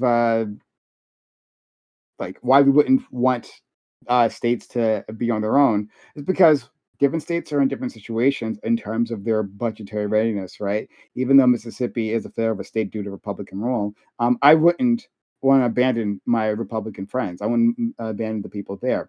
If they suffer a tragedy, I want to be able to respond to that. And then furthermore, how the same storm hits a state, right? Different states will be different, right? Whether it's a storm or whether it's an earthquake or whatever the tragedy is, right? If it's a multi-state disaster, what actually gets damaged and their ability to respond and repair that will definitely be greater. So, like, if in one side of the state line, right, between Tennessee and was it North Carolina? I'm not sure what states border which ones. Don't ask me to know basic things like that about my own Tennessee and country. North Carolina. Tennessee and North Carolina. Thank you. Right, I failed there. I apologize. But anyway, if on Tennessee, right, yeah, just a few farmhouses get knocked down, pretty easy to fix. But in North Carolina, if a dam gets hit and it's going to cost billions to repair, that'll be different, right? Like the funds that'll be available for everything else, right? The other houses that have been damaged, right? That'll be lowered. Their ability to rebuild roads, that'll be lowered because we got a dam that we can't allow it to burst. Like this is just the things that happen in a dynamic world of natural disasters that strike uncontrollably. But as a nation, we should be looking out for our fellow Americans. If we, I mean, if you care about them, oh, actually, no, I shouldn't ask you to care. Never mind. Part of the social Care about yourself. contract. It helps you. It helps you to Yeah. help your fellow Americans. I believe that as well. But I think part of the social contract, whether you care or not, actually, regardless of people's personal feelings, should simply include helping our fellow Americans when they're in need, especially because states they have a limited ability to do that, and the federal government has a much larger ability to do such a thing. All right. But Put a link about the federal jobs thing in the chat too. so we'll go to Bam Otherwise, and what's then the point of LC. having the Fed, right? Well, What's the normally it point? would be to coordinate different resources and response materials to some event that happens. Right, not all states can field the sort of expertise you need for an organization like FEMA, and not all states can have the sort of programs that return an investment for taxpayers by building like resilient infrastructure like FEMA did. Right, Trump's cutting of FEMA has cost taxpayers something like $150 billion. Like that kind of hurts. So just real quick, like 3 points. One, just on you, Prime. I don't disagree in general with the idea of having this sort of social safety net. The difference is going to be how much we're spending, et cetera, and how it's being spent. So I don't disagree with what you're saying in principle, though. There should be some sort of role. Secondly, Bam, just to you real quick, I'm actually surprised. I don't think in spirit you're that far off from what I'm seeing. When you look at the federal workforce, there's not been a lot of change. Basically, it was 2.5 million in the 1950s to 3 million now. However, the huge change has been in state and local jobs. So in 1950s, it looks like we had about 4 million state and local government jobs, and now we have 19.6 million. This was 2023 was the most recent data that I have.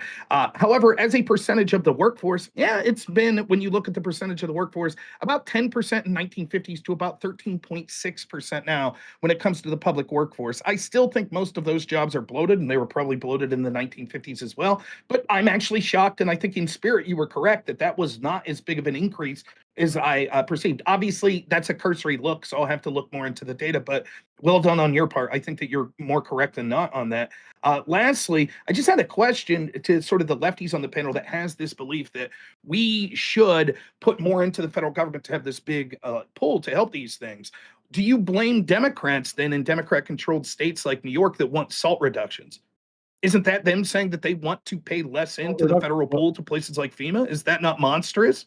What are SALT reductions? SALT reductions are basically when a state says I'm paying into my state government, so I don't have to pay into the federal government. Like So you they've been able to deduct that. So you as an individual will be able to itemize instead of taking the general sort of tax deductions. You itemize them, and you're able to put certain amount of state taxes into a deduction for your federal taxes. So a federal organization like FEMA would get less from a state that has high state taxes, and you're allowed to write off some of those state taxes. This is a big area of disagreement because, for example, Trump and others have suggested reducing how much you could claim on your state level deductions, the SALT exemption. They already did reduce it. Well, yeah. So you're for that, right? You would want to eliminate SALT deductions, correct? And you think the Democrat states that are pissed off about that are monstrous because they're trying to avoid paying into FEMA, right? In principle, I No, do. I I was wouldn't about to think. say, Oh, Yeah, sorry. actually, yeah. no, I mean, people can have different positions on it. In principle, I do. I like in some things, it's kind of like I have to be honest enough to know that, like, oh, okay, I don't live in New York. I don't. That's something that New York cares about a lot, and I don't pay the taxes New York nearly the taxes New York pays. But in principle, yeah, I do believe that. I do believe, regardless of what you're paying into your state, you do have obligations to pay into the broader federal workforce. But I could live there, experience the taxes, and feel completely different. Change your mind, yeah. Putting That's that, fair. yeah. I'm just trying to make the point. If it's Mhm. about this moral duty, then a Mhm. specific state saying, well, it's unfair that we have to pay this much into the federal government because we're paying so much into our state government. Wouldn't you say that they're shirking their moral duty? I'm glad to see that Ali and Bam say no. LSP, it sounded, or you would say you would criticize them. LSP, it sounded like you said you have a different thought on that. Yeah, I'm not sure. Well, I don't know about shirking moral duty. I don't know that there's morality to pay taxes. You just have an obligation. That's just the price we pay for civilized So they're society. shirking their obligation. But some states are. Well, you could say that, sure.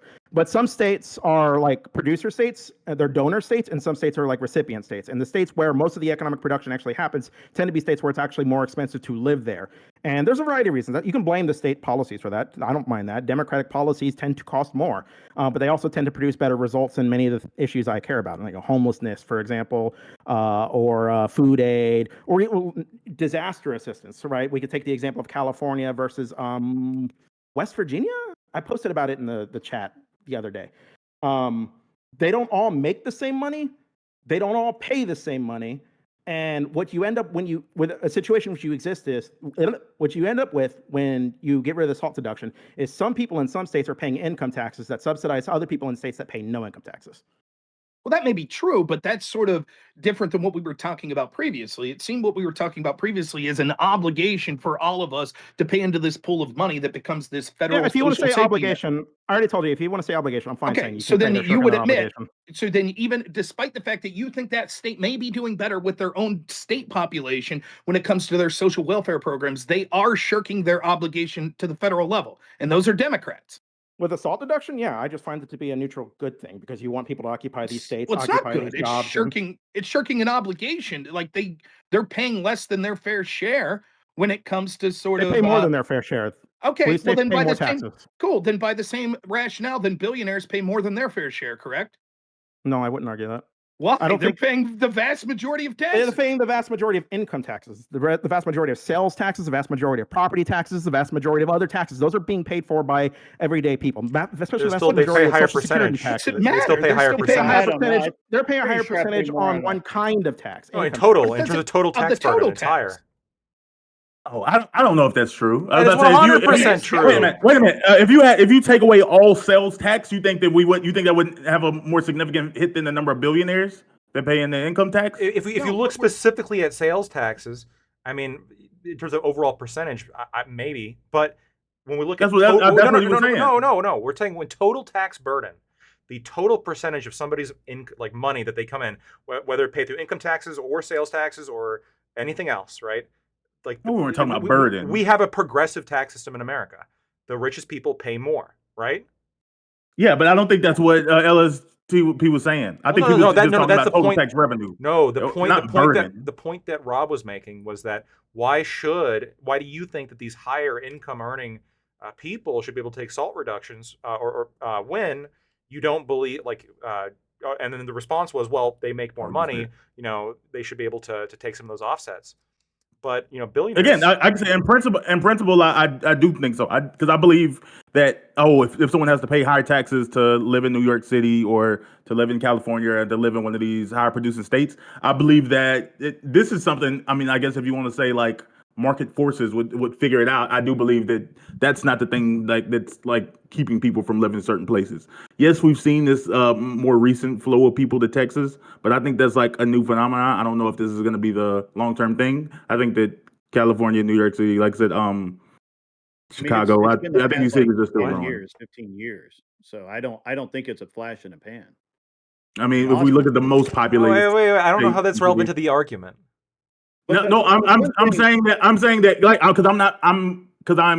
I'm arguing that yeah, it probably is still a moral shortcoming. I'm saying even if you didn't have SALT deductions, I think that people would still live in these places. Like I don't think they need the But SALT that's not deduction. responsible. What I'm trying to say, if I can say it in my own words, is as follows. If LSP's argument is, look, when it comes to the SALT reductions, these states are paying, quote, more than their fair share, so we shouldn't really make a big deal out of them shirking their obligation. They're being Right. My double argument taxed. is, They're paying two taxes. my argument is, why wouldn't that same logic apply to billionaires? The top 1% are paying something like 40% of the total tax burden. So wouldn't that mean that they're paying more than their fair share? Therefore, we shouldn't criticize them for shirking their obligations? No. One, people who are super rich, super wealthy, are already benefiting from our system far and beyond what any other normal person is, right? I think something like 80% of the wealth in this country is owned by like the top 5% of income earners. It's something insane like that. But I mean, two, 46% of Americans don't pay taxes, so yes, pay that's how federal bad they income got it. That's how bad they got it. They don't have jobs. A lifestyle They don't have burden. jobs, or they don't earn enough that they pay taxes. Something to that effect.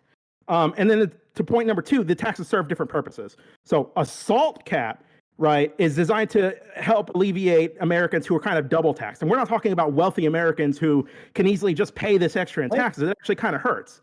And it often goes to the benefit of states that don't even have an income tax themselves to pay for their own services. Can I address this though? But Sure. one, they do tend to come from states that on average actually are states that are have wealthier people. Second, it's only going to make sense for people that could get a refund and are paying into taxes, which by its very nature are people that are wealthier than like the bottom 50%. And third, even if we accept that these aren't wealthy people that are clamoring for the SALT tax reductions, certainly that's not true on the aggregate. But even if we accept that argument, it's only wealthy people getting SALT reductions, real are quick, you? I'm not saying it's only wealthy people. I'm saying Okay. it's disproportionately wealthy people, and on average, these people are paying in, which makes them wealthier than like 50% of the bottom of the country that's paying very little taxes. But the third argument, which is most important here, is but they're already getting something for their taxes. You already acknowledged it, that their state systems are better. So they're getting a state benefit from the taxes they pay in. Sure, they have to pay in more, but they're getting all those sweet state programs in those Democrat states that you say are doing great. Yeah, I So don't agree again, with that. it's the same logic. You can't get away from this logic, which is you say, well, we shouldn't make a big deal of them shirking their obligation because they're already paying in more than their fair share. My argument is the same could be made of billionaires, and you don't really have a good reason to differentiate other than to I say gave you that the two. billionaires already have a system that benefits them. The same is true of the different people that live in the purposes. states with SALT reductions. If you get rid of SALT deductions, all you're doing is raising taxes on people in blue states. If you get rid of taxes on the wealthiest 1%, you're not providing a net benefit to the rest of society. You're making the wealthiest people richer. They serve different purposes. But wait, if we get rid of the SALT Raising tax taxes in blue deduction, states may yes or cause some no? Yes or no? redistribution. Yes or no? If we got rid of the SALT tax deduction, would that not lead to an increase of federal revenue from taxes? Yep. And would that not benefit the rest of the country? It could. Okay, so same logic here. The idea that it's red or blue states irrelevant, right? That's not It also important. hurts people in the country. The tax policies are more complicated than that. It's not just an on-off switch. You need to be narrow, direct, and focused. SALT deductions are designed to address double taxation. No, it's not. What it's designed to do. Yes or no? Do you think that the people in Democrat what's it designed to do if it's not designed to do that? Let me extrapolate exactly what I mean by it, right? What it's designed to do is mean that people could pay taxes that benefit themselves more locally than federally. They could shirk their federal obligations, in your language, at the behest of helping their domestic obligations, right? My question to you is, do you think that these Democrat states that pay more in, that want the SALT reductions, are getting more tax programs that benefit them? No, at they're the getting state level? less. No, that's not true. They're getting more at the state level. You think California gets? I'm sorry. Okay, you're saying California gets more state level programs? Correct. Okay, yeah, I don't disagree with that. Right, and so they're buying something with their taxes in effect, in your parlance, right? Yes. They pay more in That's what taxes, taxes are but they're supposed to getting do. more programs, right? Yes. So they get more state programs than, say, West Virginia, correct? Yes. Okay, so then why do they deserve a federal tax break? I already told you, net benefit to everybody else versus net benefit to just a few people. SALT deductions minute, what do benefit you mean? middle and upper class. Every That's time I explain the same answer to you, you say, wait a minute, interrupt, and then try to ask the same question again. It benefits middle and upper class families, right, in states where they're already being double taxed, versus a tax cut for billionaires only helps the top 1% of people and provides no societal net benefit. Well, I mean, again, what you're suggesting is people, it's not just about income. It's about Rob's total making a benefit. lefty argument right now. You're You can keep arguing this, Rob. I'm going to give you the same answer. I've given you two answers. You haven't addressed them either way. Your answer is factually That they serve different based on purposes. your own That is logic. a factually true statement. They It both is serve not. different It is purposes. not. It is not, because what you're leaving out is on one hand, you're talking about a benefit people get, not just their income, but also programs at the state level. Then on the other hand, when we're talking about like, okay, so it'd be the equivalent of this. I buy a car and spend a lot of money, so I get the car, right? I might have less money. I might have $15,000 less now, but I got that car, which is I got something in return for the money. In this case, you're saying that these people at the state level are paying for these state programs and they're getting the benefit of those state programs. But then you're Just saying something it you would should be want because it alleviates pressure from the federal government. Please, let me finish. And then Okay. what happens is when you're like, okay, fair enough, they're getting a bang for their buck, but they still have these federal obligations, and you're like, no, that's a double tax. But that's irrelevant. Just in the same sense, like what you can't get away is you're just making arbitrary distinctions that aren't material to what we're talking about. When you say billionaires, it's only 1%. Okay, then if it's only 1% of people that want SALT reductions, would you admit then we should dispense of them and it's greedy because it's only 1%?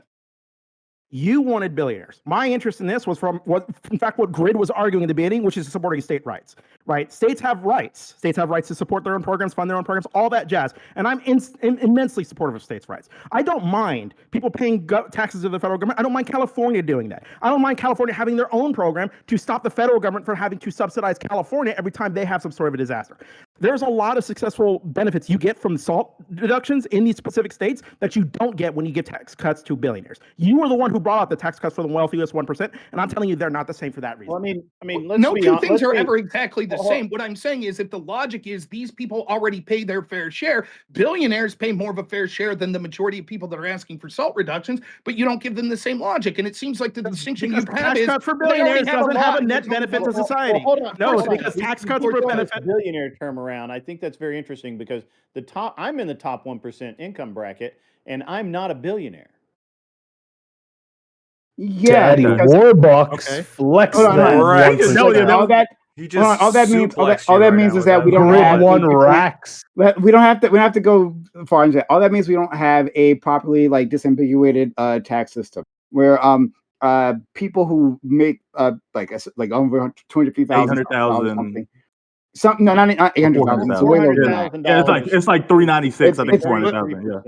Yeah. Yeah. Right. They are included in the same tax bracket as billionaires. Like I would not include you in that. In fact, I've had this conversation many times before. For Doobie, for instance, he's a multimillionaire, right? But even Wait, him, Doobie is?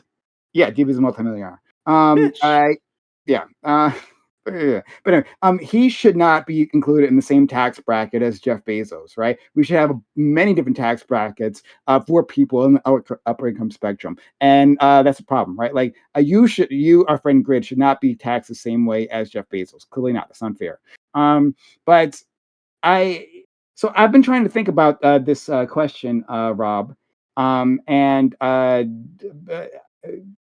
if you could be a bit gracious here. I don't have a well thought out answer to this. I've never thought of the SALT deductions, right? We never discussed that here before. So I'm just like coming up, like thinking about this on the fly. So I do apologize if this comes out badly.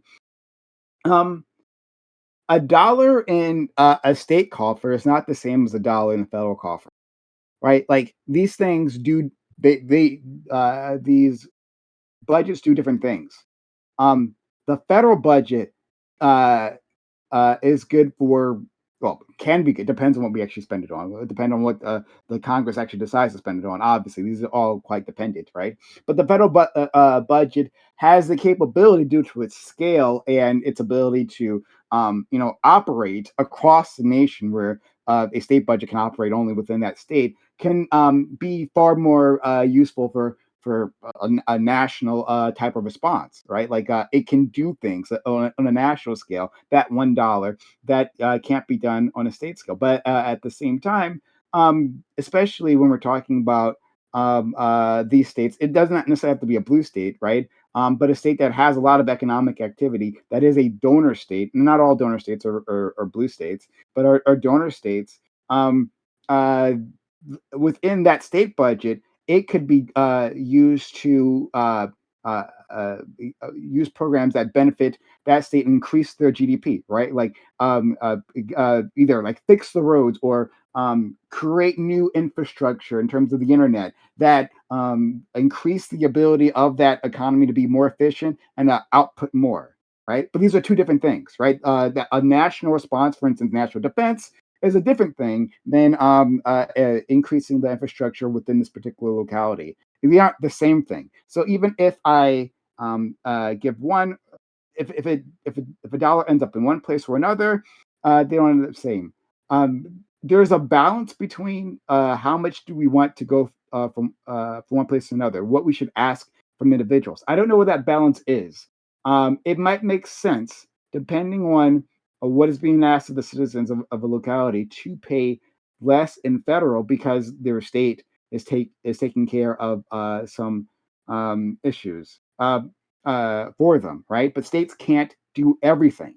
States can't respond to all things. They having like for instance, national defense. States can't do that, right? They can't operate a military to the scale that we have on the federal level.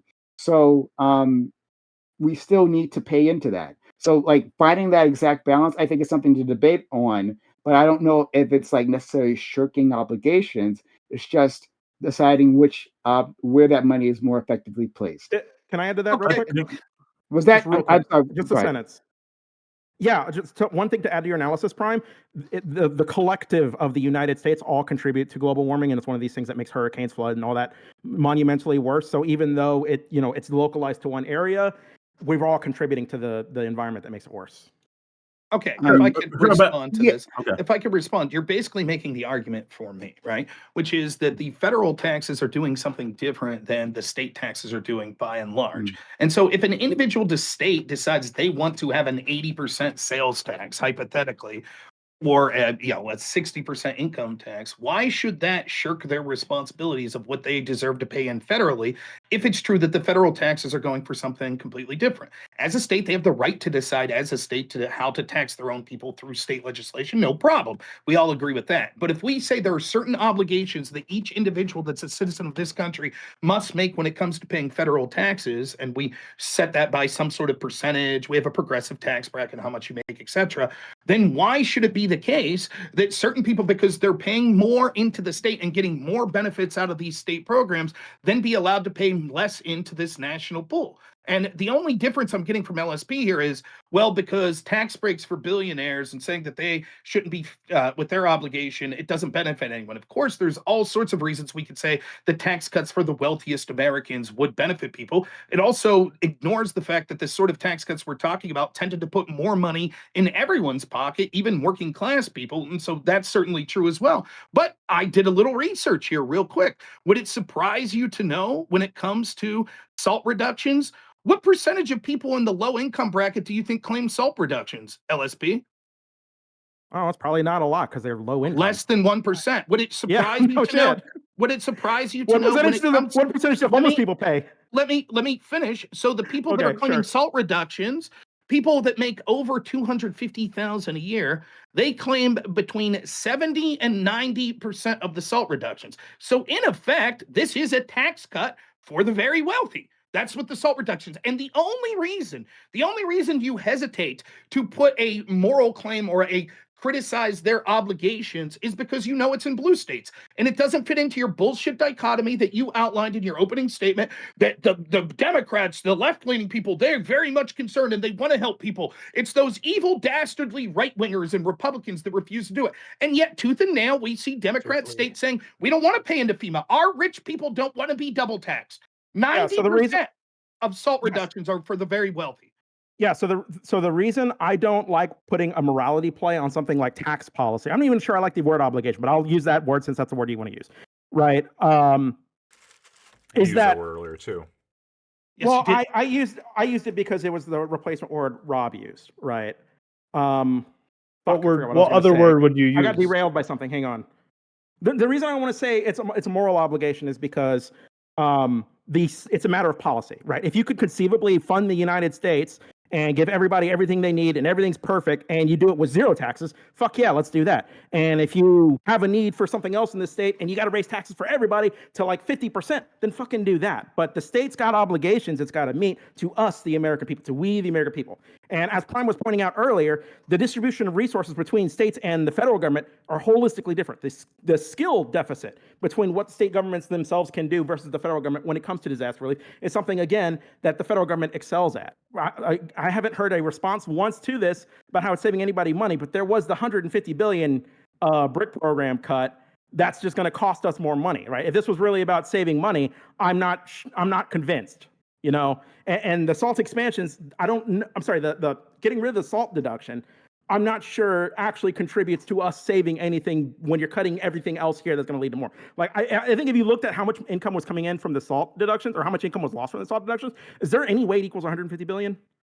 Like, that seems monumental. I don't know. Your estimate, though, of a bunch of people that also made a bunch of bullshit estimates on Trump's original tax cut policy of what a disaster it would be for the economy that were proven wrong. Actually, tax revenues went up after the tax cut policy, even though we were told it would be the exact opposite. We constantly see these think tanks that say, trust us, bro, Trump's economy is going to be a disaster. And yet the policies that they endorsed under the Biden economy was the actual disaster. And we saw real wage growth decline. But there was a massive tax increase. I don't know what that is addressing. But like, I don't like. There was a massive tax increase because of the tariffs, though. That's a separate thing. What I'm suggesting is that all you have is an estimate. You have an estimate that because we cut this spending with the BRIC spending, that's going to lead to paying $150 billion more a year. That is an estimate. We shall see when it comes to the end of Trump's term whether or not that cost more money than it saved. I guess we'll see when it comes to that. I'm just saying I don't trust your estimate at face value, just like they said all of this stuff about the original tax cuts.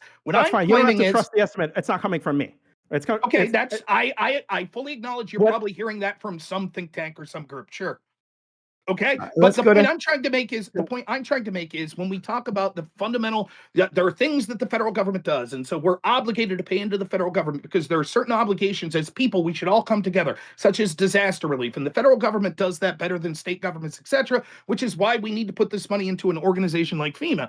I'm saying if that's the case, then the SALT reductions would be the shirking of obligations, because just saying, no, trust us, bro, we're paying more into the state, so we should have to pay less per capita to FEMA is nonsensical. It's primarily benefiting the wealthy, etc., in these Democrat states. And I think that you have a double standard here, because as soon as we say, okay, but if it's about paying, quote, your share, well, we could see billionaires pay more than their share. And your argument's like, yeah, but those tax cuts only benefit sort of I feel like I've addressed this directly. Prime, I'm having deja vu. Did I not address this directly? You have not. What you've done is you've made distinctions without merit. You've made distinctions that aren't warranted. Why that shirking of obligations has been made, and then you constantly contradict yourself, as is Prime case. When you talk about the need to have separate pools of money and how these federal monies are spent differently, and these are certain obligations, again, then why wait a minute. I didn't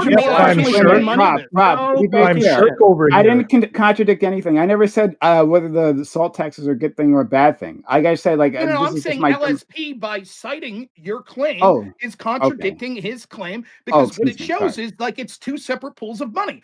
There is a necessity for the federal pools, and then there's a necessity for the state pool. And my argument is, if you're paying more into the state pool, that shouldn't shirk your obligation to paying into this federal pool.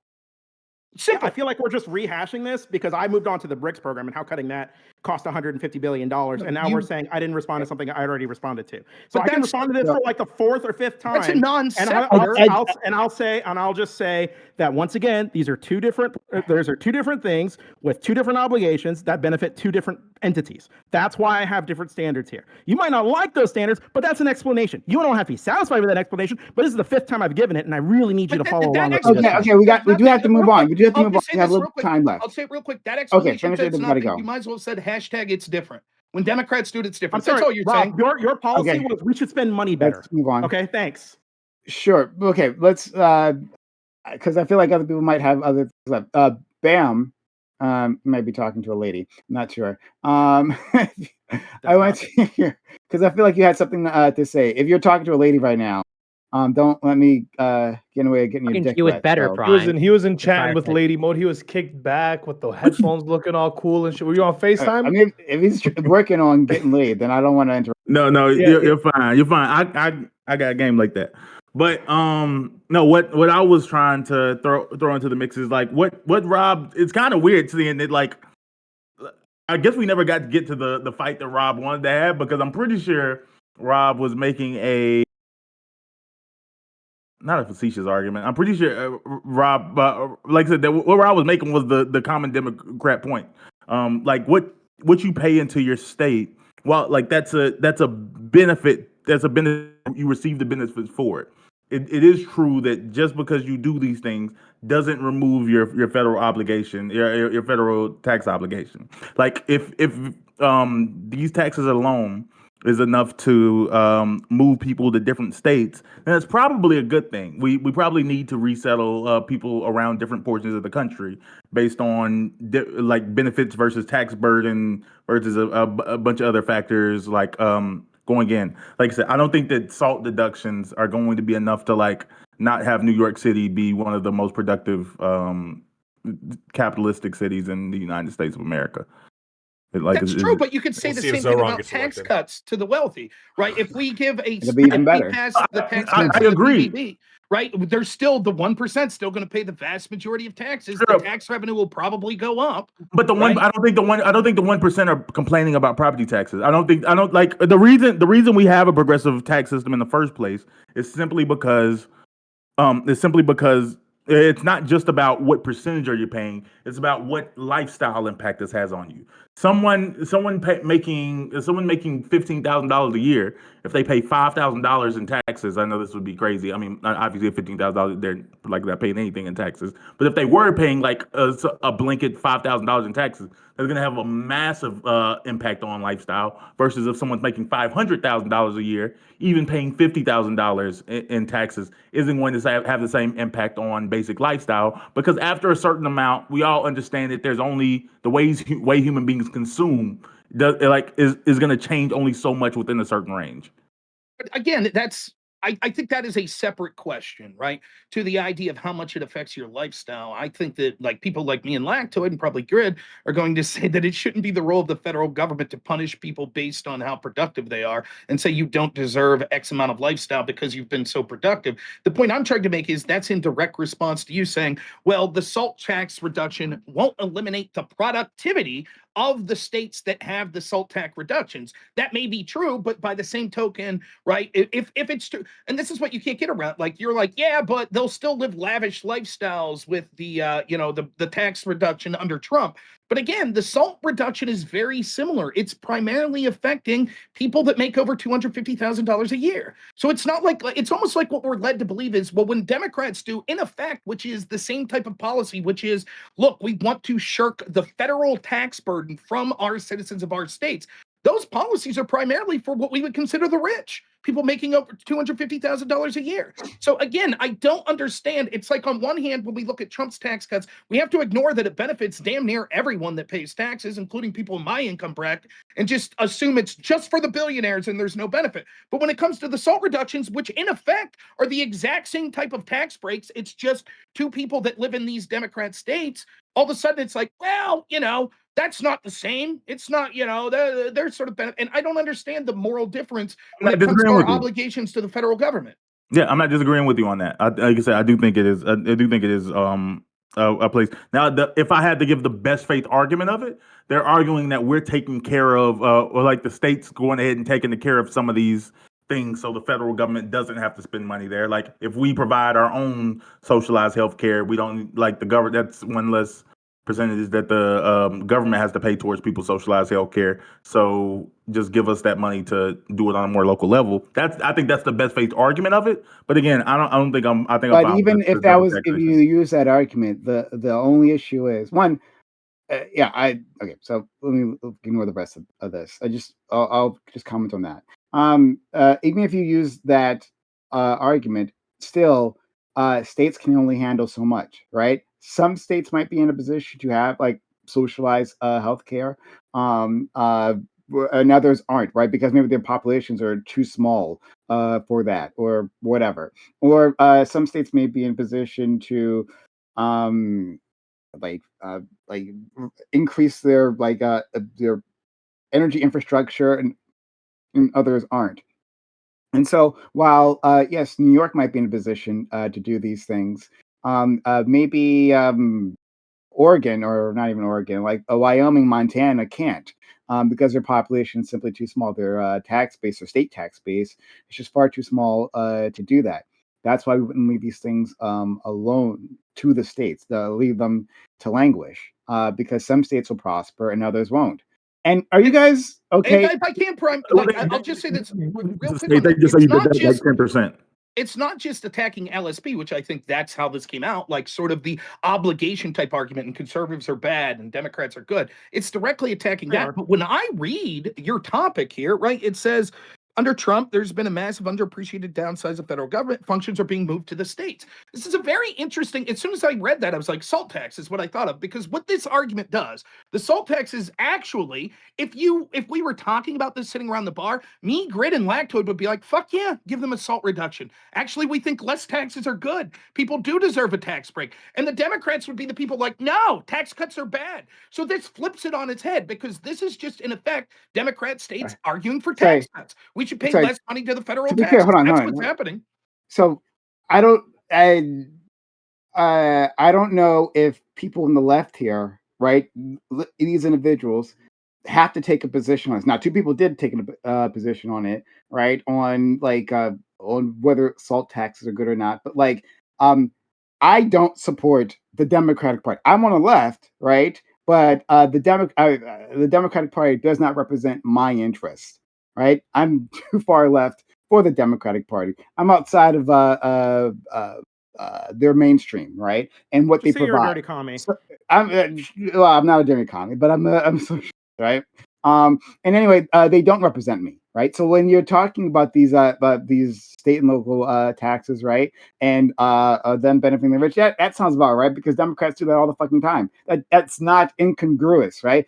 Democrats are usually saying, "Well, we want to increase the tax." Democrats, like the party, the Democratic Party, not talking about the base, but the party, right, serves the rich all the fucking time. They make noises like they care about the worker, but they don't. Right, in their actions, they'll do what you just said, Rob. Now, again, you know more about the situation than I do, and I apologize coming into this with a certain level of ignorance. But like, I believe you, Rob. If you tell me that this is a policy that the Democratic Party has fought for that benefits the rich, because they do that all the time, right? So, like, whatever, right? But we, as individuals, don't necessarily have to be held to account for what those greedy, awful Democratic politicians do necessarily. Well, the Republicans are the ones who increased the salt cap to $40,000 up until I think 2030. So like, I don't even think it's like necessarily a partisan issue. It's just people from wealthy states.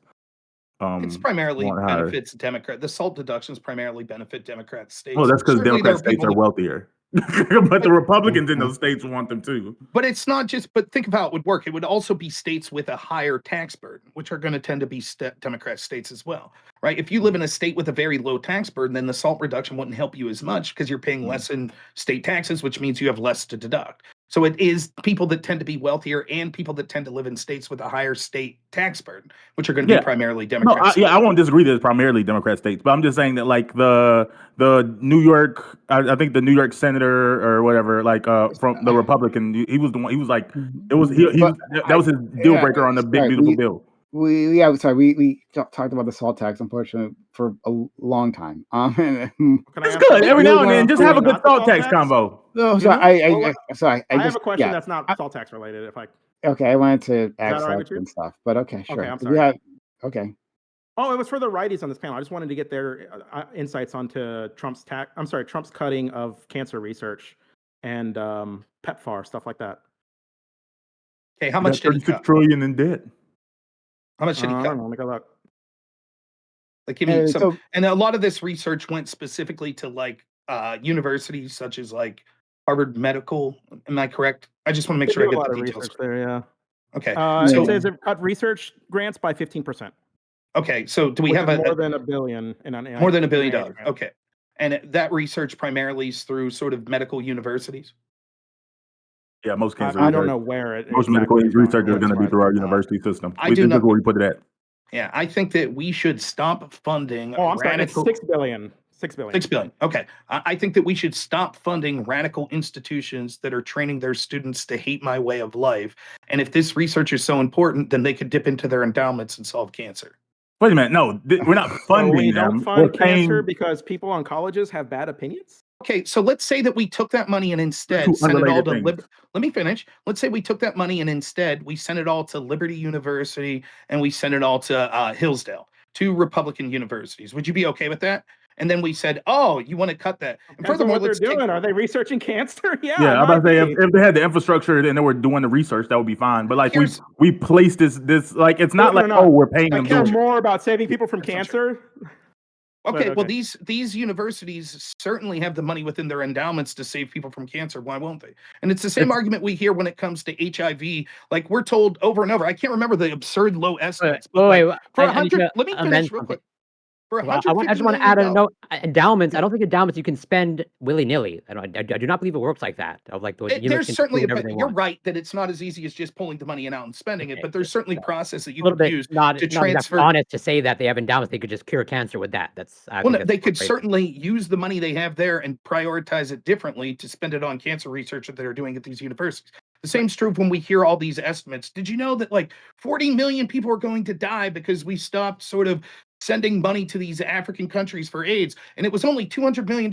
Okay, then donate the money. But no one will.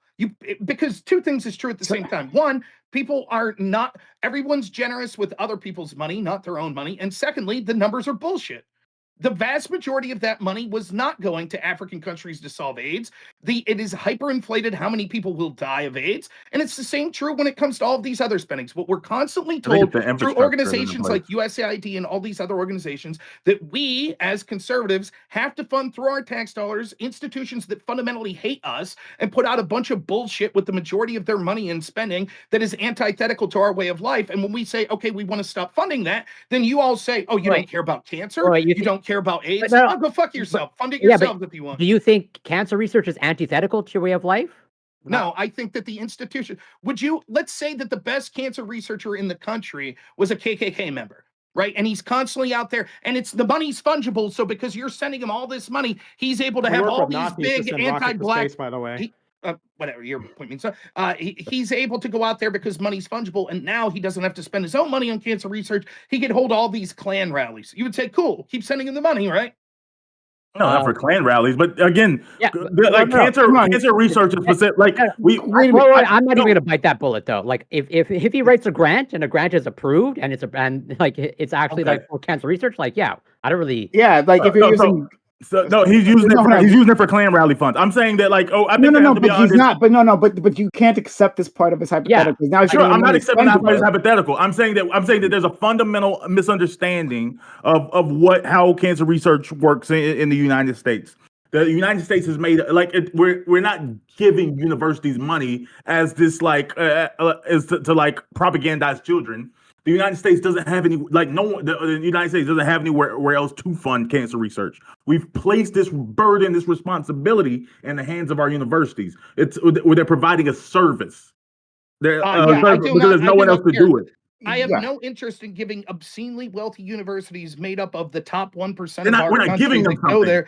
I have no interest in giving them money which is fungible so that they can keep using their own Okay. funds. Okay. Sorry. That's why. See why you have to deal with that first part. He misses the fund. He thinks that he doesn't think we're giving them money. He doesn't think there's actually a service being provided. He doesn't understand that there's nowhere else to put this money. First of all, I agree. I agree if there was a service being provided. There's nowhere else that has the infrastructure of our university system, like no other institution that has the capability of our university system. It's not just cancer; it's all medical research. Yeah, all of it. So much of our research, all of it, almost all of it happens through our university system. We'd have to create an entirely new infrastructure, right? An entirely new paradigm to actually handle that. But that's okay, right? And then beyond that, hold on. No, I'm not missing this point. Hold on. Don't. Yes. I'm not gonna hold on. I'm trying to get this point out. Then you have to accept that money is fungible. So money that's been given for a specific purpose, like our friend Corey called out, right, is now also that might be used for Klan rallies. That might be a thing that might happen, right? Or, in his to more to Rob's point, it might be used for anti-conservative talking points rather than actually the work done. So yes, you have to accept that part. No, I didn't accept that part of his. You don't think money's fungible? I think we have like very strict accounting practices specifically. You're missing the to point. handle You're exactly. missing. No, hold on. I'm not. I I don't promise I don't you care about point. are. I Hold on, one promise second. you Hold on. are. Hold on. One second. No, hold on. I'm saying I don't care about his point. 1 second. So and Okay. then All right, finally, then. 1 second. Right. So what's it? So fuck, man, you're talking. I forgot the point that I'm trying to make here. I'm like, I have a larger point that I'm getting to. Fuck. Fund our radical lefty institutions, or else you don't care about cancer. Oh yeah, yes. Just say That's that. my take on It's it. way The other point easier. He doesn't care oh about yeah, sure. cancer. He The doesn't other, care about kids dying. Just the say other that. point It's that I way was going to easier. make, Same right, old is bullshit. that Neither like do you. it's so Why don't you strange. spend It's your so money? strange.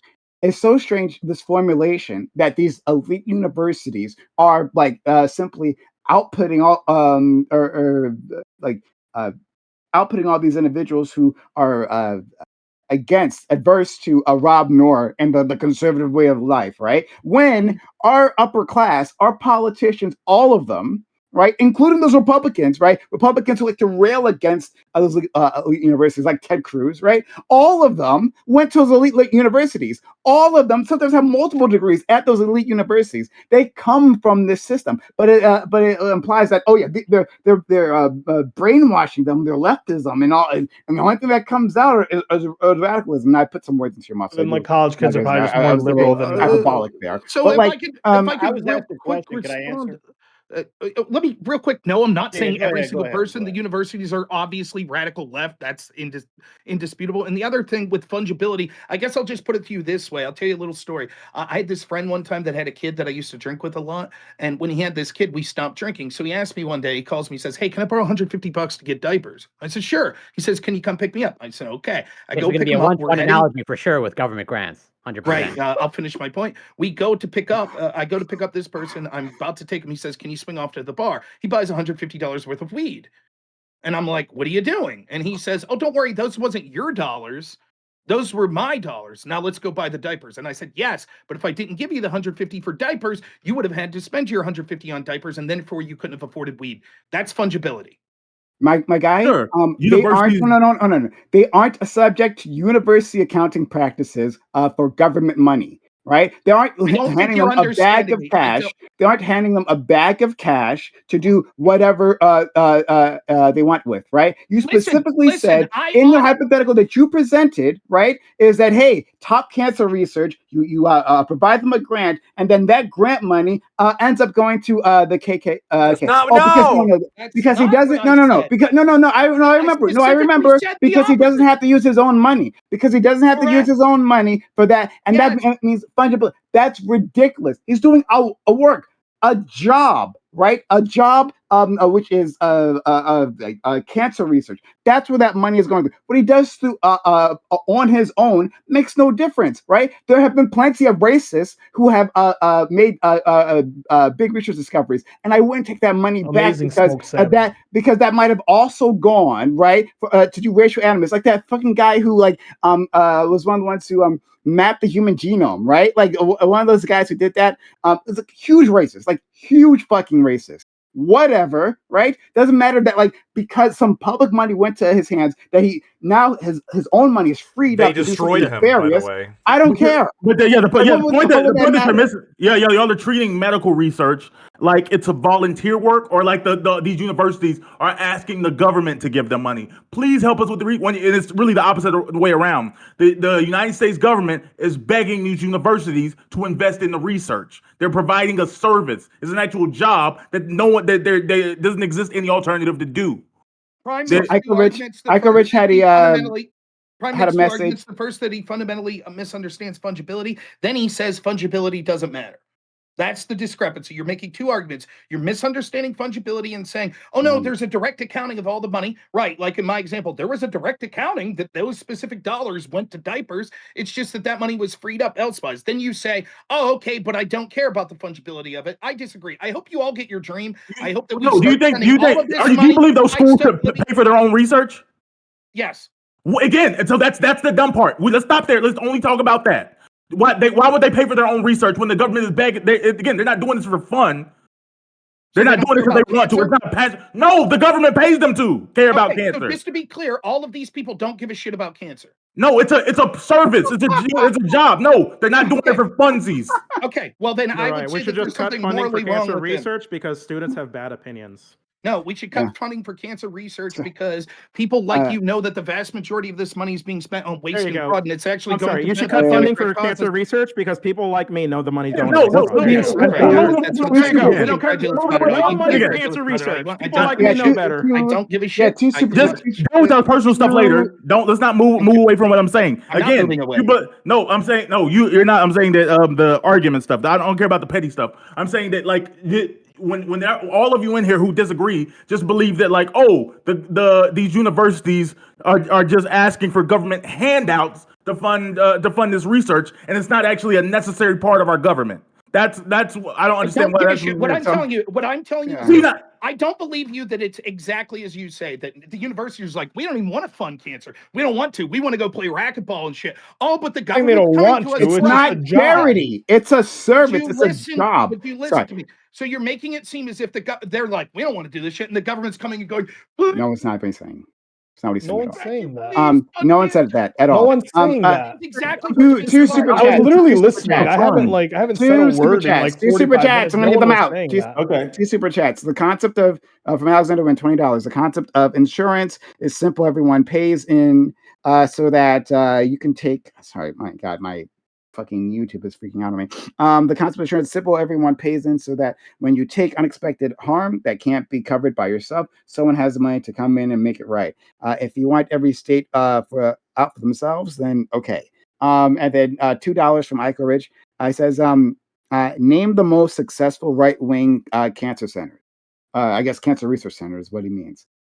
So are there to Rob, to anyone, right? Cancer center where you go to get the cancer. Cancer centers where we go to get cancers. Yeah, cancer research centers. Are there?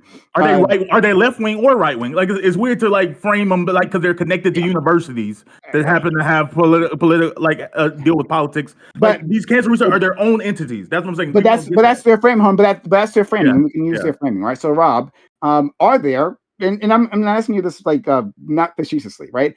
Are there preferred places that you would like these cancer dollars to go to? Ones that line up with your values specifically.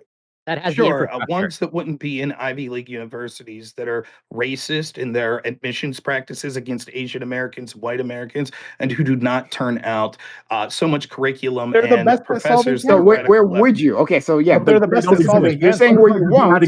Where would you? Where would you? Any place that isn't doing that? Or you're asking me for a specific name? Would you like me to Google a cancer research center? And then when I do, you in the chatter will say, "Fair enough. We should." Hold on. I'm not trying to. Hold on. You sound. I'm simply relating the super chat. But in any case, right? Like it sounded like you had an idea of what you wanted this. Okay. The American maybe you didn't. Maybe you didn't. Hold on. You might not have. It's fair. You asked me for questions. Okay. The American Cancer Society, a nonprofit. The City of Hope, a top-ranked nonprofit. The Koch, the Koch brothers. They have an institution at MIT. I think we should send more money to the Koch brothers. You guys are cool with that, right? More. Okay. No, I am. All of the money. In fact, hold on. We should have the Koch brothers do all cancer research in the country. Yes. And we pay for everything. Are they good at it? They're going to find people who are good at it. Well, how racist are they? Because there's a direct correlation to how good you are at cancer research to how racist you are as an institution. So, like, how racist are the Koch brothers? Not enough. That's going to be a problem. Clinic, Mount Sinai, the National Comprehensive Cancer Network. Okay. Those all seem better than. Okay. Our government officials disagree with this fundamentally. Like Condoleezza Rice is. Before you do that, Grid has been waiting. So let's get Grid and let's get Grid, Corey, and then research. I don't know. Bye, LSP. At all. Once the cancer found, will pay for it, and therefore any research into the cure should be privately funded, because there's absolutely zero chance that my tax dollars will result in a free cure. So fuck that. What about a faster cure? It doesn't have to be free. What if it's faster? All the research. What if we just get the cure faster, but it's not free? Like I don't. like we kicked why, in. Why do but then why do you want to pay for something that you are going to have to pay for again and again? Why? You don't think society has benefited from medical research? Because if I get the cancer and they didn't research it, I and then they agree can't that cure it, society's it'd be like benefited from annoying No, to from have the public cancer. medical research. You think we do it for no Which reason? public There's no research? benefit. Which public research? I'm pretty sure almost every medicine that comes out in the last 30, 40 years has came from Okay, from and you public guys funding. all bitch about how expensive medical is, and yet your tax dollars paid for it. It should be free. It's not the medication Yeah, itself expensive. is the problem. I'm glad that we're having advancements in medicine. Like I said, people may have issues with You think pricing, billions but I of don't dollars want to why- not why- make. why Right, is but that? the research is supposed to be like hella expensive on this stuff. Like the research is where the most of the money goes, I think. What if just hypothetically say this occurred? Like say that a bunch of billionaires that you people don't like came together and they're like, look, the government needs to keep giving us money, et cetera, because we have all this great funding. And they put out research that says our funding's doing a lot of work, right? And you personally haven't audited it. Would you trust that to be like, yeah, we all need to pay more to these billionaires because it must be doing something good? Would you trust that?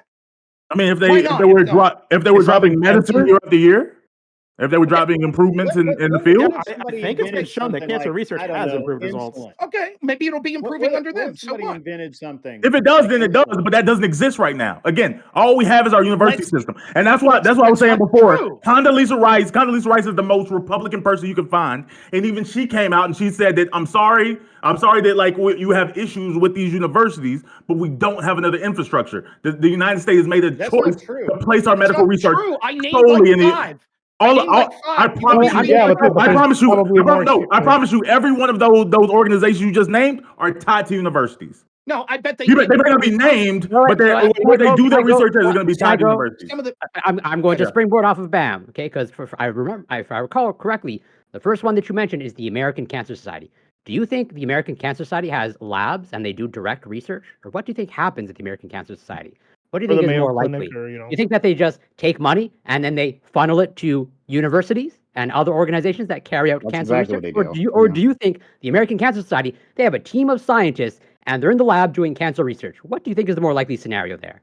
I think that they probably are giving it to other facilities. I don't think all of those facilities are directly through Ivy League schools. And look, the point, right? I answered your question directly, right? I would say probably the majority of it is Ivy League school, or rather prestigious institutions. I cannot stress this enough. Let me make the overarching point. I don't give a fuck about what you're saying here, any of you. Let me explain why.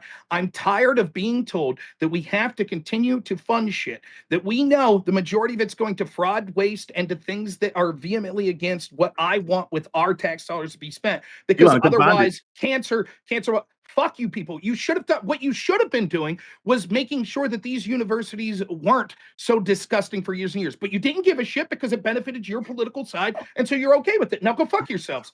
Simple. Okay, that's nice. Lactoid, go ahead. Bam, you said earlier that like, oh, the government has to come ask these universities to like do the research, right? No, I'm saying I may have been being facetious. What I'm saying is this is the route pattern we go down. You know, the federal government has an interest in investing in medical research, and the place that you invest that into is our university system, who actually have to do that research. Turn into a pumpkin. What You can just go if you want. Once we finish at 11. You just go. No, you can just go if you want. If you need to go. It's, anyone. It's past 11:30. I don't want you to think I'm gotta rage head out. quitting or anything. You know. No, certainly not. Go ahead. Yeah, Doug. you're a quitter. You're a Would loser. you That's be what's happening. would you be okay with just like having the government just like forcing Harvard or forcing one of these Ivy Leagues to spend some of their endowment on cancer research? I don't know about that. What do you mean by forced? Just like if you want to elaborate on what do you mean by forced? like you have to do it. Like we could figure out some kind of If you leverage. take the money, you have It's to real do it. quick. I mean, are we going to write off? Is there going to be a tax Oh. write off or anything? Yeah, like how's it working? No. What We just say like you have to spend a certain percentage of your endowment on cancer research, otherwise you don't qualify for FAFSA. How do we enforce this? Otherwise you don't qualify for FAFSA. Auditing. Are you trying to say something? Yeah, I just looked it up. I mean, it says that most, if not like a majority of any independent lab or whatever is either affiliated with a school, is used through a university. That's where they do their research. Like it's majority through. Yeah, university. I'm saying not Harvard Medical and places like that. Okay, MIT, for just if example. we I mean, just just about the university elite in schools, general, then we'll I'm be just fine. saying. Okay, well I then don't give a that's shit. we will still have I know most this- schools. The vast no. majority aren't elite, and Well, no, the I vast want to answer my question though. Sure, go ahead. Well, I mean, do you have an answer? Like, what would be wrong if you care about cancer and dying kids? Why not just start forcing Harvard to spend some of that $50 billion endowment? We can just say, hey, look, like you got to spend at least 10. Is it specifically just Harvard, or I'm about to Oh, when there's your endowment's there's not supposed to go plenty down? of Ivy Leagues that we can Just start an taking a look at. No, but I'm saying, is this like just the Ivy League thing, or But like why or, would that like, be the case? Why would like you? how, Why like how would you you do that? define this category? Would it be like if your endowment is over a certain amount? Yeah, sure. You're required to spend a portion. Sure. Well, he's saying we're going to withhold FAFSA funds that Congress has I'm appropriated. about to say that now. Are we still going to have the same amount of money going towards this funding? Now the issue you We have could- is we- that Congress we could have doesn't even allocate more. money to cancer. They allocated money to go to student tuition. So he's just saying, what if we got the government to just violate the law? The government, hold on, the government can absolutely withhold FAFSA funding. For example, they violate Title IX. If a school's not in compliance with Title IX, you can withhold FAFSA funding. We could just make a rule, and I'd be fine with Congress doing it. Is We that just- in we the could- we- law we- for we could- FAFSA? hold on, we could have Congress do it. I don't care. Would you be Okay, would sure. you be opposed to a law saying, look, if your endowment is over this amount, you have to spend a certain percentage of that on cancer research. Like this is going to be Harvard, Yale, Cornell, all these places. You got to spend a certain percentage of your endowment. I could be shown that it improves results. Sure. Give a percentage. 5%. 5%. Can you show me a 5% improves result? It can't be 10 because it can't be 10 because the point of an endowment is like your endowment's not supposed to go down. It's supposed to be enough on its returns that like it funds things without decreasing. Well, no, because once they get low enough, once they lose enough money, then they're going to be below the threshold where they don't have to do that anymore, right? So they're not going to run out of money. It's like a progressive income tax. Not quite, but the same idea of like any of these Ivy Leagues with a big endowment, they're going to have to they are going to eventually get down to some low. Everyone's going to have a very low endowment. Would you be opposed to this program? I was about to say it wouldn't remove their government's responsibility in paying for it, but sure, they can participate as well. What if it led to overall more cancer funding research than the current system, or the system that you guys are criticizing Trump for cutting? Well, that wouldn't be the question. Does it lead to fewer cancer deaths? If it leads to fewer cancer deaths, then yeah, sure. I don't think that would be a thing because I don't know how you connect it to. Yeah, sure. I'd take that. So wouldn't you? I think 10%. I think 10% is in practicality probably way too high, like in a year over year. Just because the endowment is like the money they made all the time. That's not just this year's income. Whoa. Maybe they made the money. Yeah, maybe they made the money, but we have to take that money for cancer research. So yeah, 10%. No, I'm just saying 10% isn't. Well, you wouldn't do this for. Saying not 10% annually. You wouldn't do a 10% wealth tax, would you? I think what he's saying is he's fine with the policy, just not the number. No, I'm saying that Lactoid understands the economic issues with the 10% wealth tax. Like you're over here taking 10%. It is not a weird conversation. Lactoid has a point, which I see where he's not. He's not because he does. But I haven't disagreed. I haven't disagreed with the concept of taking the money for like what if we get something different? Sure, we can do something different. But I'll say he also has to deal it within the economics of what's reality. If we tax Jeff Bezos, we're going to take 10% of your net worth each year, you would realize like, oh, okay, well, that's not the sustainable model. Wait, hold on. Why would that not be a sustainable model? Don't you care about kids with cancer? Do you know how many kids we can save with if we just take all of Jeff Bezos' money? You know how much fucking cancer we can solve? Well, he doesn't work for Amazon anymore. He doesn't work for. We don't need him. Yeah, but he owns Amazon. So if his money goes away and he doesn't own Amazon, we then take it and then more money. Then when you're done with it, when you run out of that money, no, we take his shares and then we take his shares. You're doing it because we didn't get the answer you thought you was gonna get. Like you didn't. The gotcha didn't work. All of us was that we were fine with funding something different. No. So the gotcha. So I did have to like up it to the Jeff Bezos thing in order to get the gotcha because I was underestimating like Rob was talking about before. I was I guess underestimating how quickly you guys will look at a pool of money that's not yours and just say, yeah, I guess we could just take that. Like you're right. That is how you think. Pocket watching, and I totally underestimated that. That was crazy. Lactoid. Are you on the same page as Rob of we should stop funding Ivy League research institutions and cut cancer funding? You're on the same page as that. Yeah, I mean, I would cut a lot more than that. Voluntarily, because there's been no benefits to society from public medical research. We could get way more benefit if we took all of Bezos' money and just gave it to the kids with cancer. Do you not Let's care just about take it- kids? Do you This not is- care this about guy's kids with cancer? working. Do you not care about kids with cancer? Yeah. You know how many It's cancers gross. we could save if we took Oh my all of God. Bezos' money? And many Bill Gates, cancers you he could doesn't do save? he Oh doesn't my do shit. Bill Gates doesn't do shit anymore. We take all of To his be money fair, too. we Bono. probably Let's solve take we probably Bono's solve money, more too. cancer Really if we basic. took no money and we did no research, right? If we just had people chilling and people didn't even know they had cancer, you wouldn't even have to solve the cancer that people didn't know they had. Oh my It's God. it's really really simple. Just no It's cancer just research. a We don't really find basic out anyone taxation has point. cancer, and they don't have to solve it. No, look, So, Hunt, I think let me what's get clear here is two that two super chats. Okay, multiple things here. One, before I read the super chats, I'm actually happy that Rob Noor and I agreed on something. Right? It's always fun when you find agreement with your ideological opponents. Rob Noor, in case I want to make sure I don't get your point incorrect. You want to dismantle Ivy League schools? I believe so. Like that would be your ultimate goal, right? That like you don't want money No. going there, or maybe you don't Oh, want to that- dismantle them. Oh, Okay, wait, you what just do you say you mean want to dismantle? stop. They have the the right to funding. exist. I mean, I don't No know if I funding. can take their No money, funding. No but I funding. don't want to You want fund no it. funding. Period. Fuck 'em. Okay, well then I still agree with you. I just want to go further. Then I actually want to dismantle them. These universities. I Crazy, want to. but all right. No, I've talked about dismantling but them. the cancer though, Prime. Right. Yeah, we can do that. Those anywhere find else. other Right? races We're to just solve cancer. using we can perform those services at other universities. And plenty of universities, public universities, already do this research. presumably, Like Prime, real Harvard quick. isn't necessarily necessary. Real quick, But wouldn't it if be you're talking true- about taking away public funding, right? Yeah, I'd be okay with taking public funding away if from you're Harvard. presumably, private this is the universities. point. The So- point I was getting to earlier. If I could say this real quick, presumably, when I was talking to Bam and them, I don't think these cancer researchers are heartless. Presumably, they are invested in the work they're doing. And so, if the facility moved from Harvard to some government facility or to some private facility that wasn't like a university like this, I'm sure that if you put dozens of billions of dollars into it, that people would come. They would say, "Great, this is where the good research is being done now."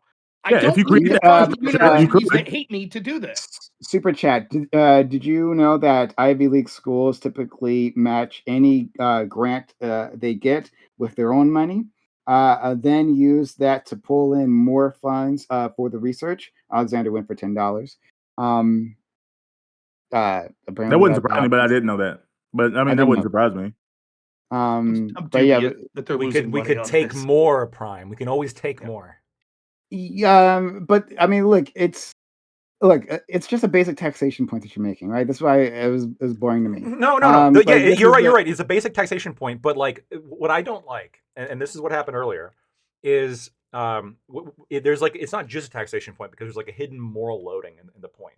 Oh, you don't care about kids with cancer. You don't care about the people with AIDS in Africa. You don't care about this.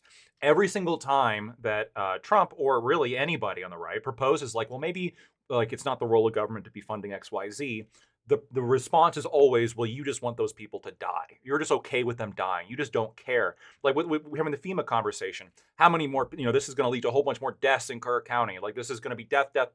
You're right. If we had the federal government, build every single person in Kerr County their own bunker, maybe we would have no deaths. I don't know. But like, obviously, like we can have a rational conversation about what the purpose of federal funding is. And all we're saying is that, cancer sucks. That doesn't necessarily mean that we should be giving a bunch of money to Ivy League universities who have these massive endowments and are made up of like the wealthiest, most powerful people on the planet, by the way. Why we should be giving them our money to do a We're job. not giving it to them. We are. And that's not being given. we're not giving. It's a weird thing. It's a weird formulation. They are a institution, organization that is fulfilling a purpose, a service, right? They a grant to do a job, to fulfill a role, right? Just like any other organization, right? Some of them are private, right? Some of them are private organizations. The ones that you guys are naming happen to be private institutions doing a job. I don't know why you guys are now against private institutions doing a job. Well, no. We're against I'm taking like against public money. federal- Yeah. They're against it going into a specific building. So, like, if all the people at Harvard went to a different building, right, and then they called it a different building, But what I'm saying, What the fuck are you talking about, Ali?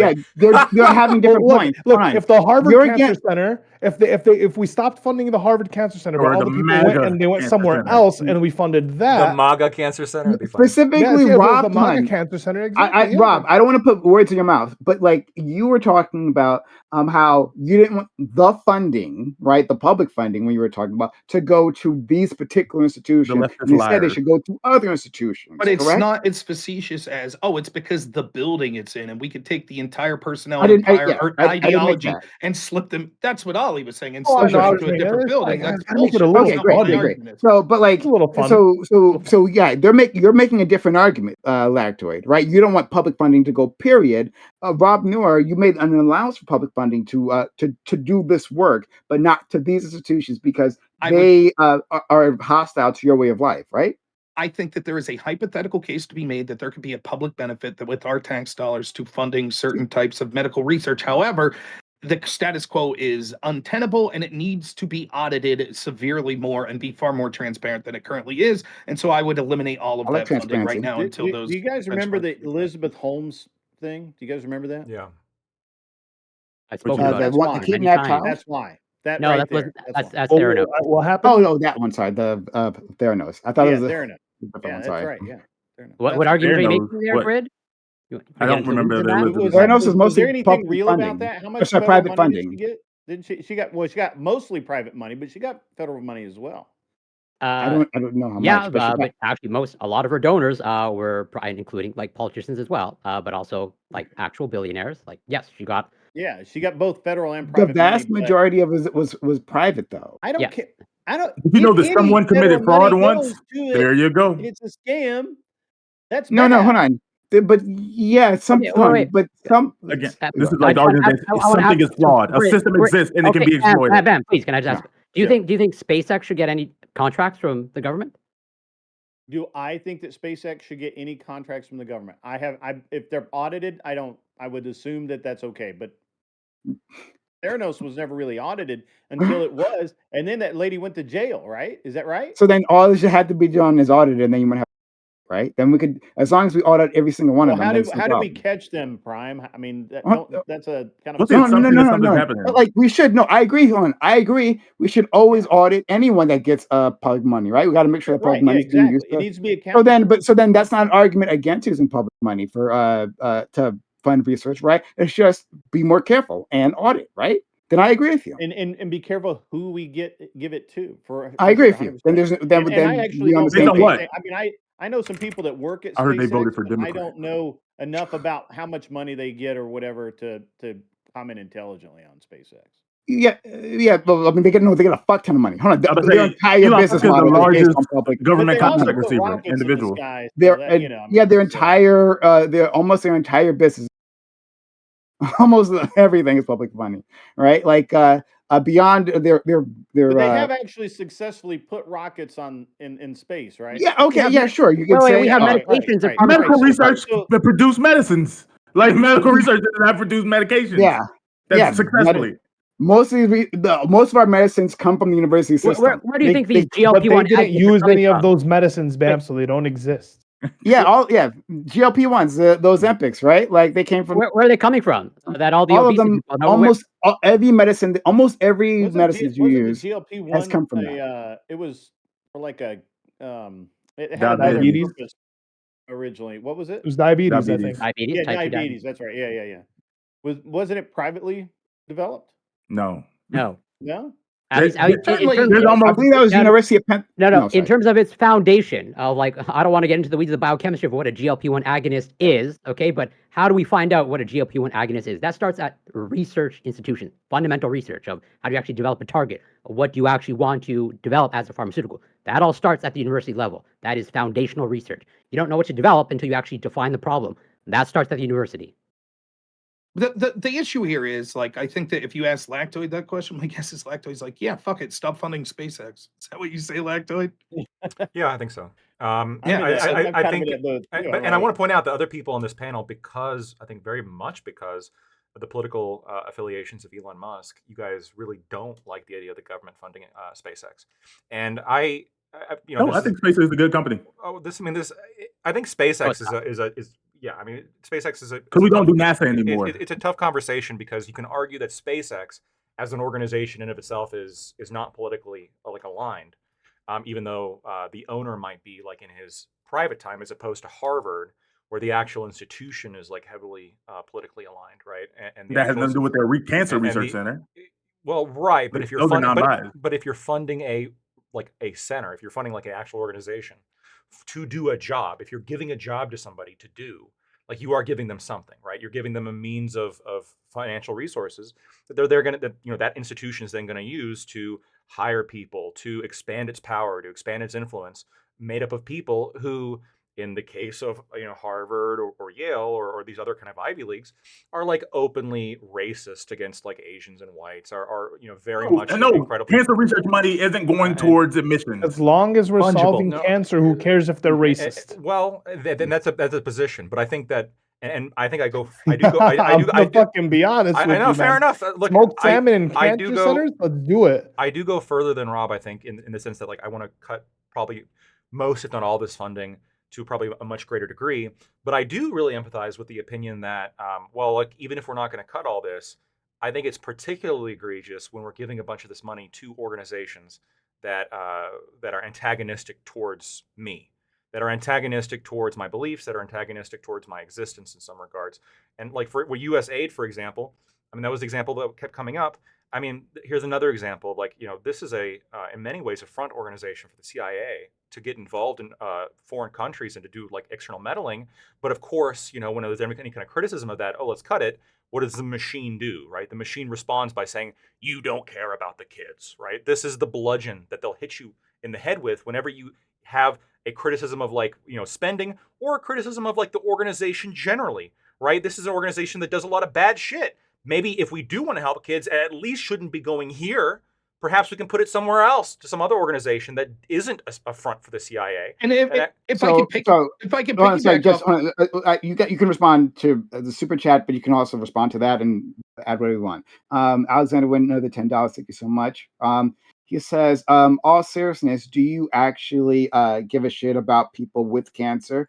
Do you care if funding gets cut and we slow progress down substantially? So, like, let's focus on that last section. And you, Rob, you can respond to that and whatever you want. But like on that last section, if it was the case that by cutting this funding, you vastly slowed down cancer research, and let's say that correlated with more unnecessary cancer deaths. Let's pretend there's a direct correlation here for a second. But if that were the case, would you still be in favor of these funding cuts, please? I don't know. I guess I could say if we're going to engage in hypotheticals where we could see the future, then I could say, well, it would depend. Let's take that hypothetical a little further and say I could see into the future. If we continue to fund this, we diminish cancer, but then we also lead to perpetual debt and left-wing dominance of our culture and society that leads to open immigration, which leads to the values that our founders thought were so important, like free speech, being eliminated, which then leads to some sort of World War III situation, then I guess no. In that world, it wouldn't be worth it. So the problem is that we won't have any direct proof that if we stop funding here, that the money wouldn't go to somewhere better, or that this money is directly going to lowering cancer rates. But like, it's not just about money. Lactoid's absolutely right. It's about sort of this browbeating of, oh, if you're against cutting any funding, well, then you don't care about the kids. It's also about power in general. Let me give you two examples real quick. During the pandemic, when people like me asked serious questions about the validity and the power of lockdowns, the response I got almost universally is, do you want grandma to die? Now, it turns out that we were largely right, those of us that were against lockdowns, particularly the lockdowns of school. I will have this debate with you at any point that you want. Sure. It is definitely okay. Which state had the worst reopening? Before we go down that road, let's not go down that road. Fine. I can have this debate with you some other time. Then I can say this. How many of you were in favor of the Patriot Act? What do you want, kids to die of terrorism? You fucking monsters! Yes, you want kids to die? You see 100%. How stupid this becomes? I really do. What if I made There's this a Muslim on the panel, sir. Trump, so how many of you are against ICE eliminating or taking illegals and deporting them? How many are against that? I want to abolish ICE altogether. Okay, well, what do you want, illegals to kill American citizens? That would be doing me a favor. Yes, thank you. I mean, see, it's easy to just laugh this up and be facetious. I get it. I don't Let me give you a quick tip. You Right? asked You're me a gonna do ridiculous that shit. At question. least be funny. Like to just laugh off. You asked Oh me. yeah, You asked I've me. made I respond. You're Blackwood like, I don't laugh know, a man. handful of You asked me times. a I'm a little question. bit I I'm giving mean, you an funny. okay, answer. I would like to respond to the super chatter. Yeah, I want all kids to die of cancer. It'll be better for me. Yeah. More parking spaces for those handicapped spaces that I want to eliminate too. Yeah, but Can see, I if you ask did a it in a question Just funnier to having a the good voice, people on the conversation left? here. Can I ask a question that to the would be people on the amazing. left then, right? Let's see, let's just the other way around. There are conservative universities, they exist. Ones that cater to them, especially like the Christian type, right? Like I think George Mason University is one of those. There's a few of these. Hillsdale, Liberty. Liberty University. Yeah. There's Do they a few. believe in science? Let's ignore that part. We need to ignore that part for True now. science. Let's assume that they do. But let's say they had a medical research arm, right? And let's say it's an effective one. Like they could take over these services. Would you all be against that going to those going to those universities if they are actively anti-gay, actively anti. They're a Christian university, they might be anti-Muslim. Some of these places are like against like or anti-miscegenation, right? Some of them have rules for like years, like decades, where like students of different races couldn't date, right? Like so, if they had all that, but they were effective cancer research centers, would you be against funding going to them? Because I Not can if they I can got funding from compartmentalize not that. if they funded Israel, but other than that, we got it. Okay, yeah. I, So I would not I can necessarily. compartmentalize their cancer research portion and still have other like I'm not weak enough to like be afraid to like, oh, what about how it's going to impact the culture in other ways, like culture. There's so many other ways you can impact culture, and like yeah, I said, but can I read like two paragraphs from this little excerpt, this little thing I posted in the chat? It'll take like 20 seconds. sure. So Condoleezza Rice says, 80 years ago, we basically made the decision with Vannevar Bush's important white paper that we were going to make universities the ecosystem, the infrastructure for fundamental research. And it was a really brilliant idea. You would have the Defense Department and the Energy Department and the National Institutes of Health and National Science Foundation, which would come later to fund fundamental research in universities, which were cheap because labor wasn't that expensive. You would find two kinds of innovations from that, two kinds of breakthroughs. Some were commercializable fairly quickly, and we saw companies come out of that. And some would have to wait a while until they prove their value. Now you would say in the first case, maybe industry would be prepared to do that work, basically saying like private research. But think about how long it took for work on neural networks to actually become the AI revolution that we're seeing now, because it took the link between the research that started in the 1940s and 50s on neural networks, then the GPUs to be able to do it, and now we have this revolution in AI. That's a paragraph. Sometimes you have to wait, and commercial entities can't wait. So having the fundamental research in universities is absolutely critical. My concern is we don't have a plan B. If it's not going to be done in universities, where is it going to be done? At one point, it was done in Bell Labs, but when Bell Labs became a cost center for AT&T after the breakup of the Baby Bells, Bell Lab Center went under, and most of those people fled to universities where they won multiple Nobel Prizes. So like, and this is a conservative woman who worked directly in the government, and she seems to have a fundamental understanding of how this Shout works. out to Condoleezza. I don't There, understand why Prime's nodding his head. He said he wants to not only stop the funding, but eliminate entirely. No, he Make it said No, no, no, illegal. no, no. Ivy League institutions. No. He's okay with the funding, I believe. It's the Yeah, I'm okay with institution, the Ivy funding. League. Yeah. Sorry, I'm What? sorry. No, to be clear, I'm against elite gotta bounce back. institutions. Period. I see a friend. Elected. Take care, I'm Michael. against elite institutions. Period. But I'm not against the funding going to other universities, other institutions. And But it would be the funding them same to do thing. that same research. Thank you guys so much for tuning in to today's episode of Lactic TV. We're going to go ahead and rate on out. And I hope you guys have a fantastic evening. For those of you who gave bits and subs, appreciate it. Thank you so much.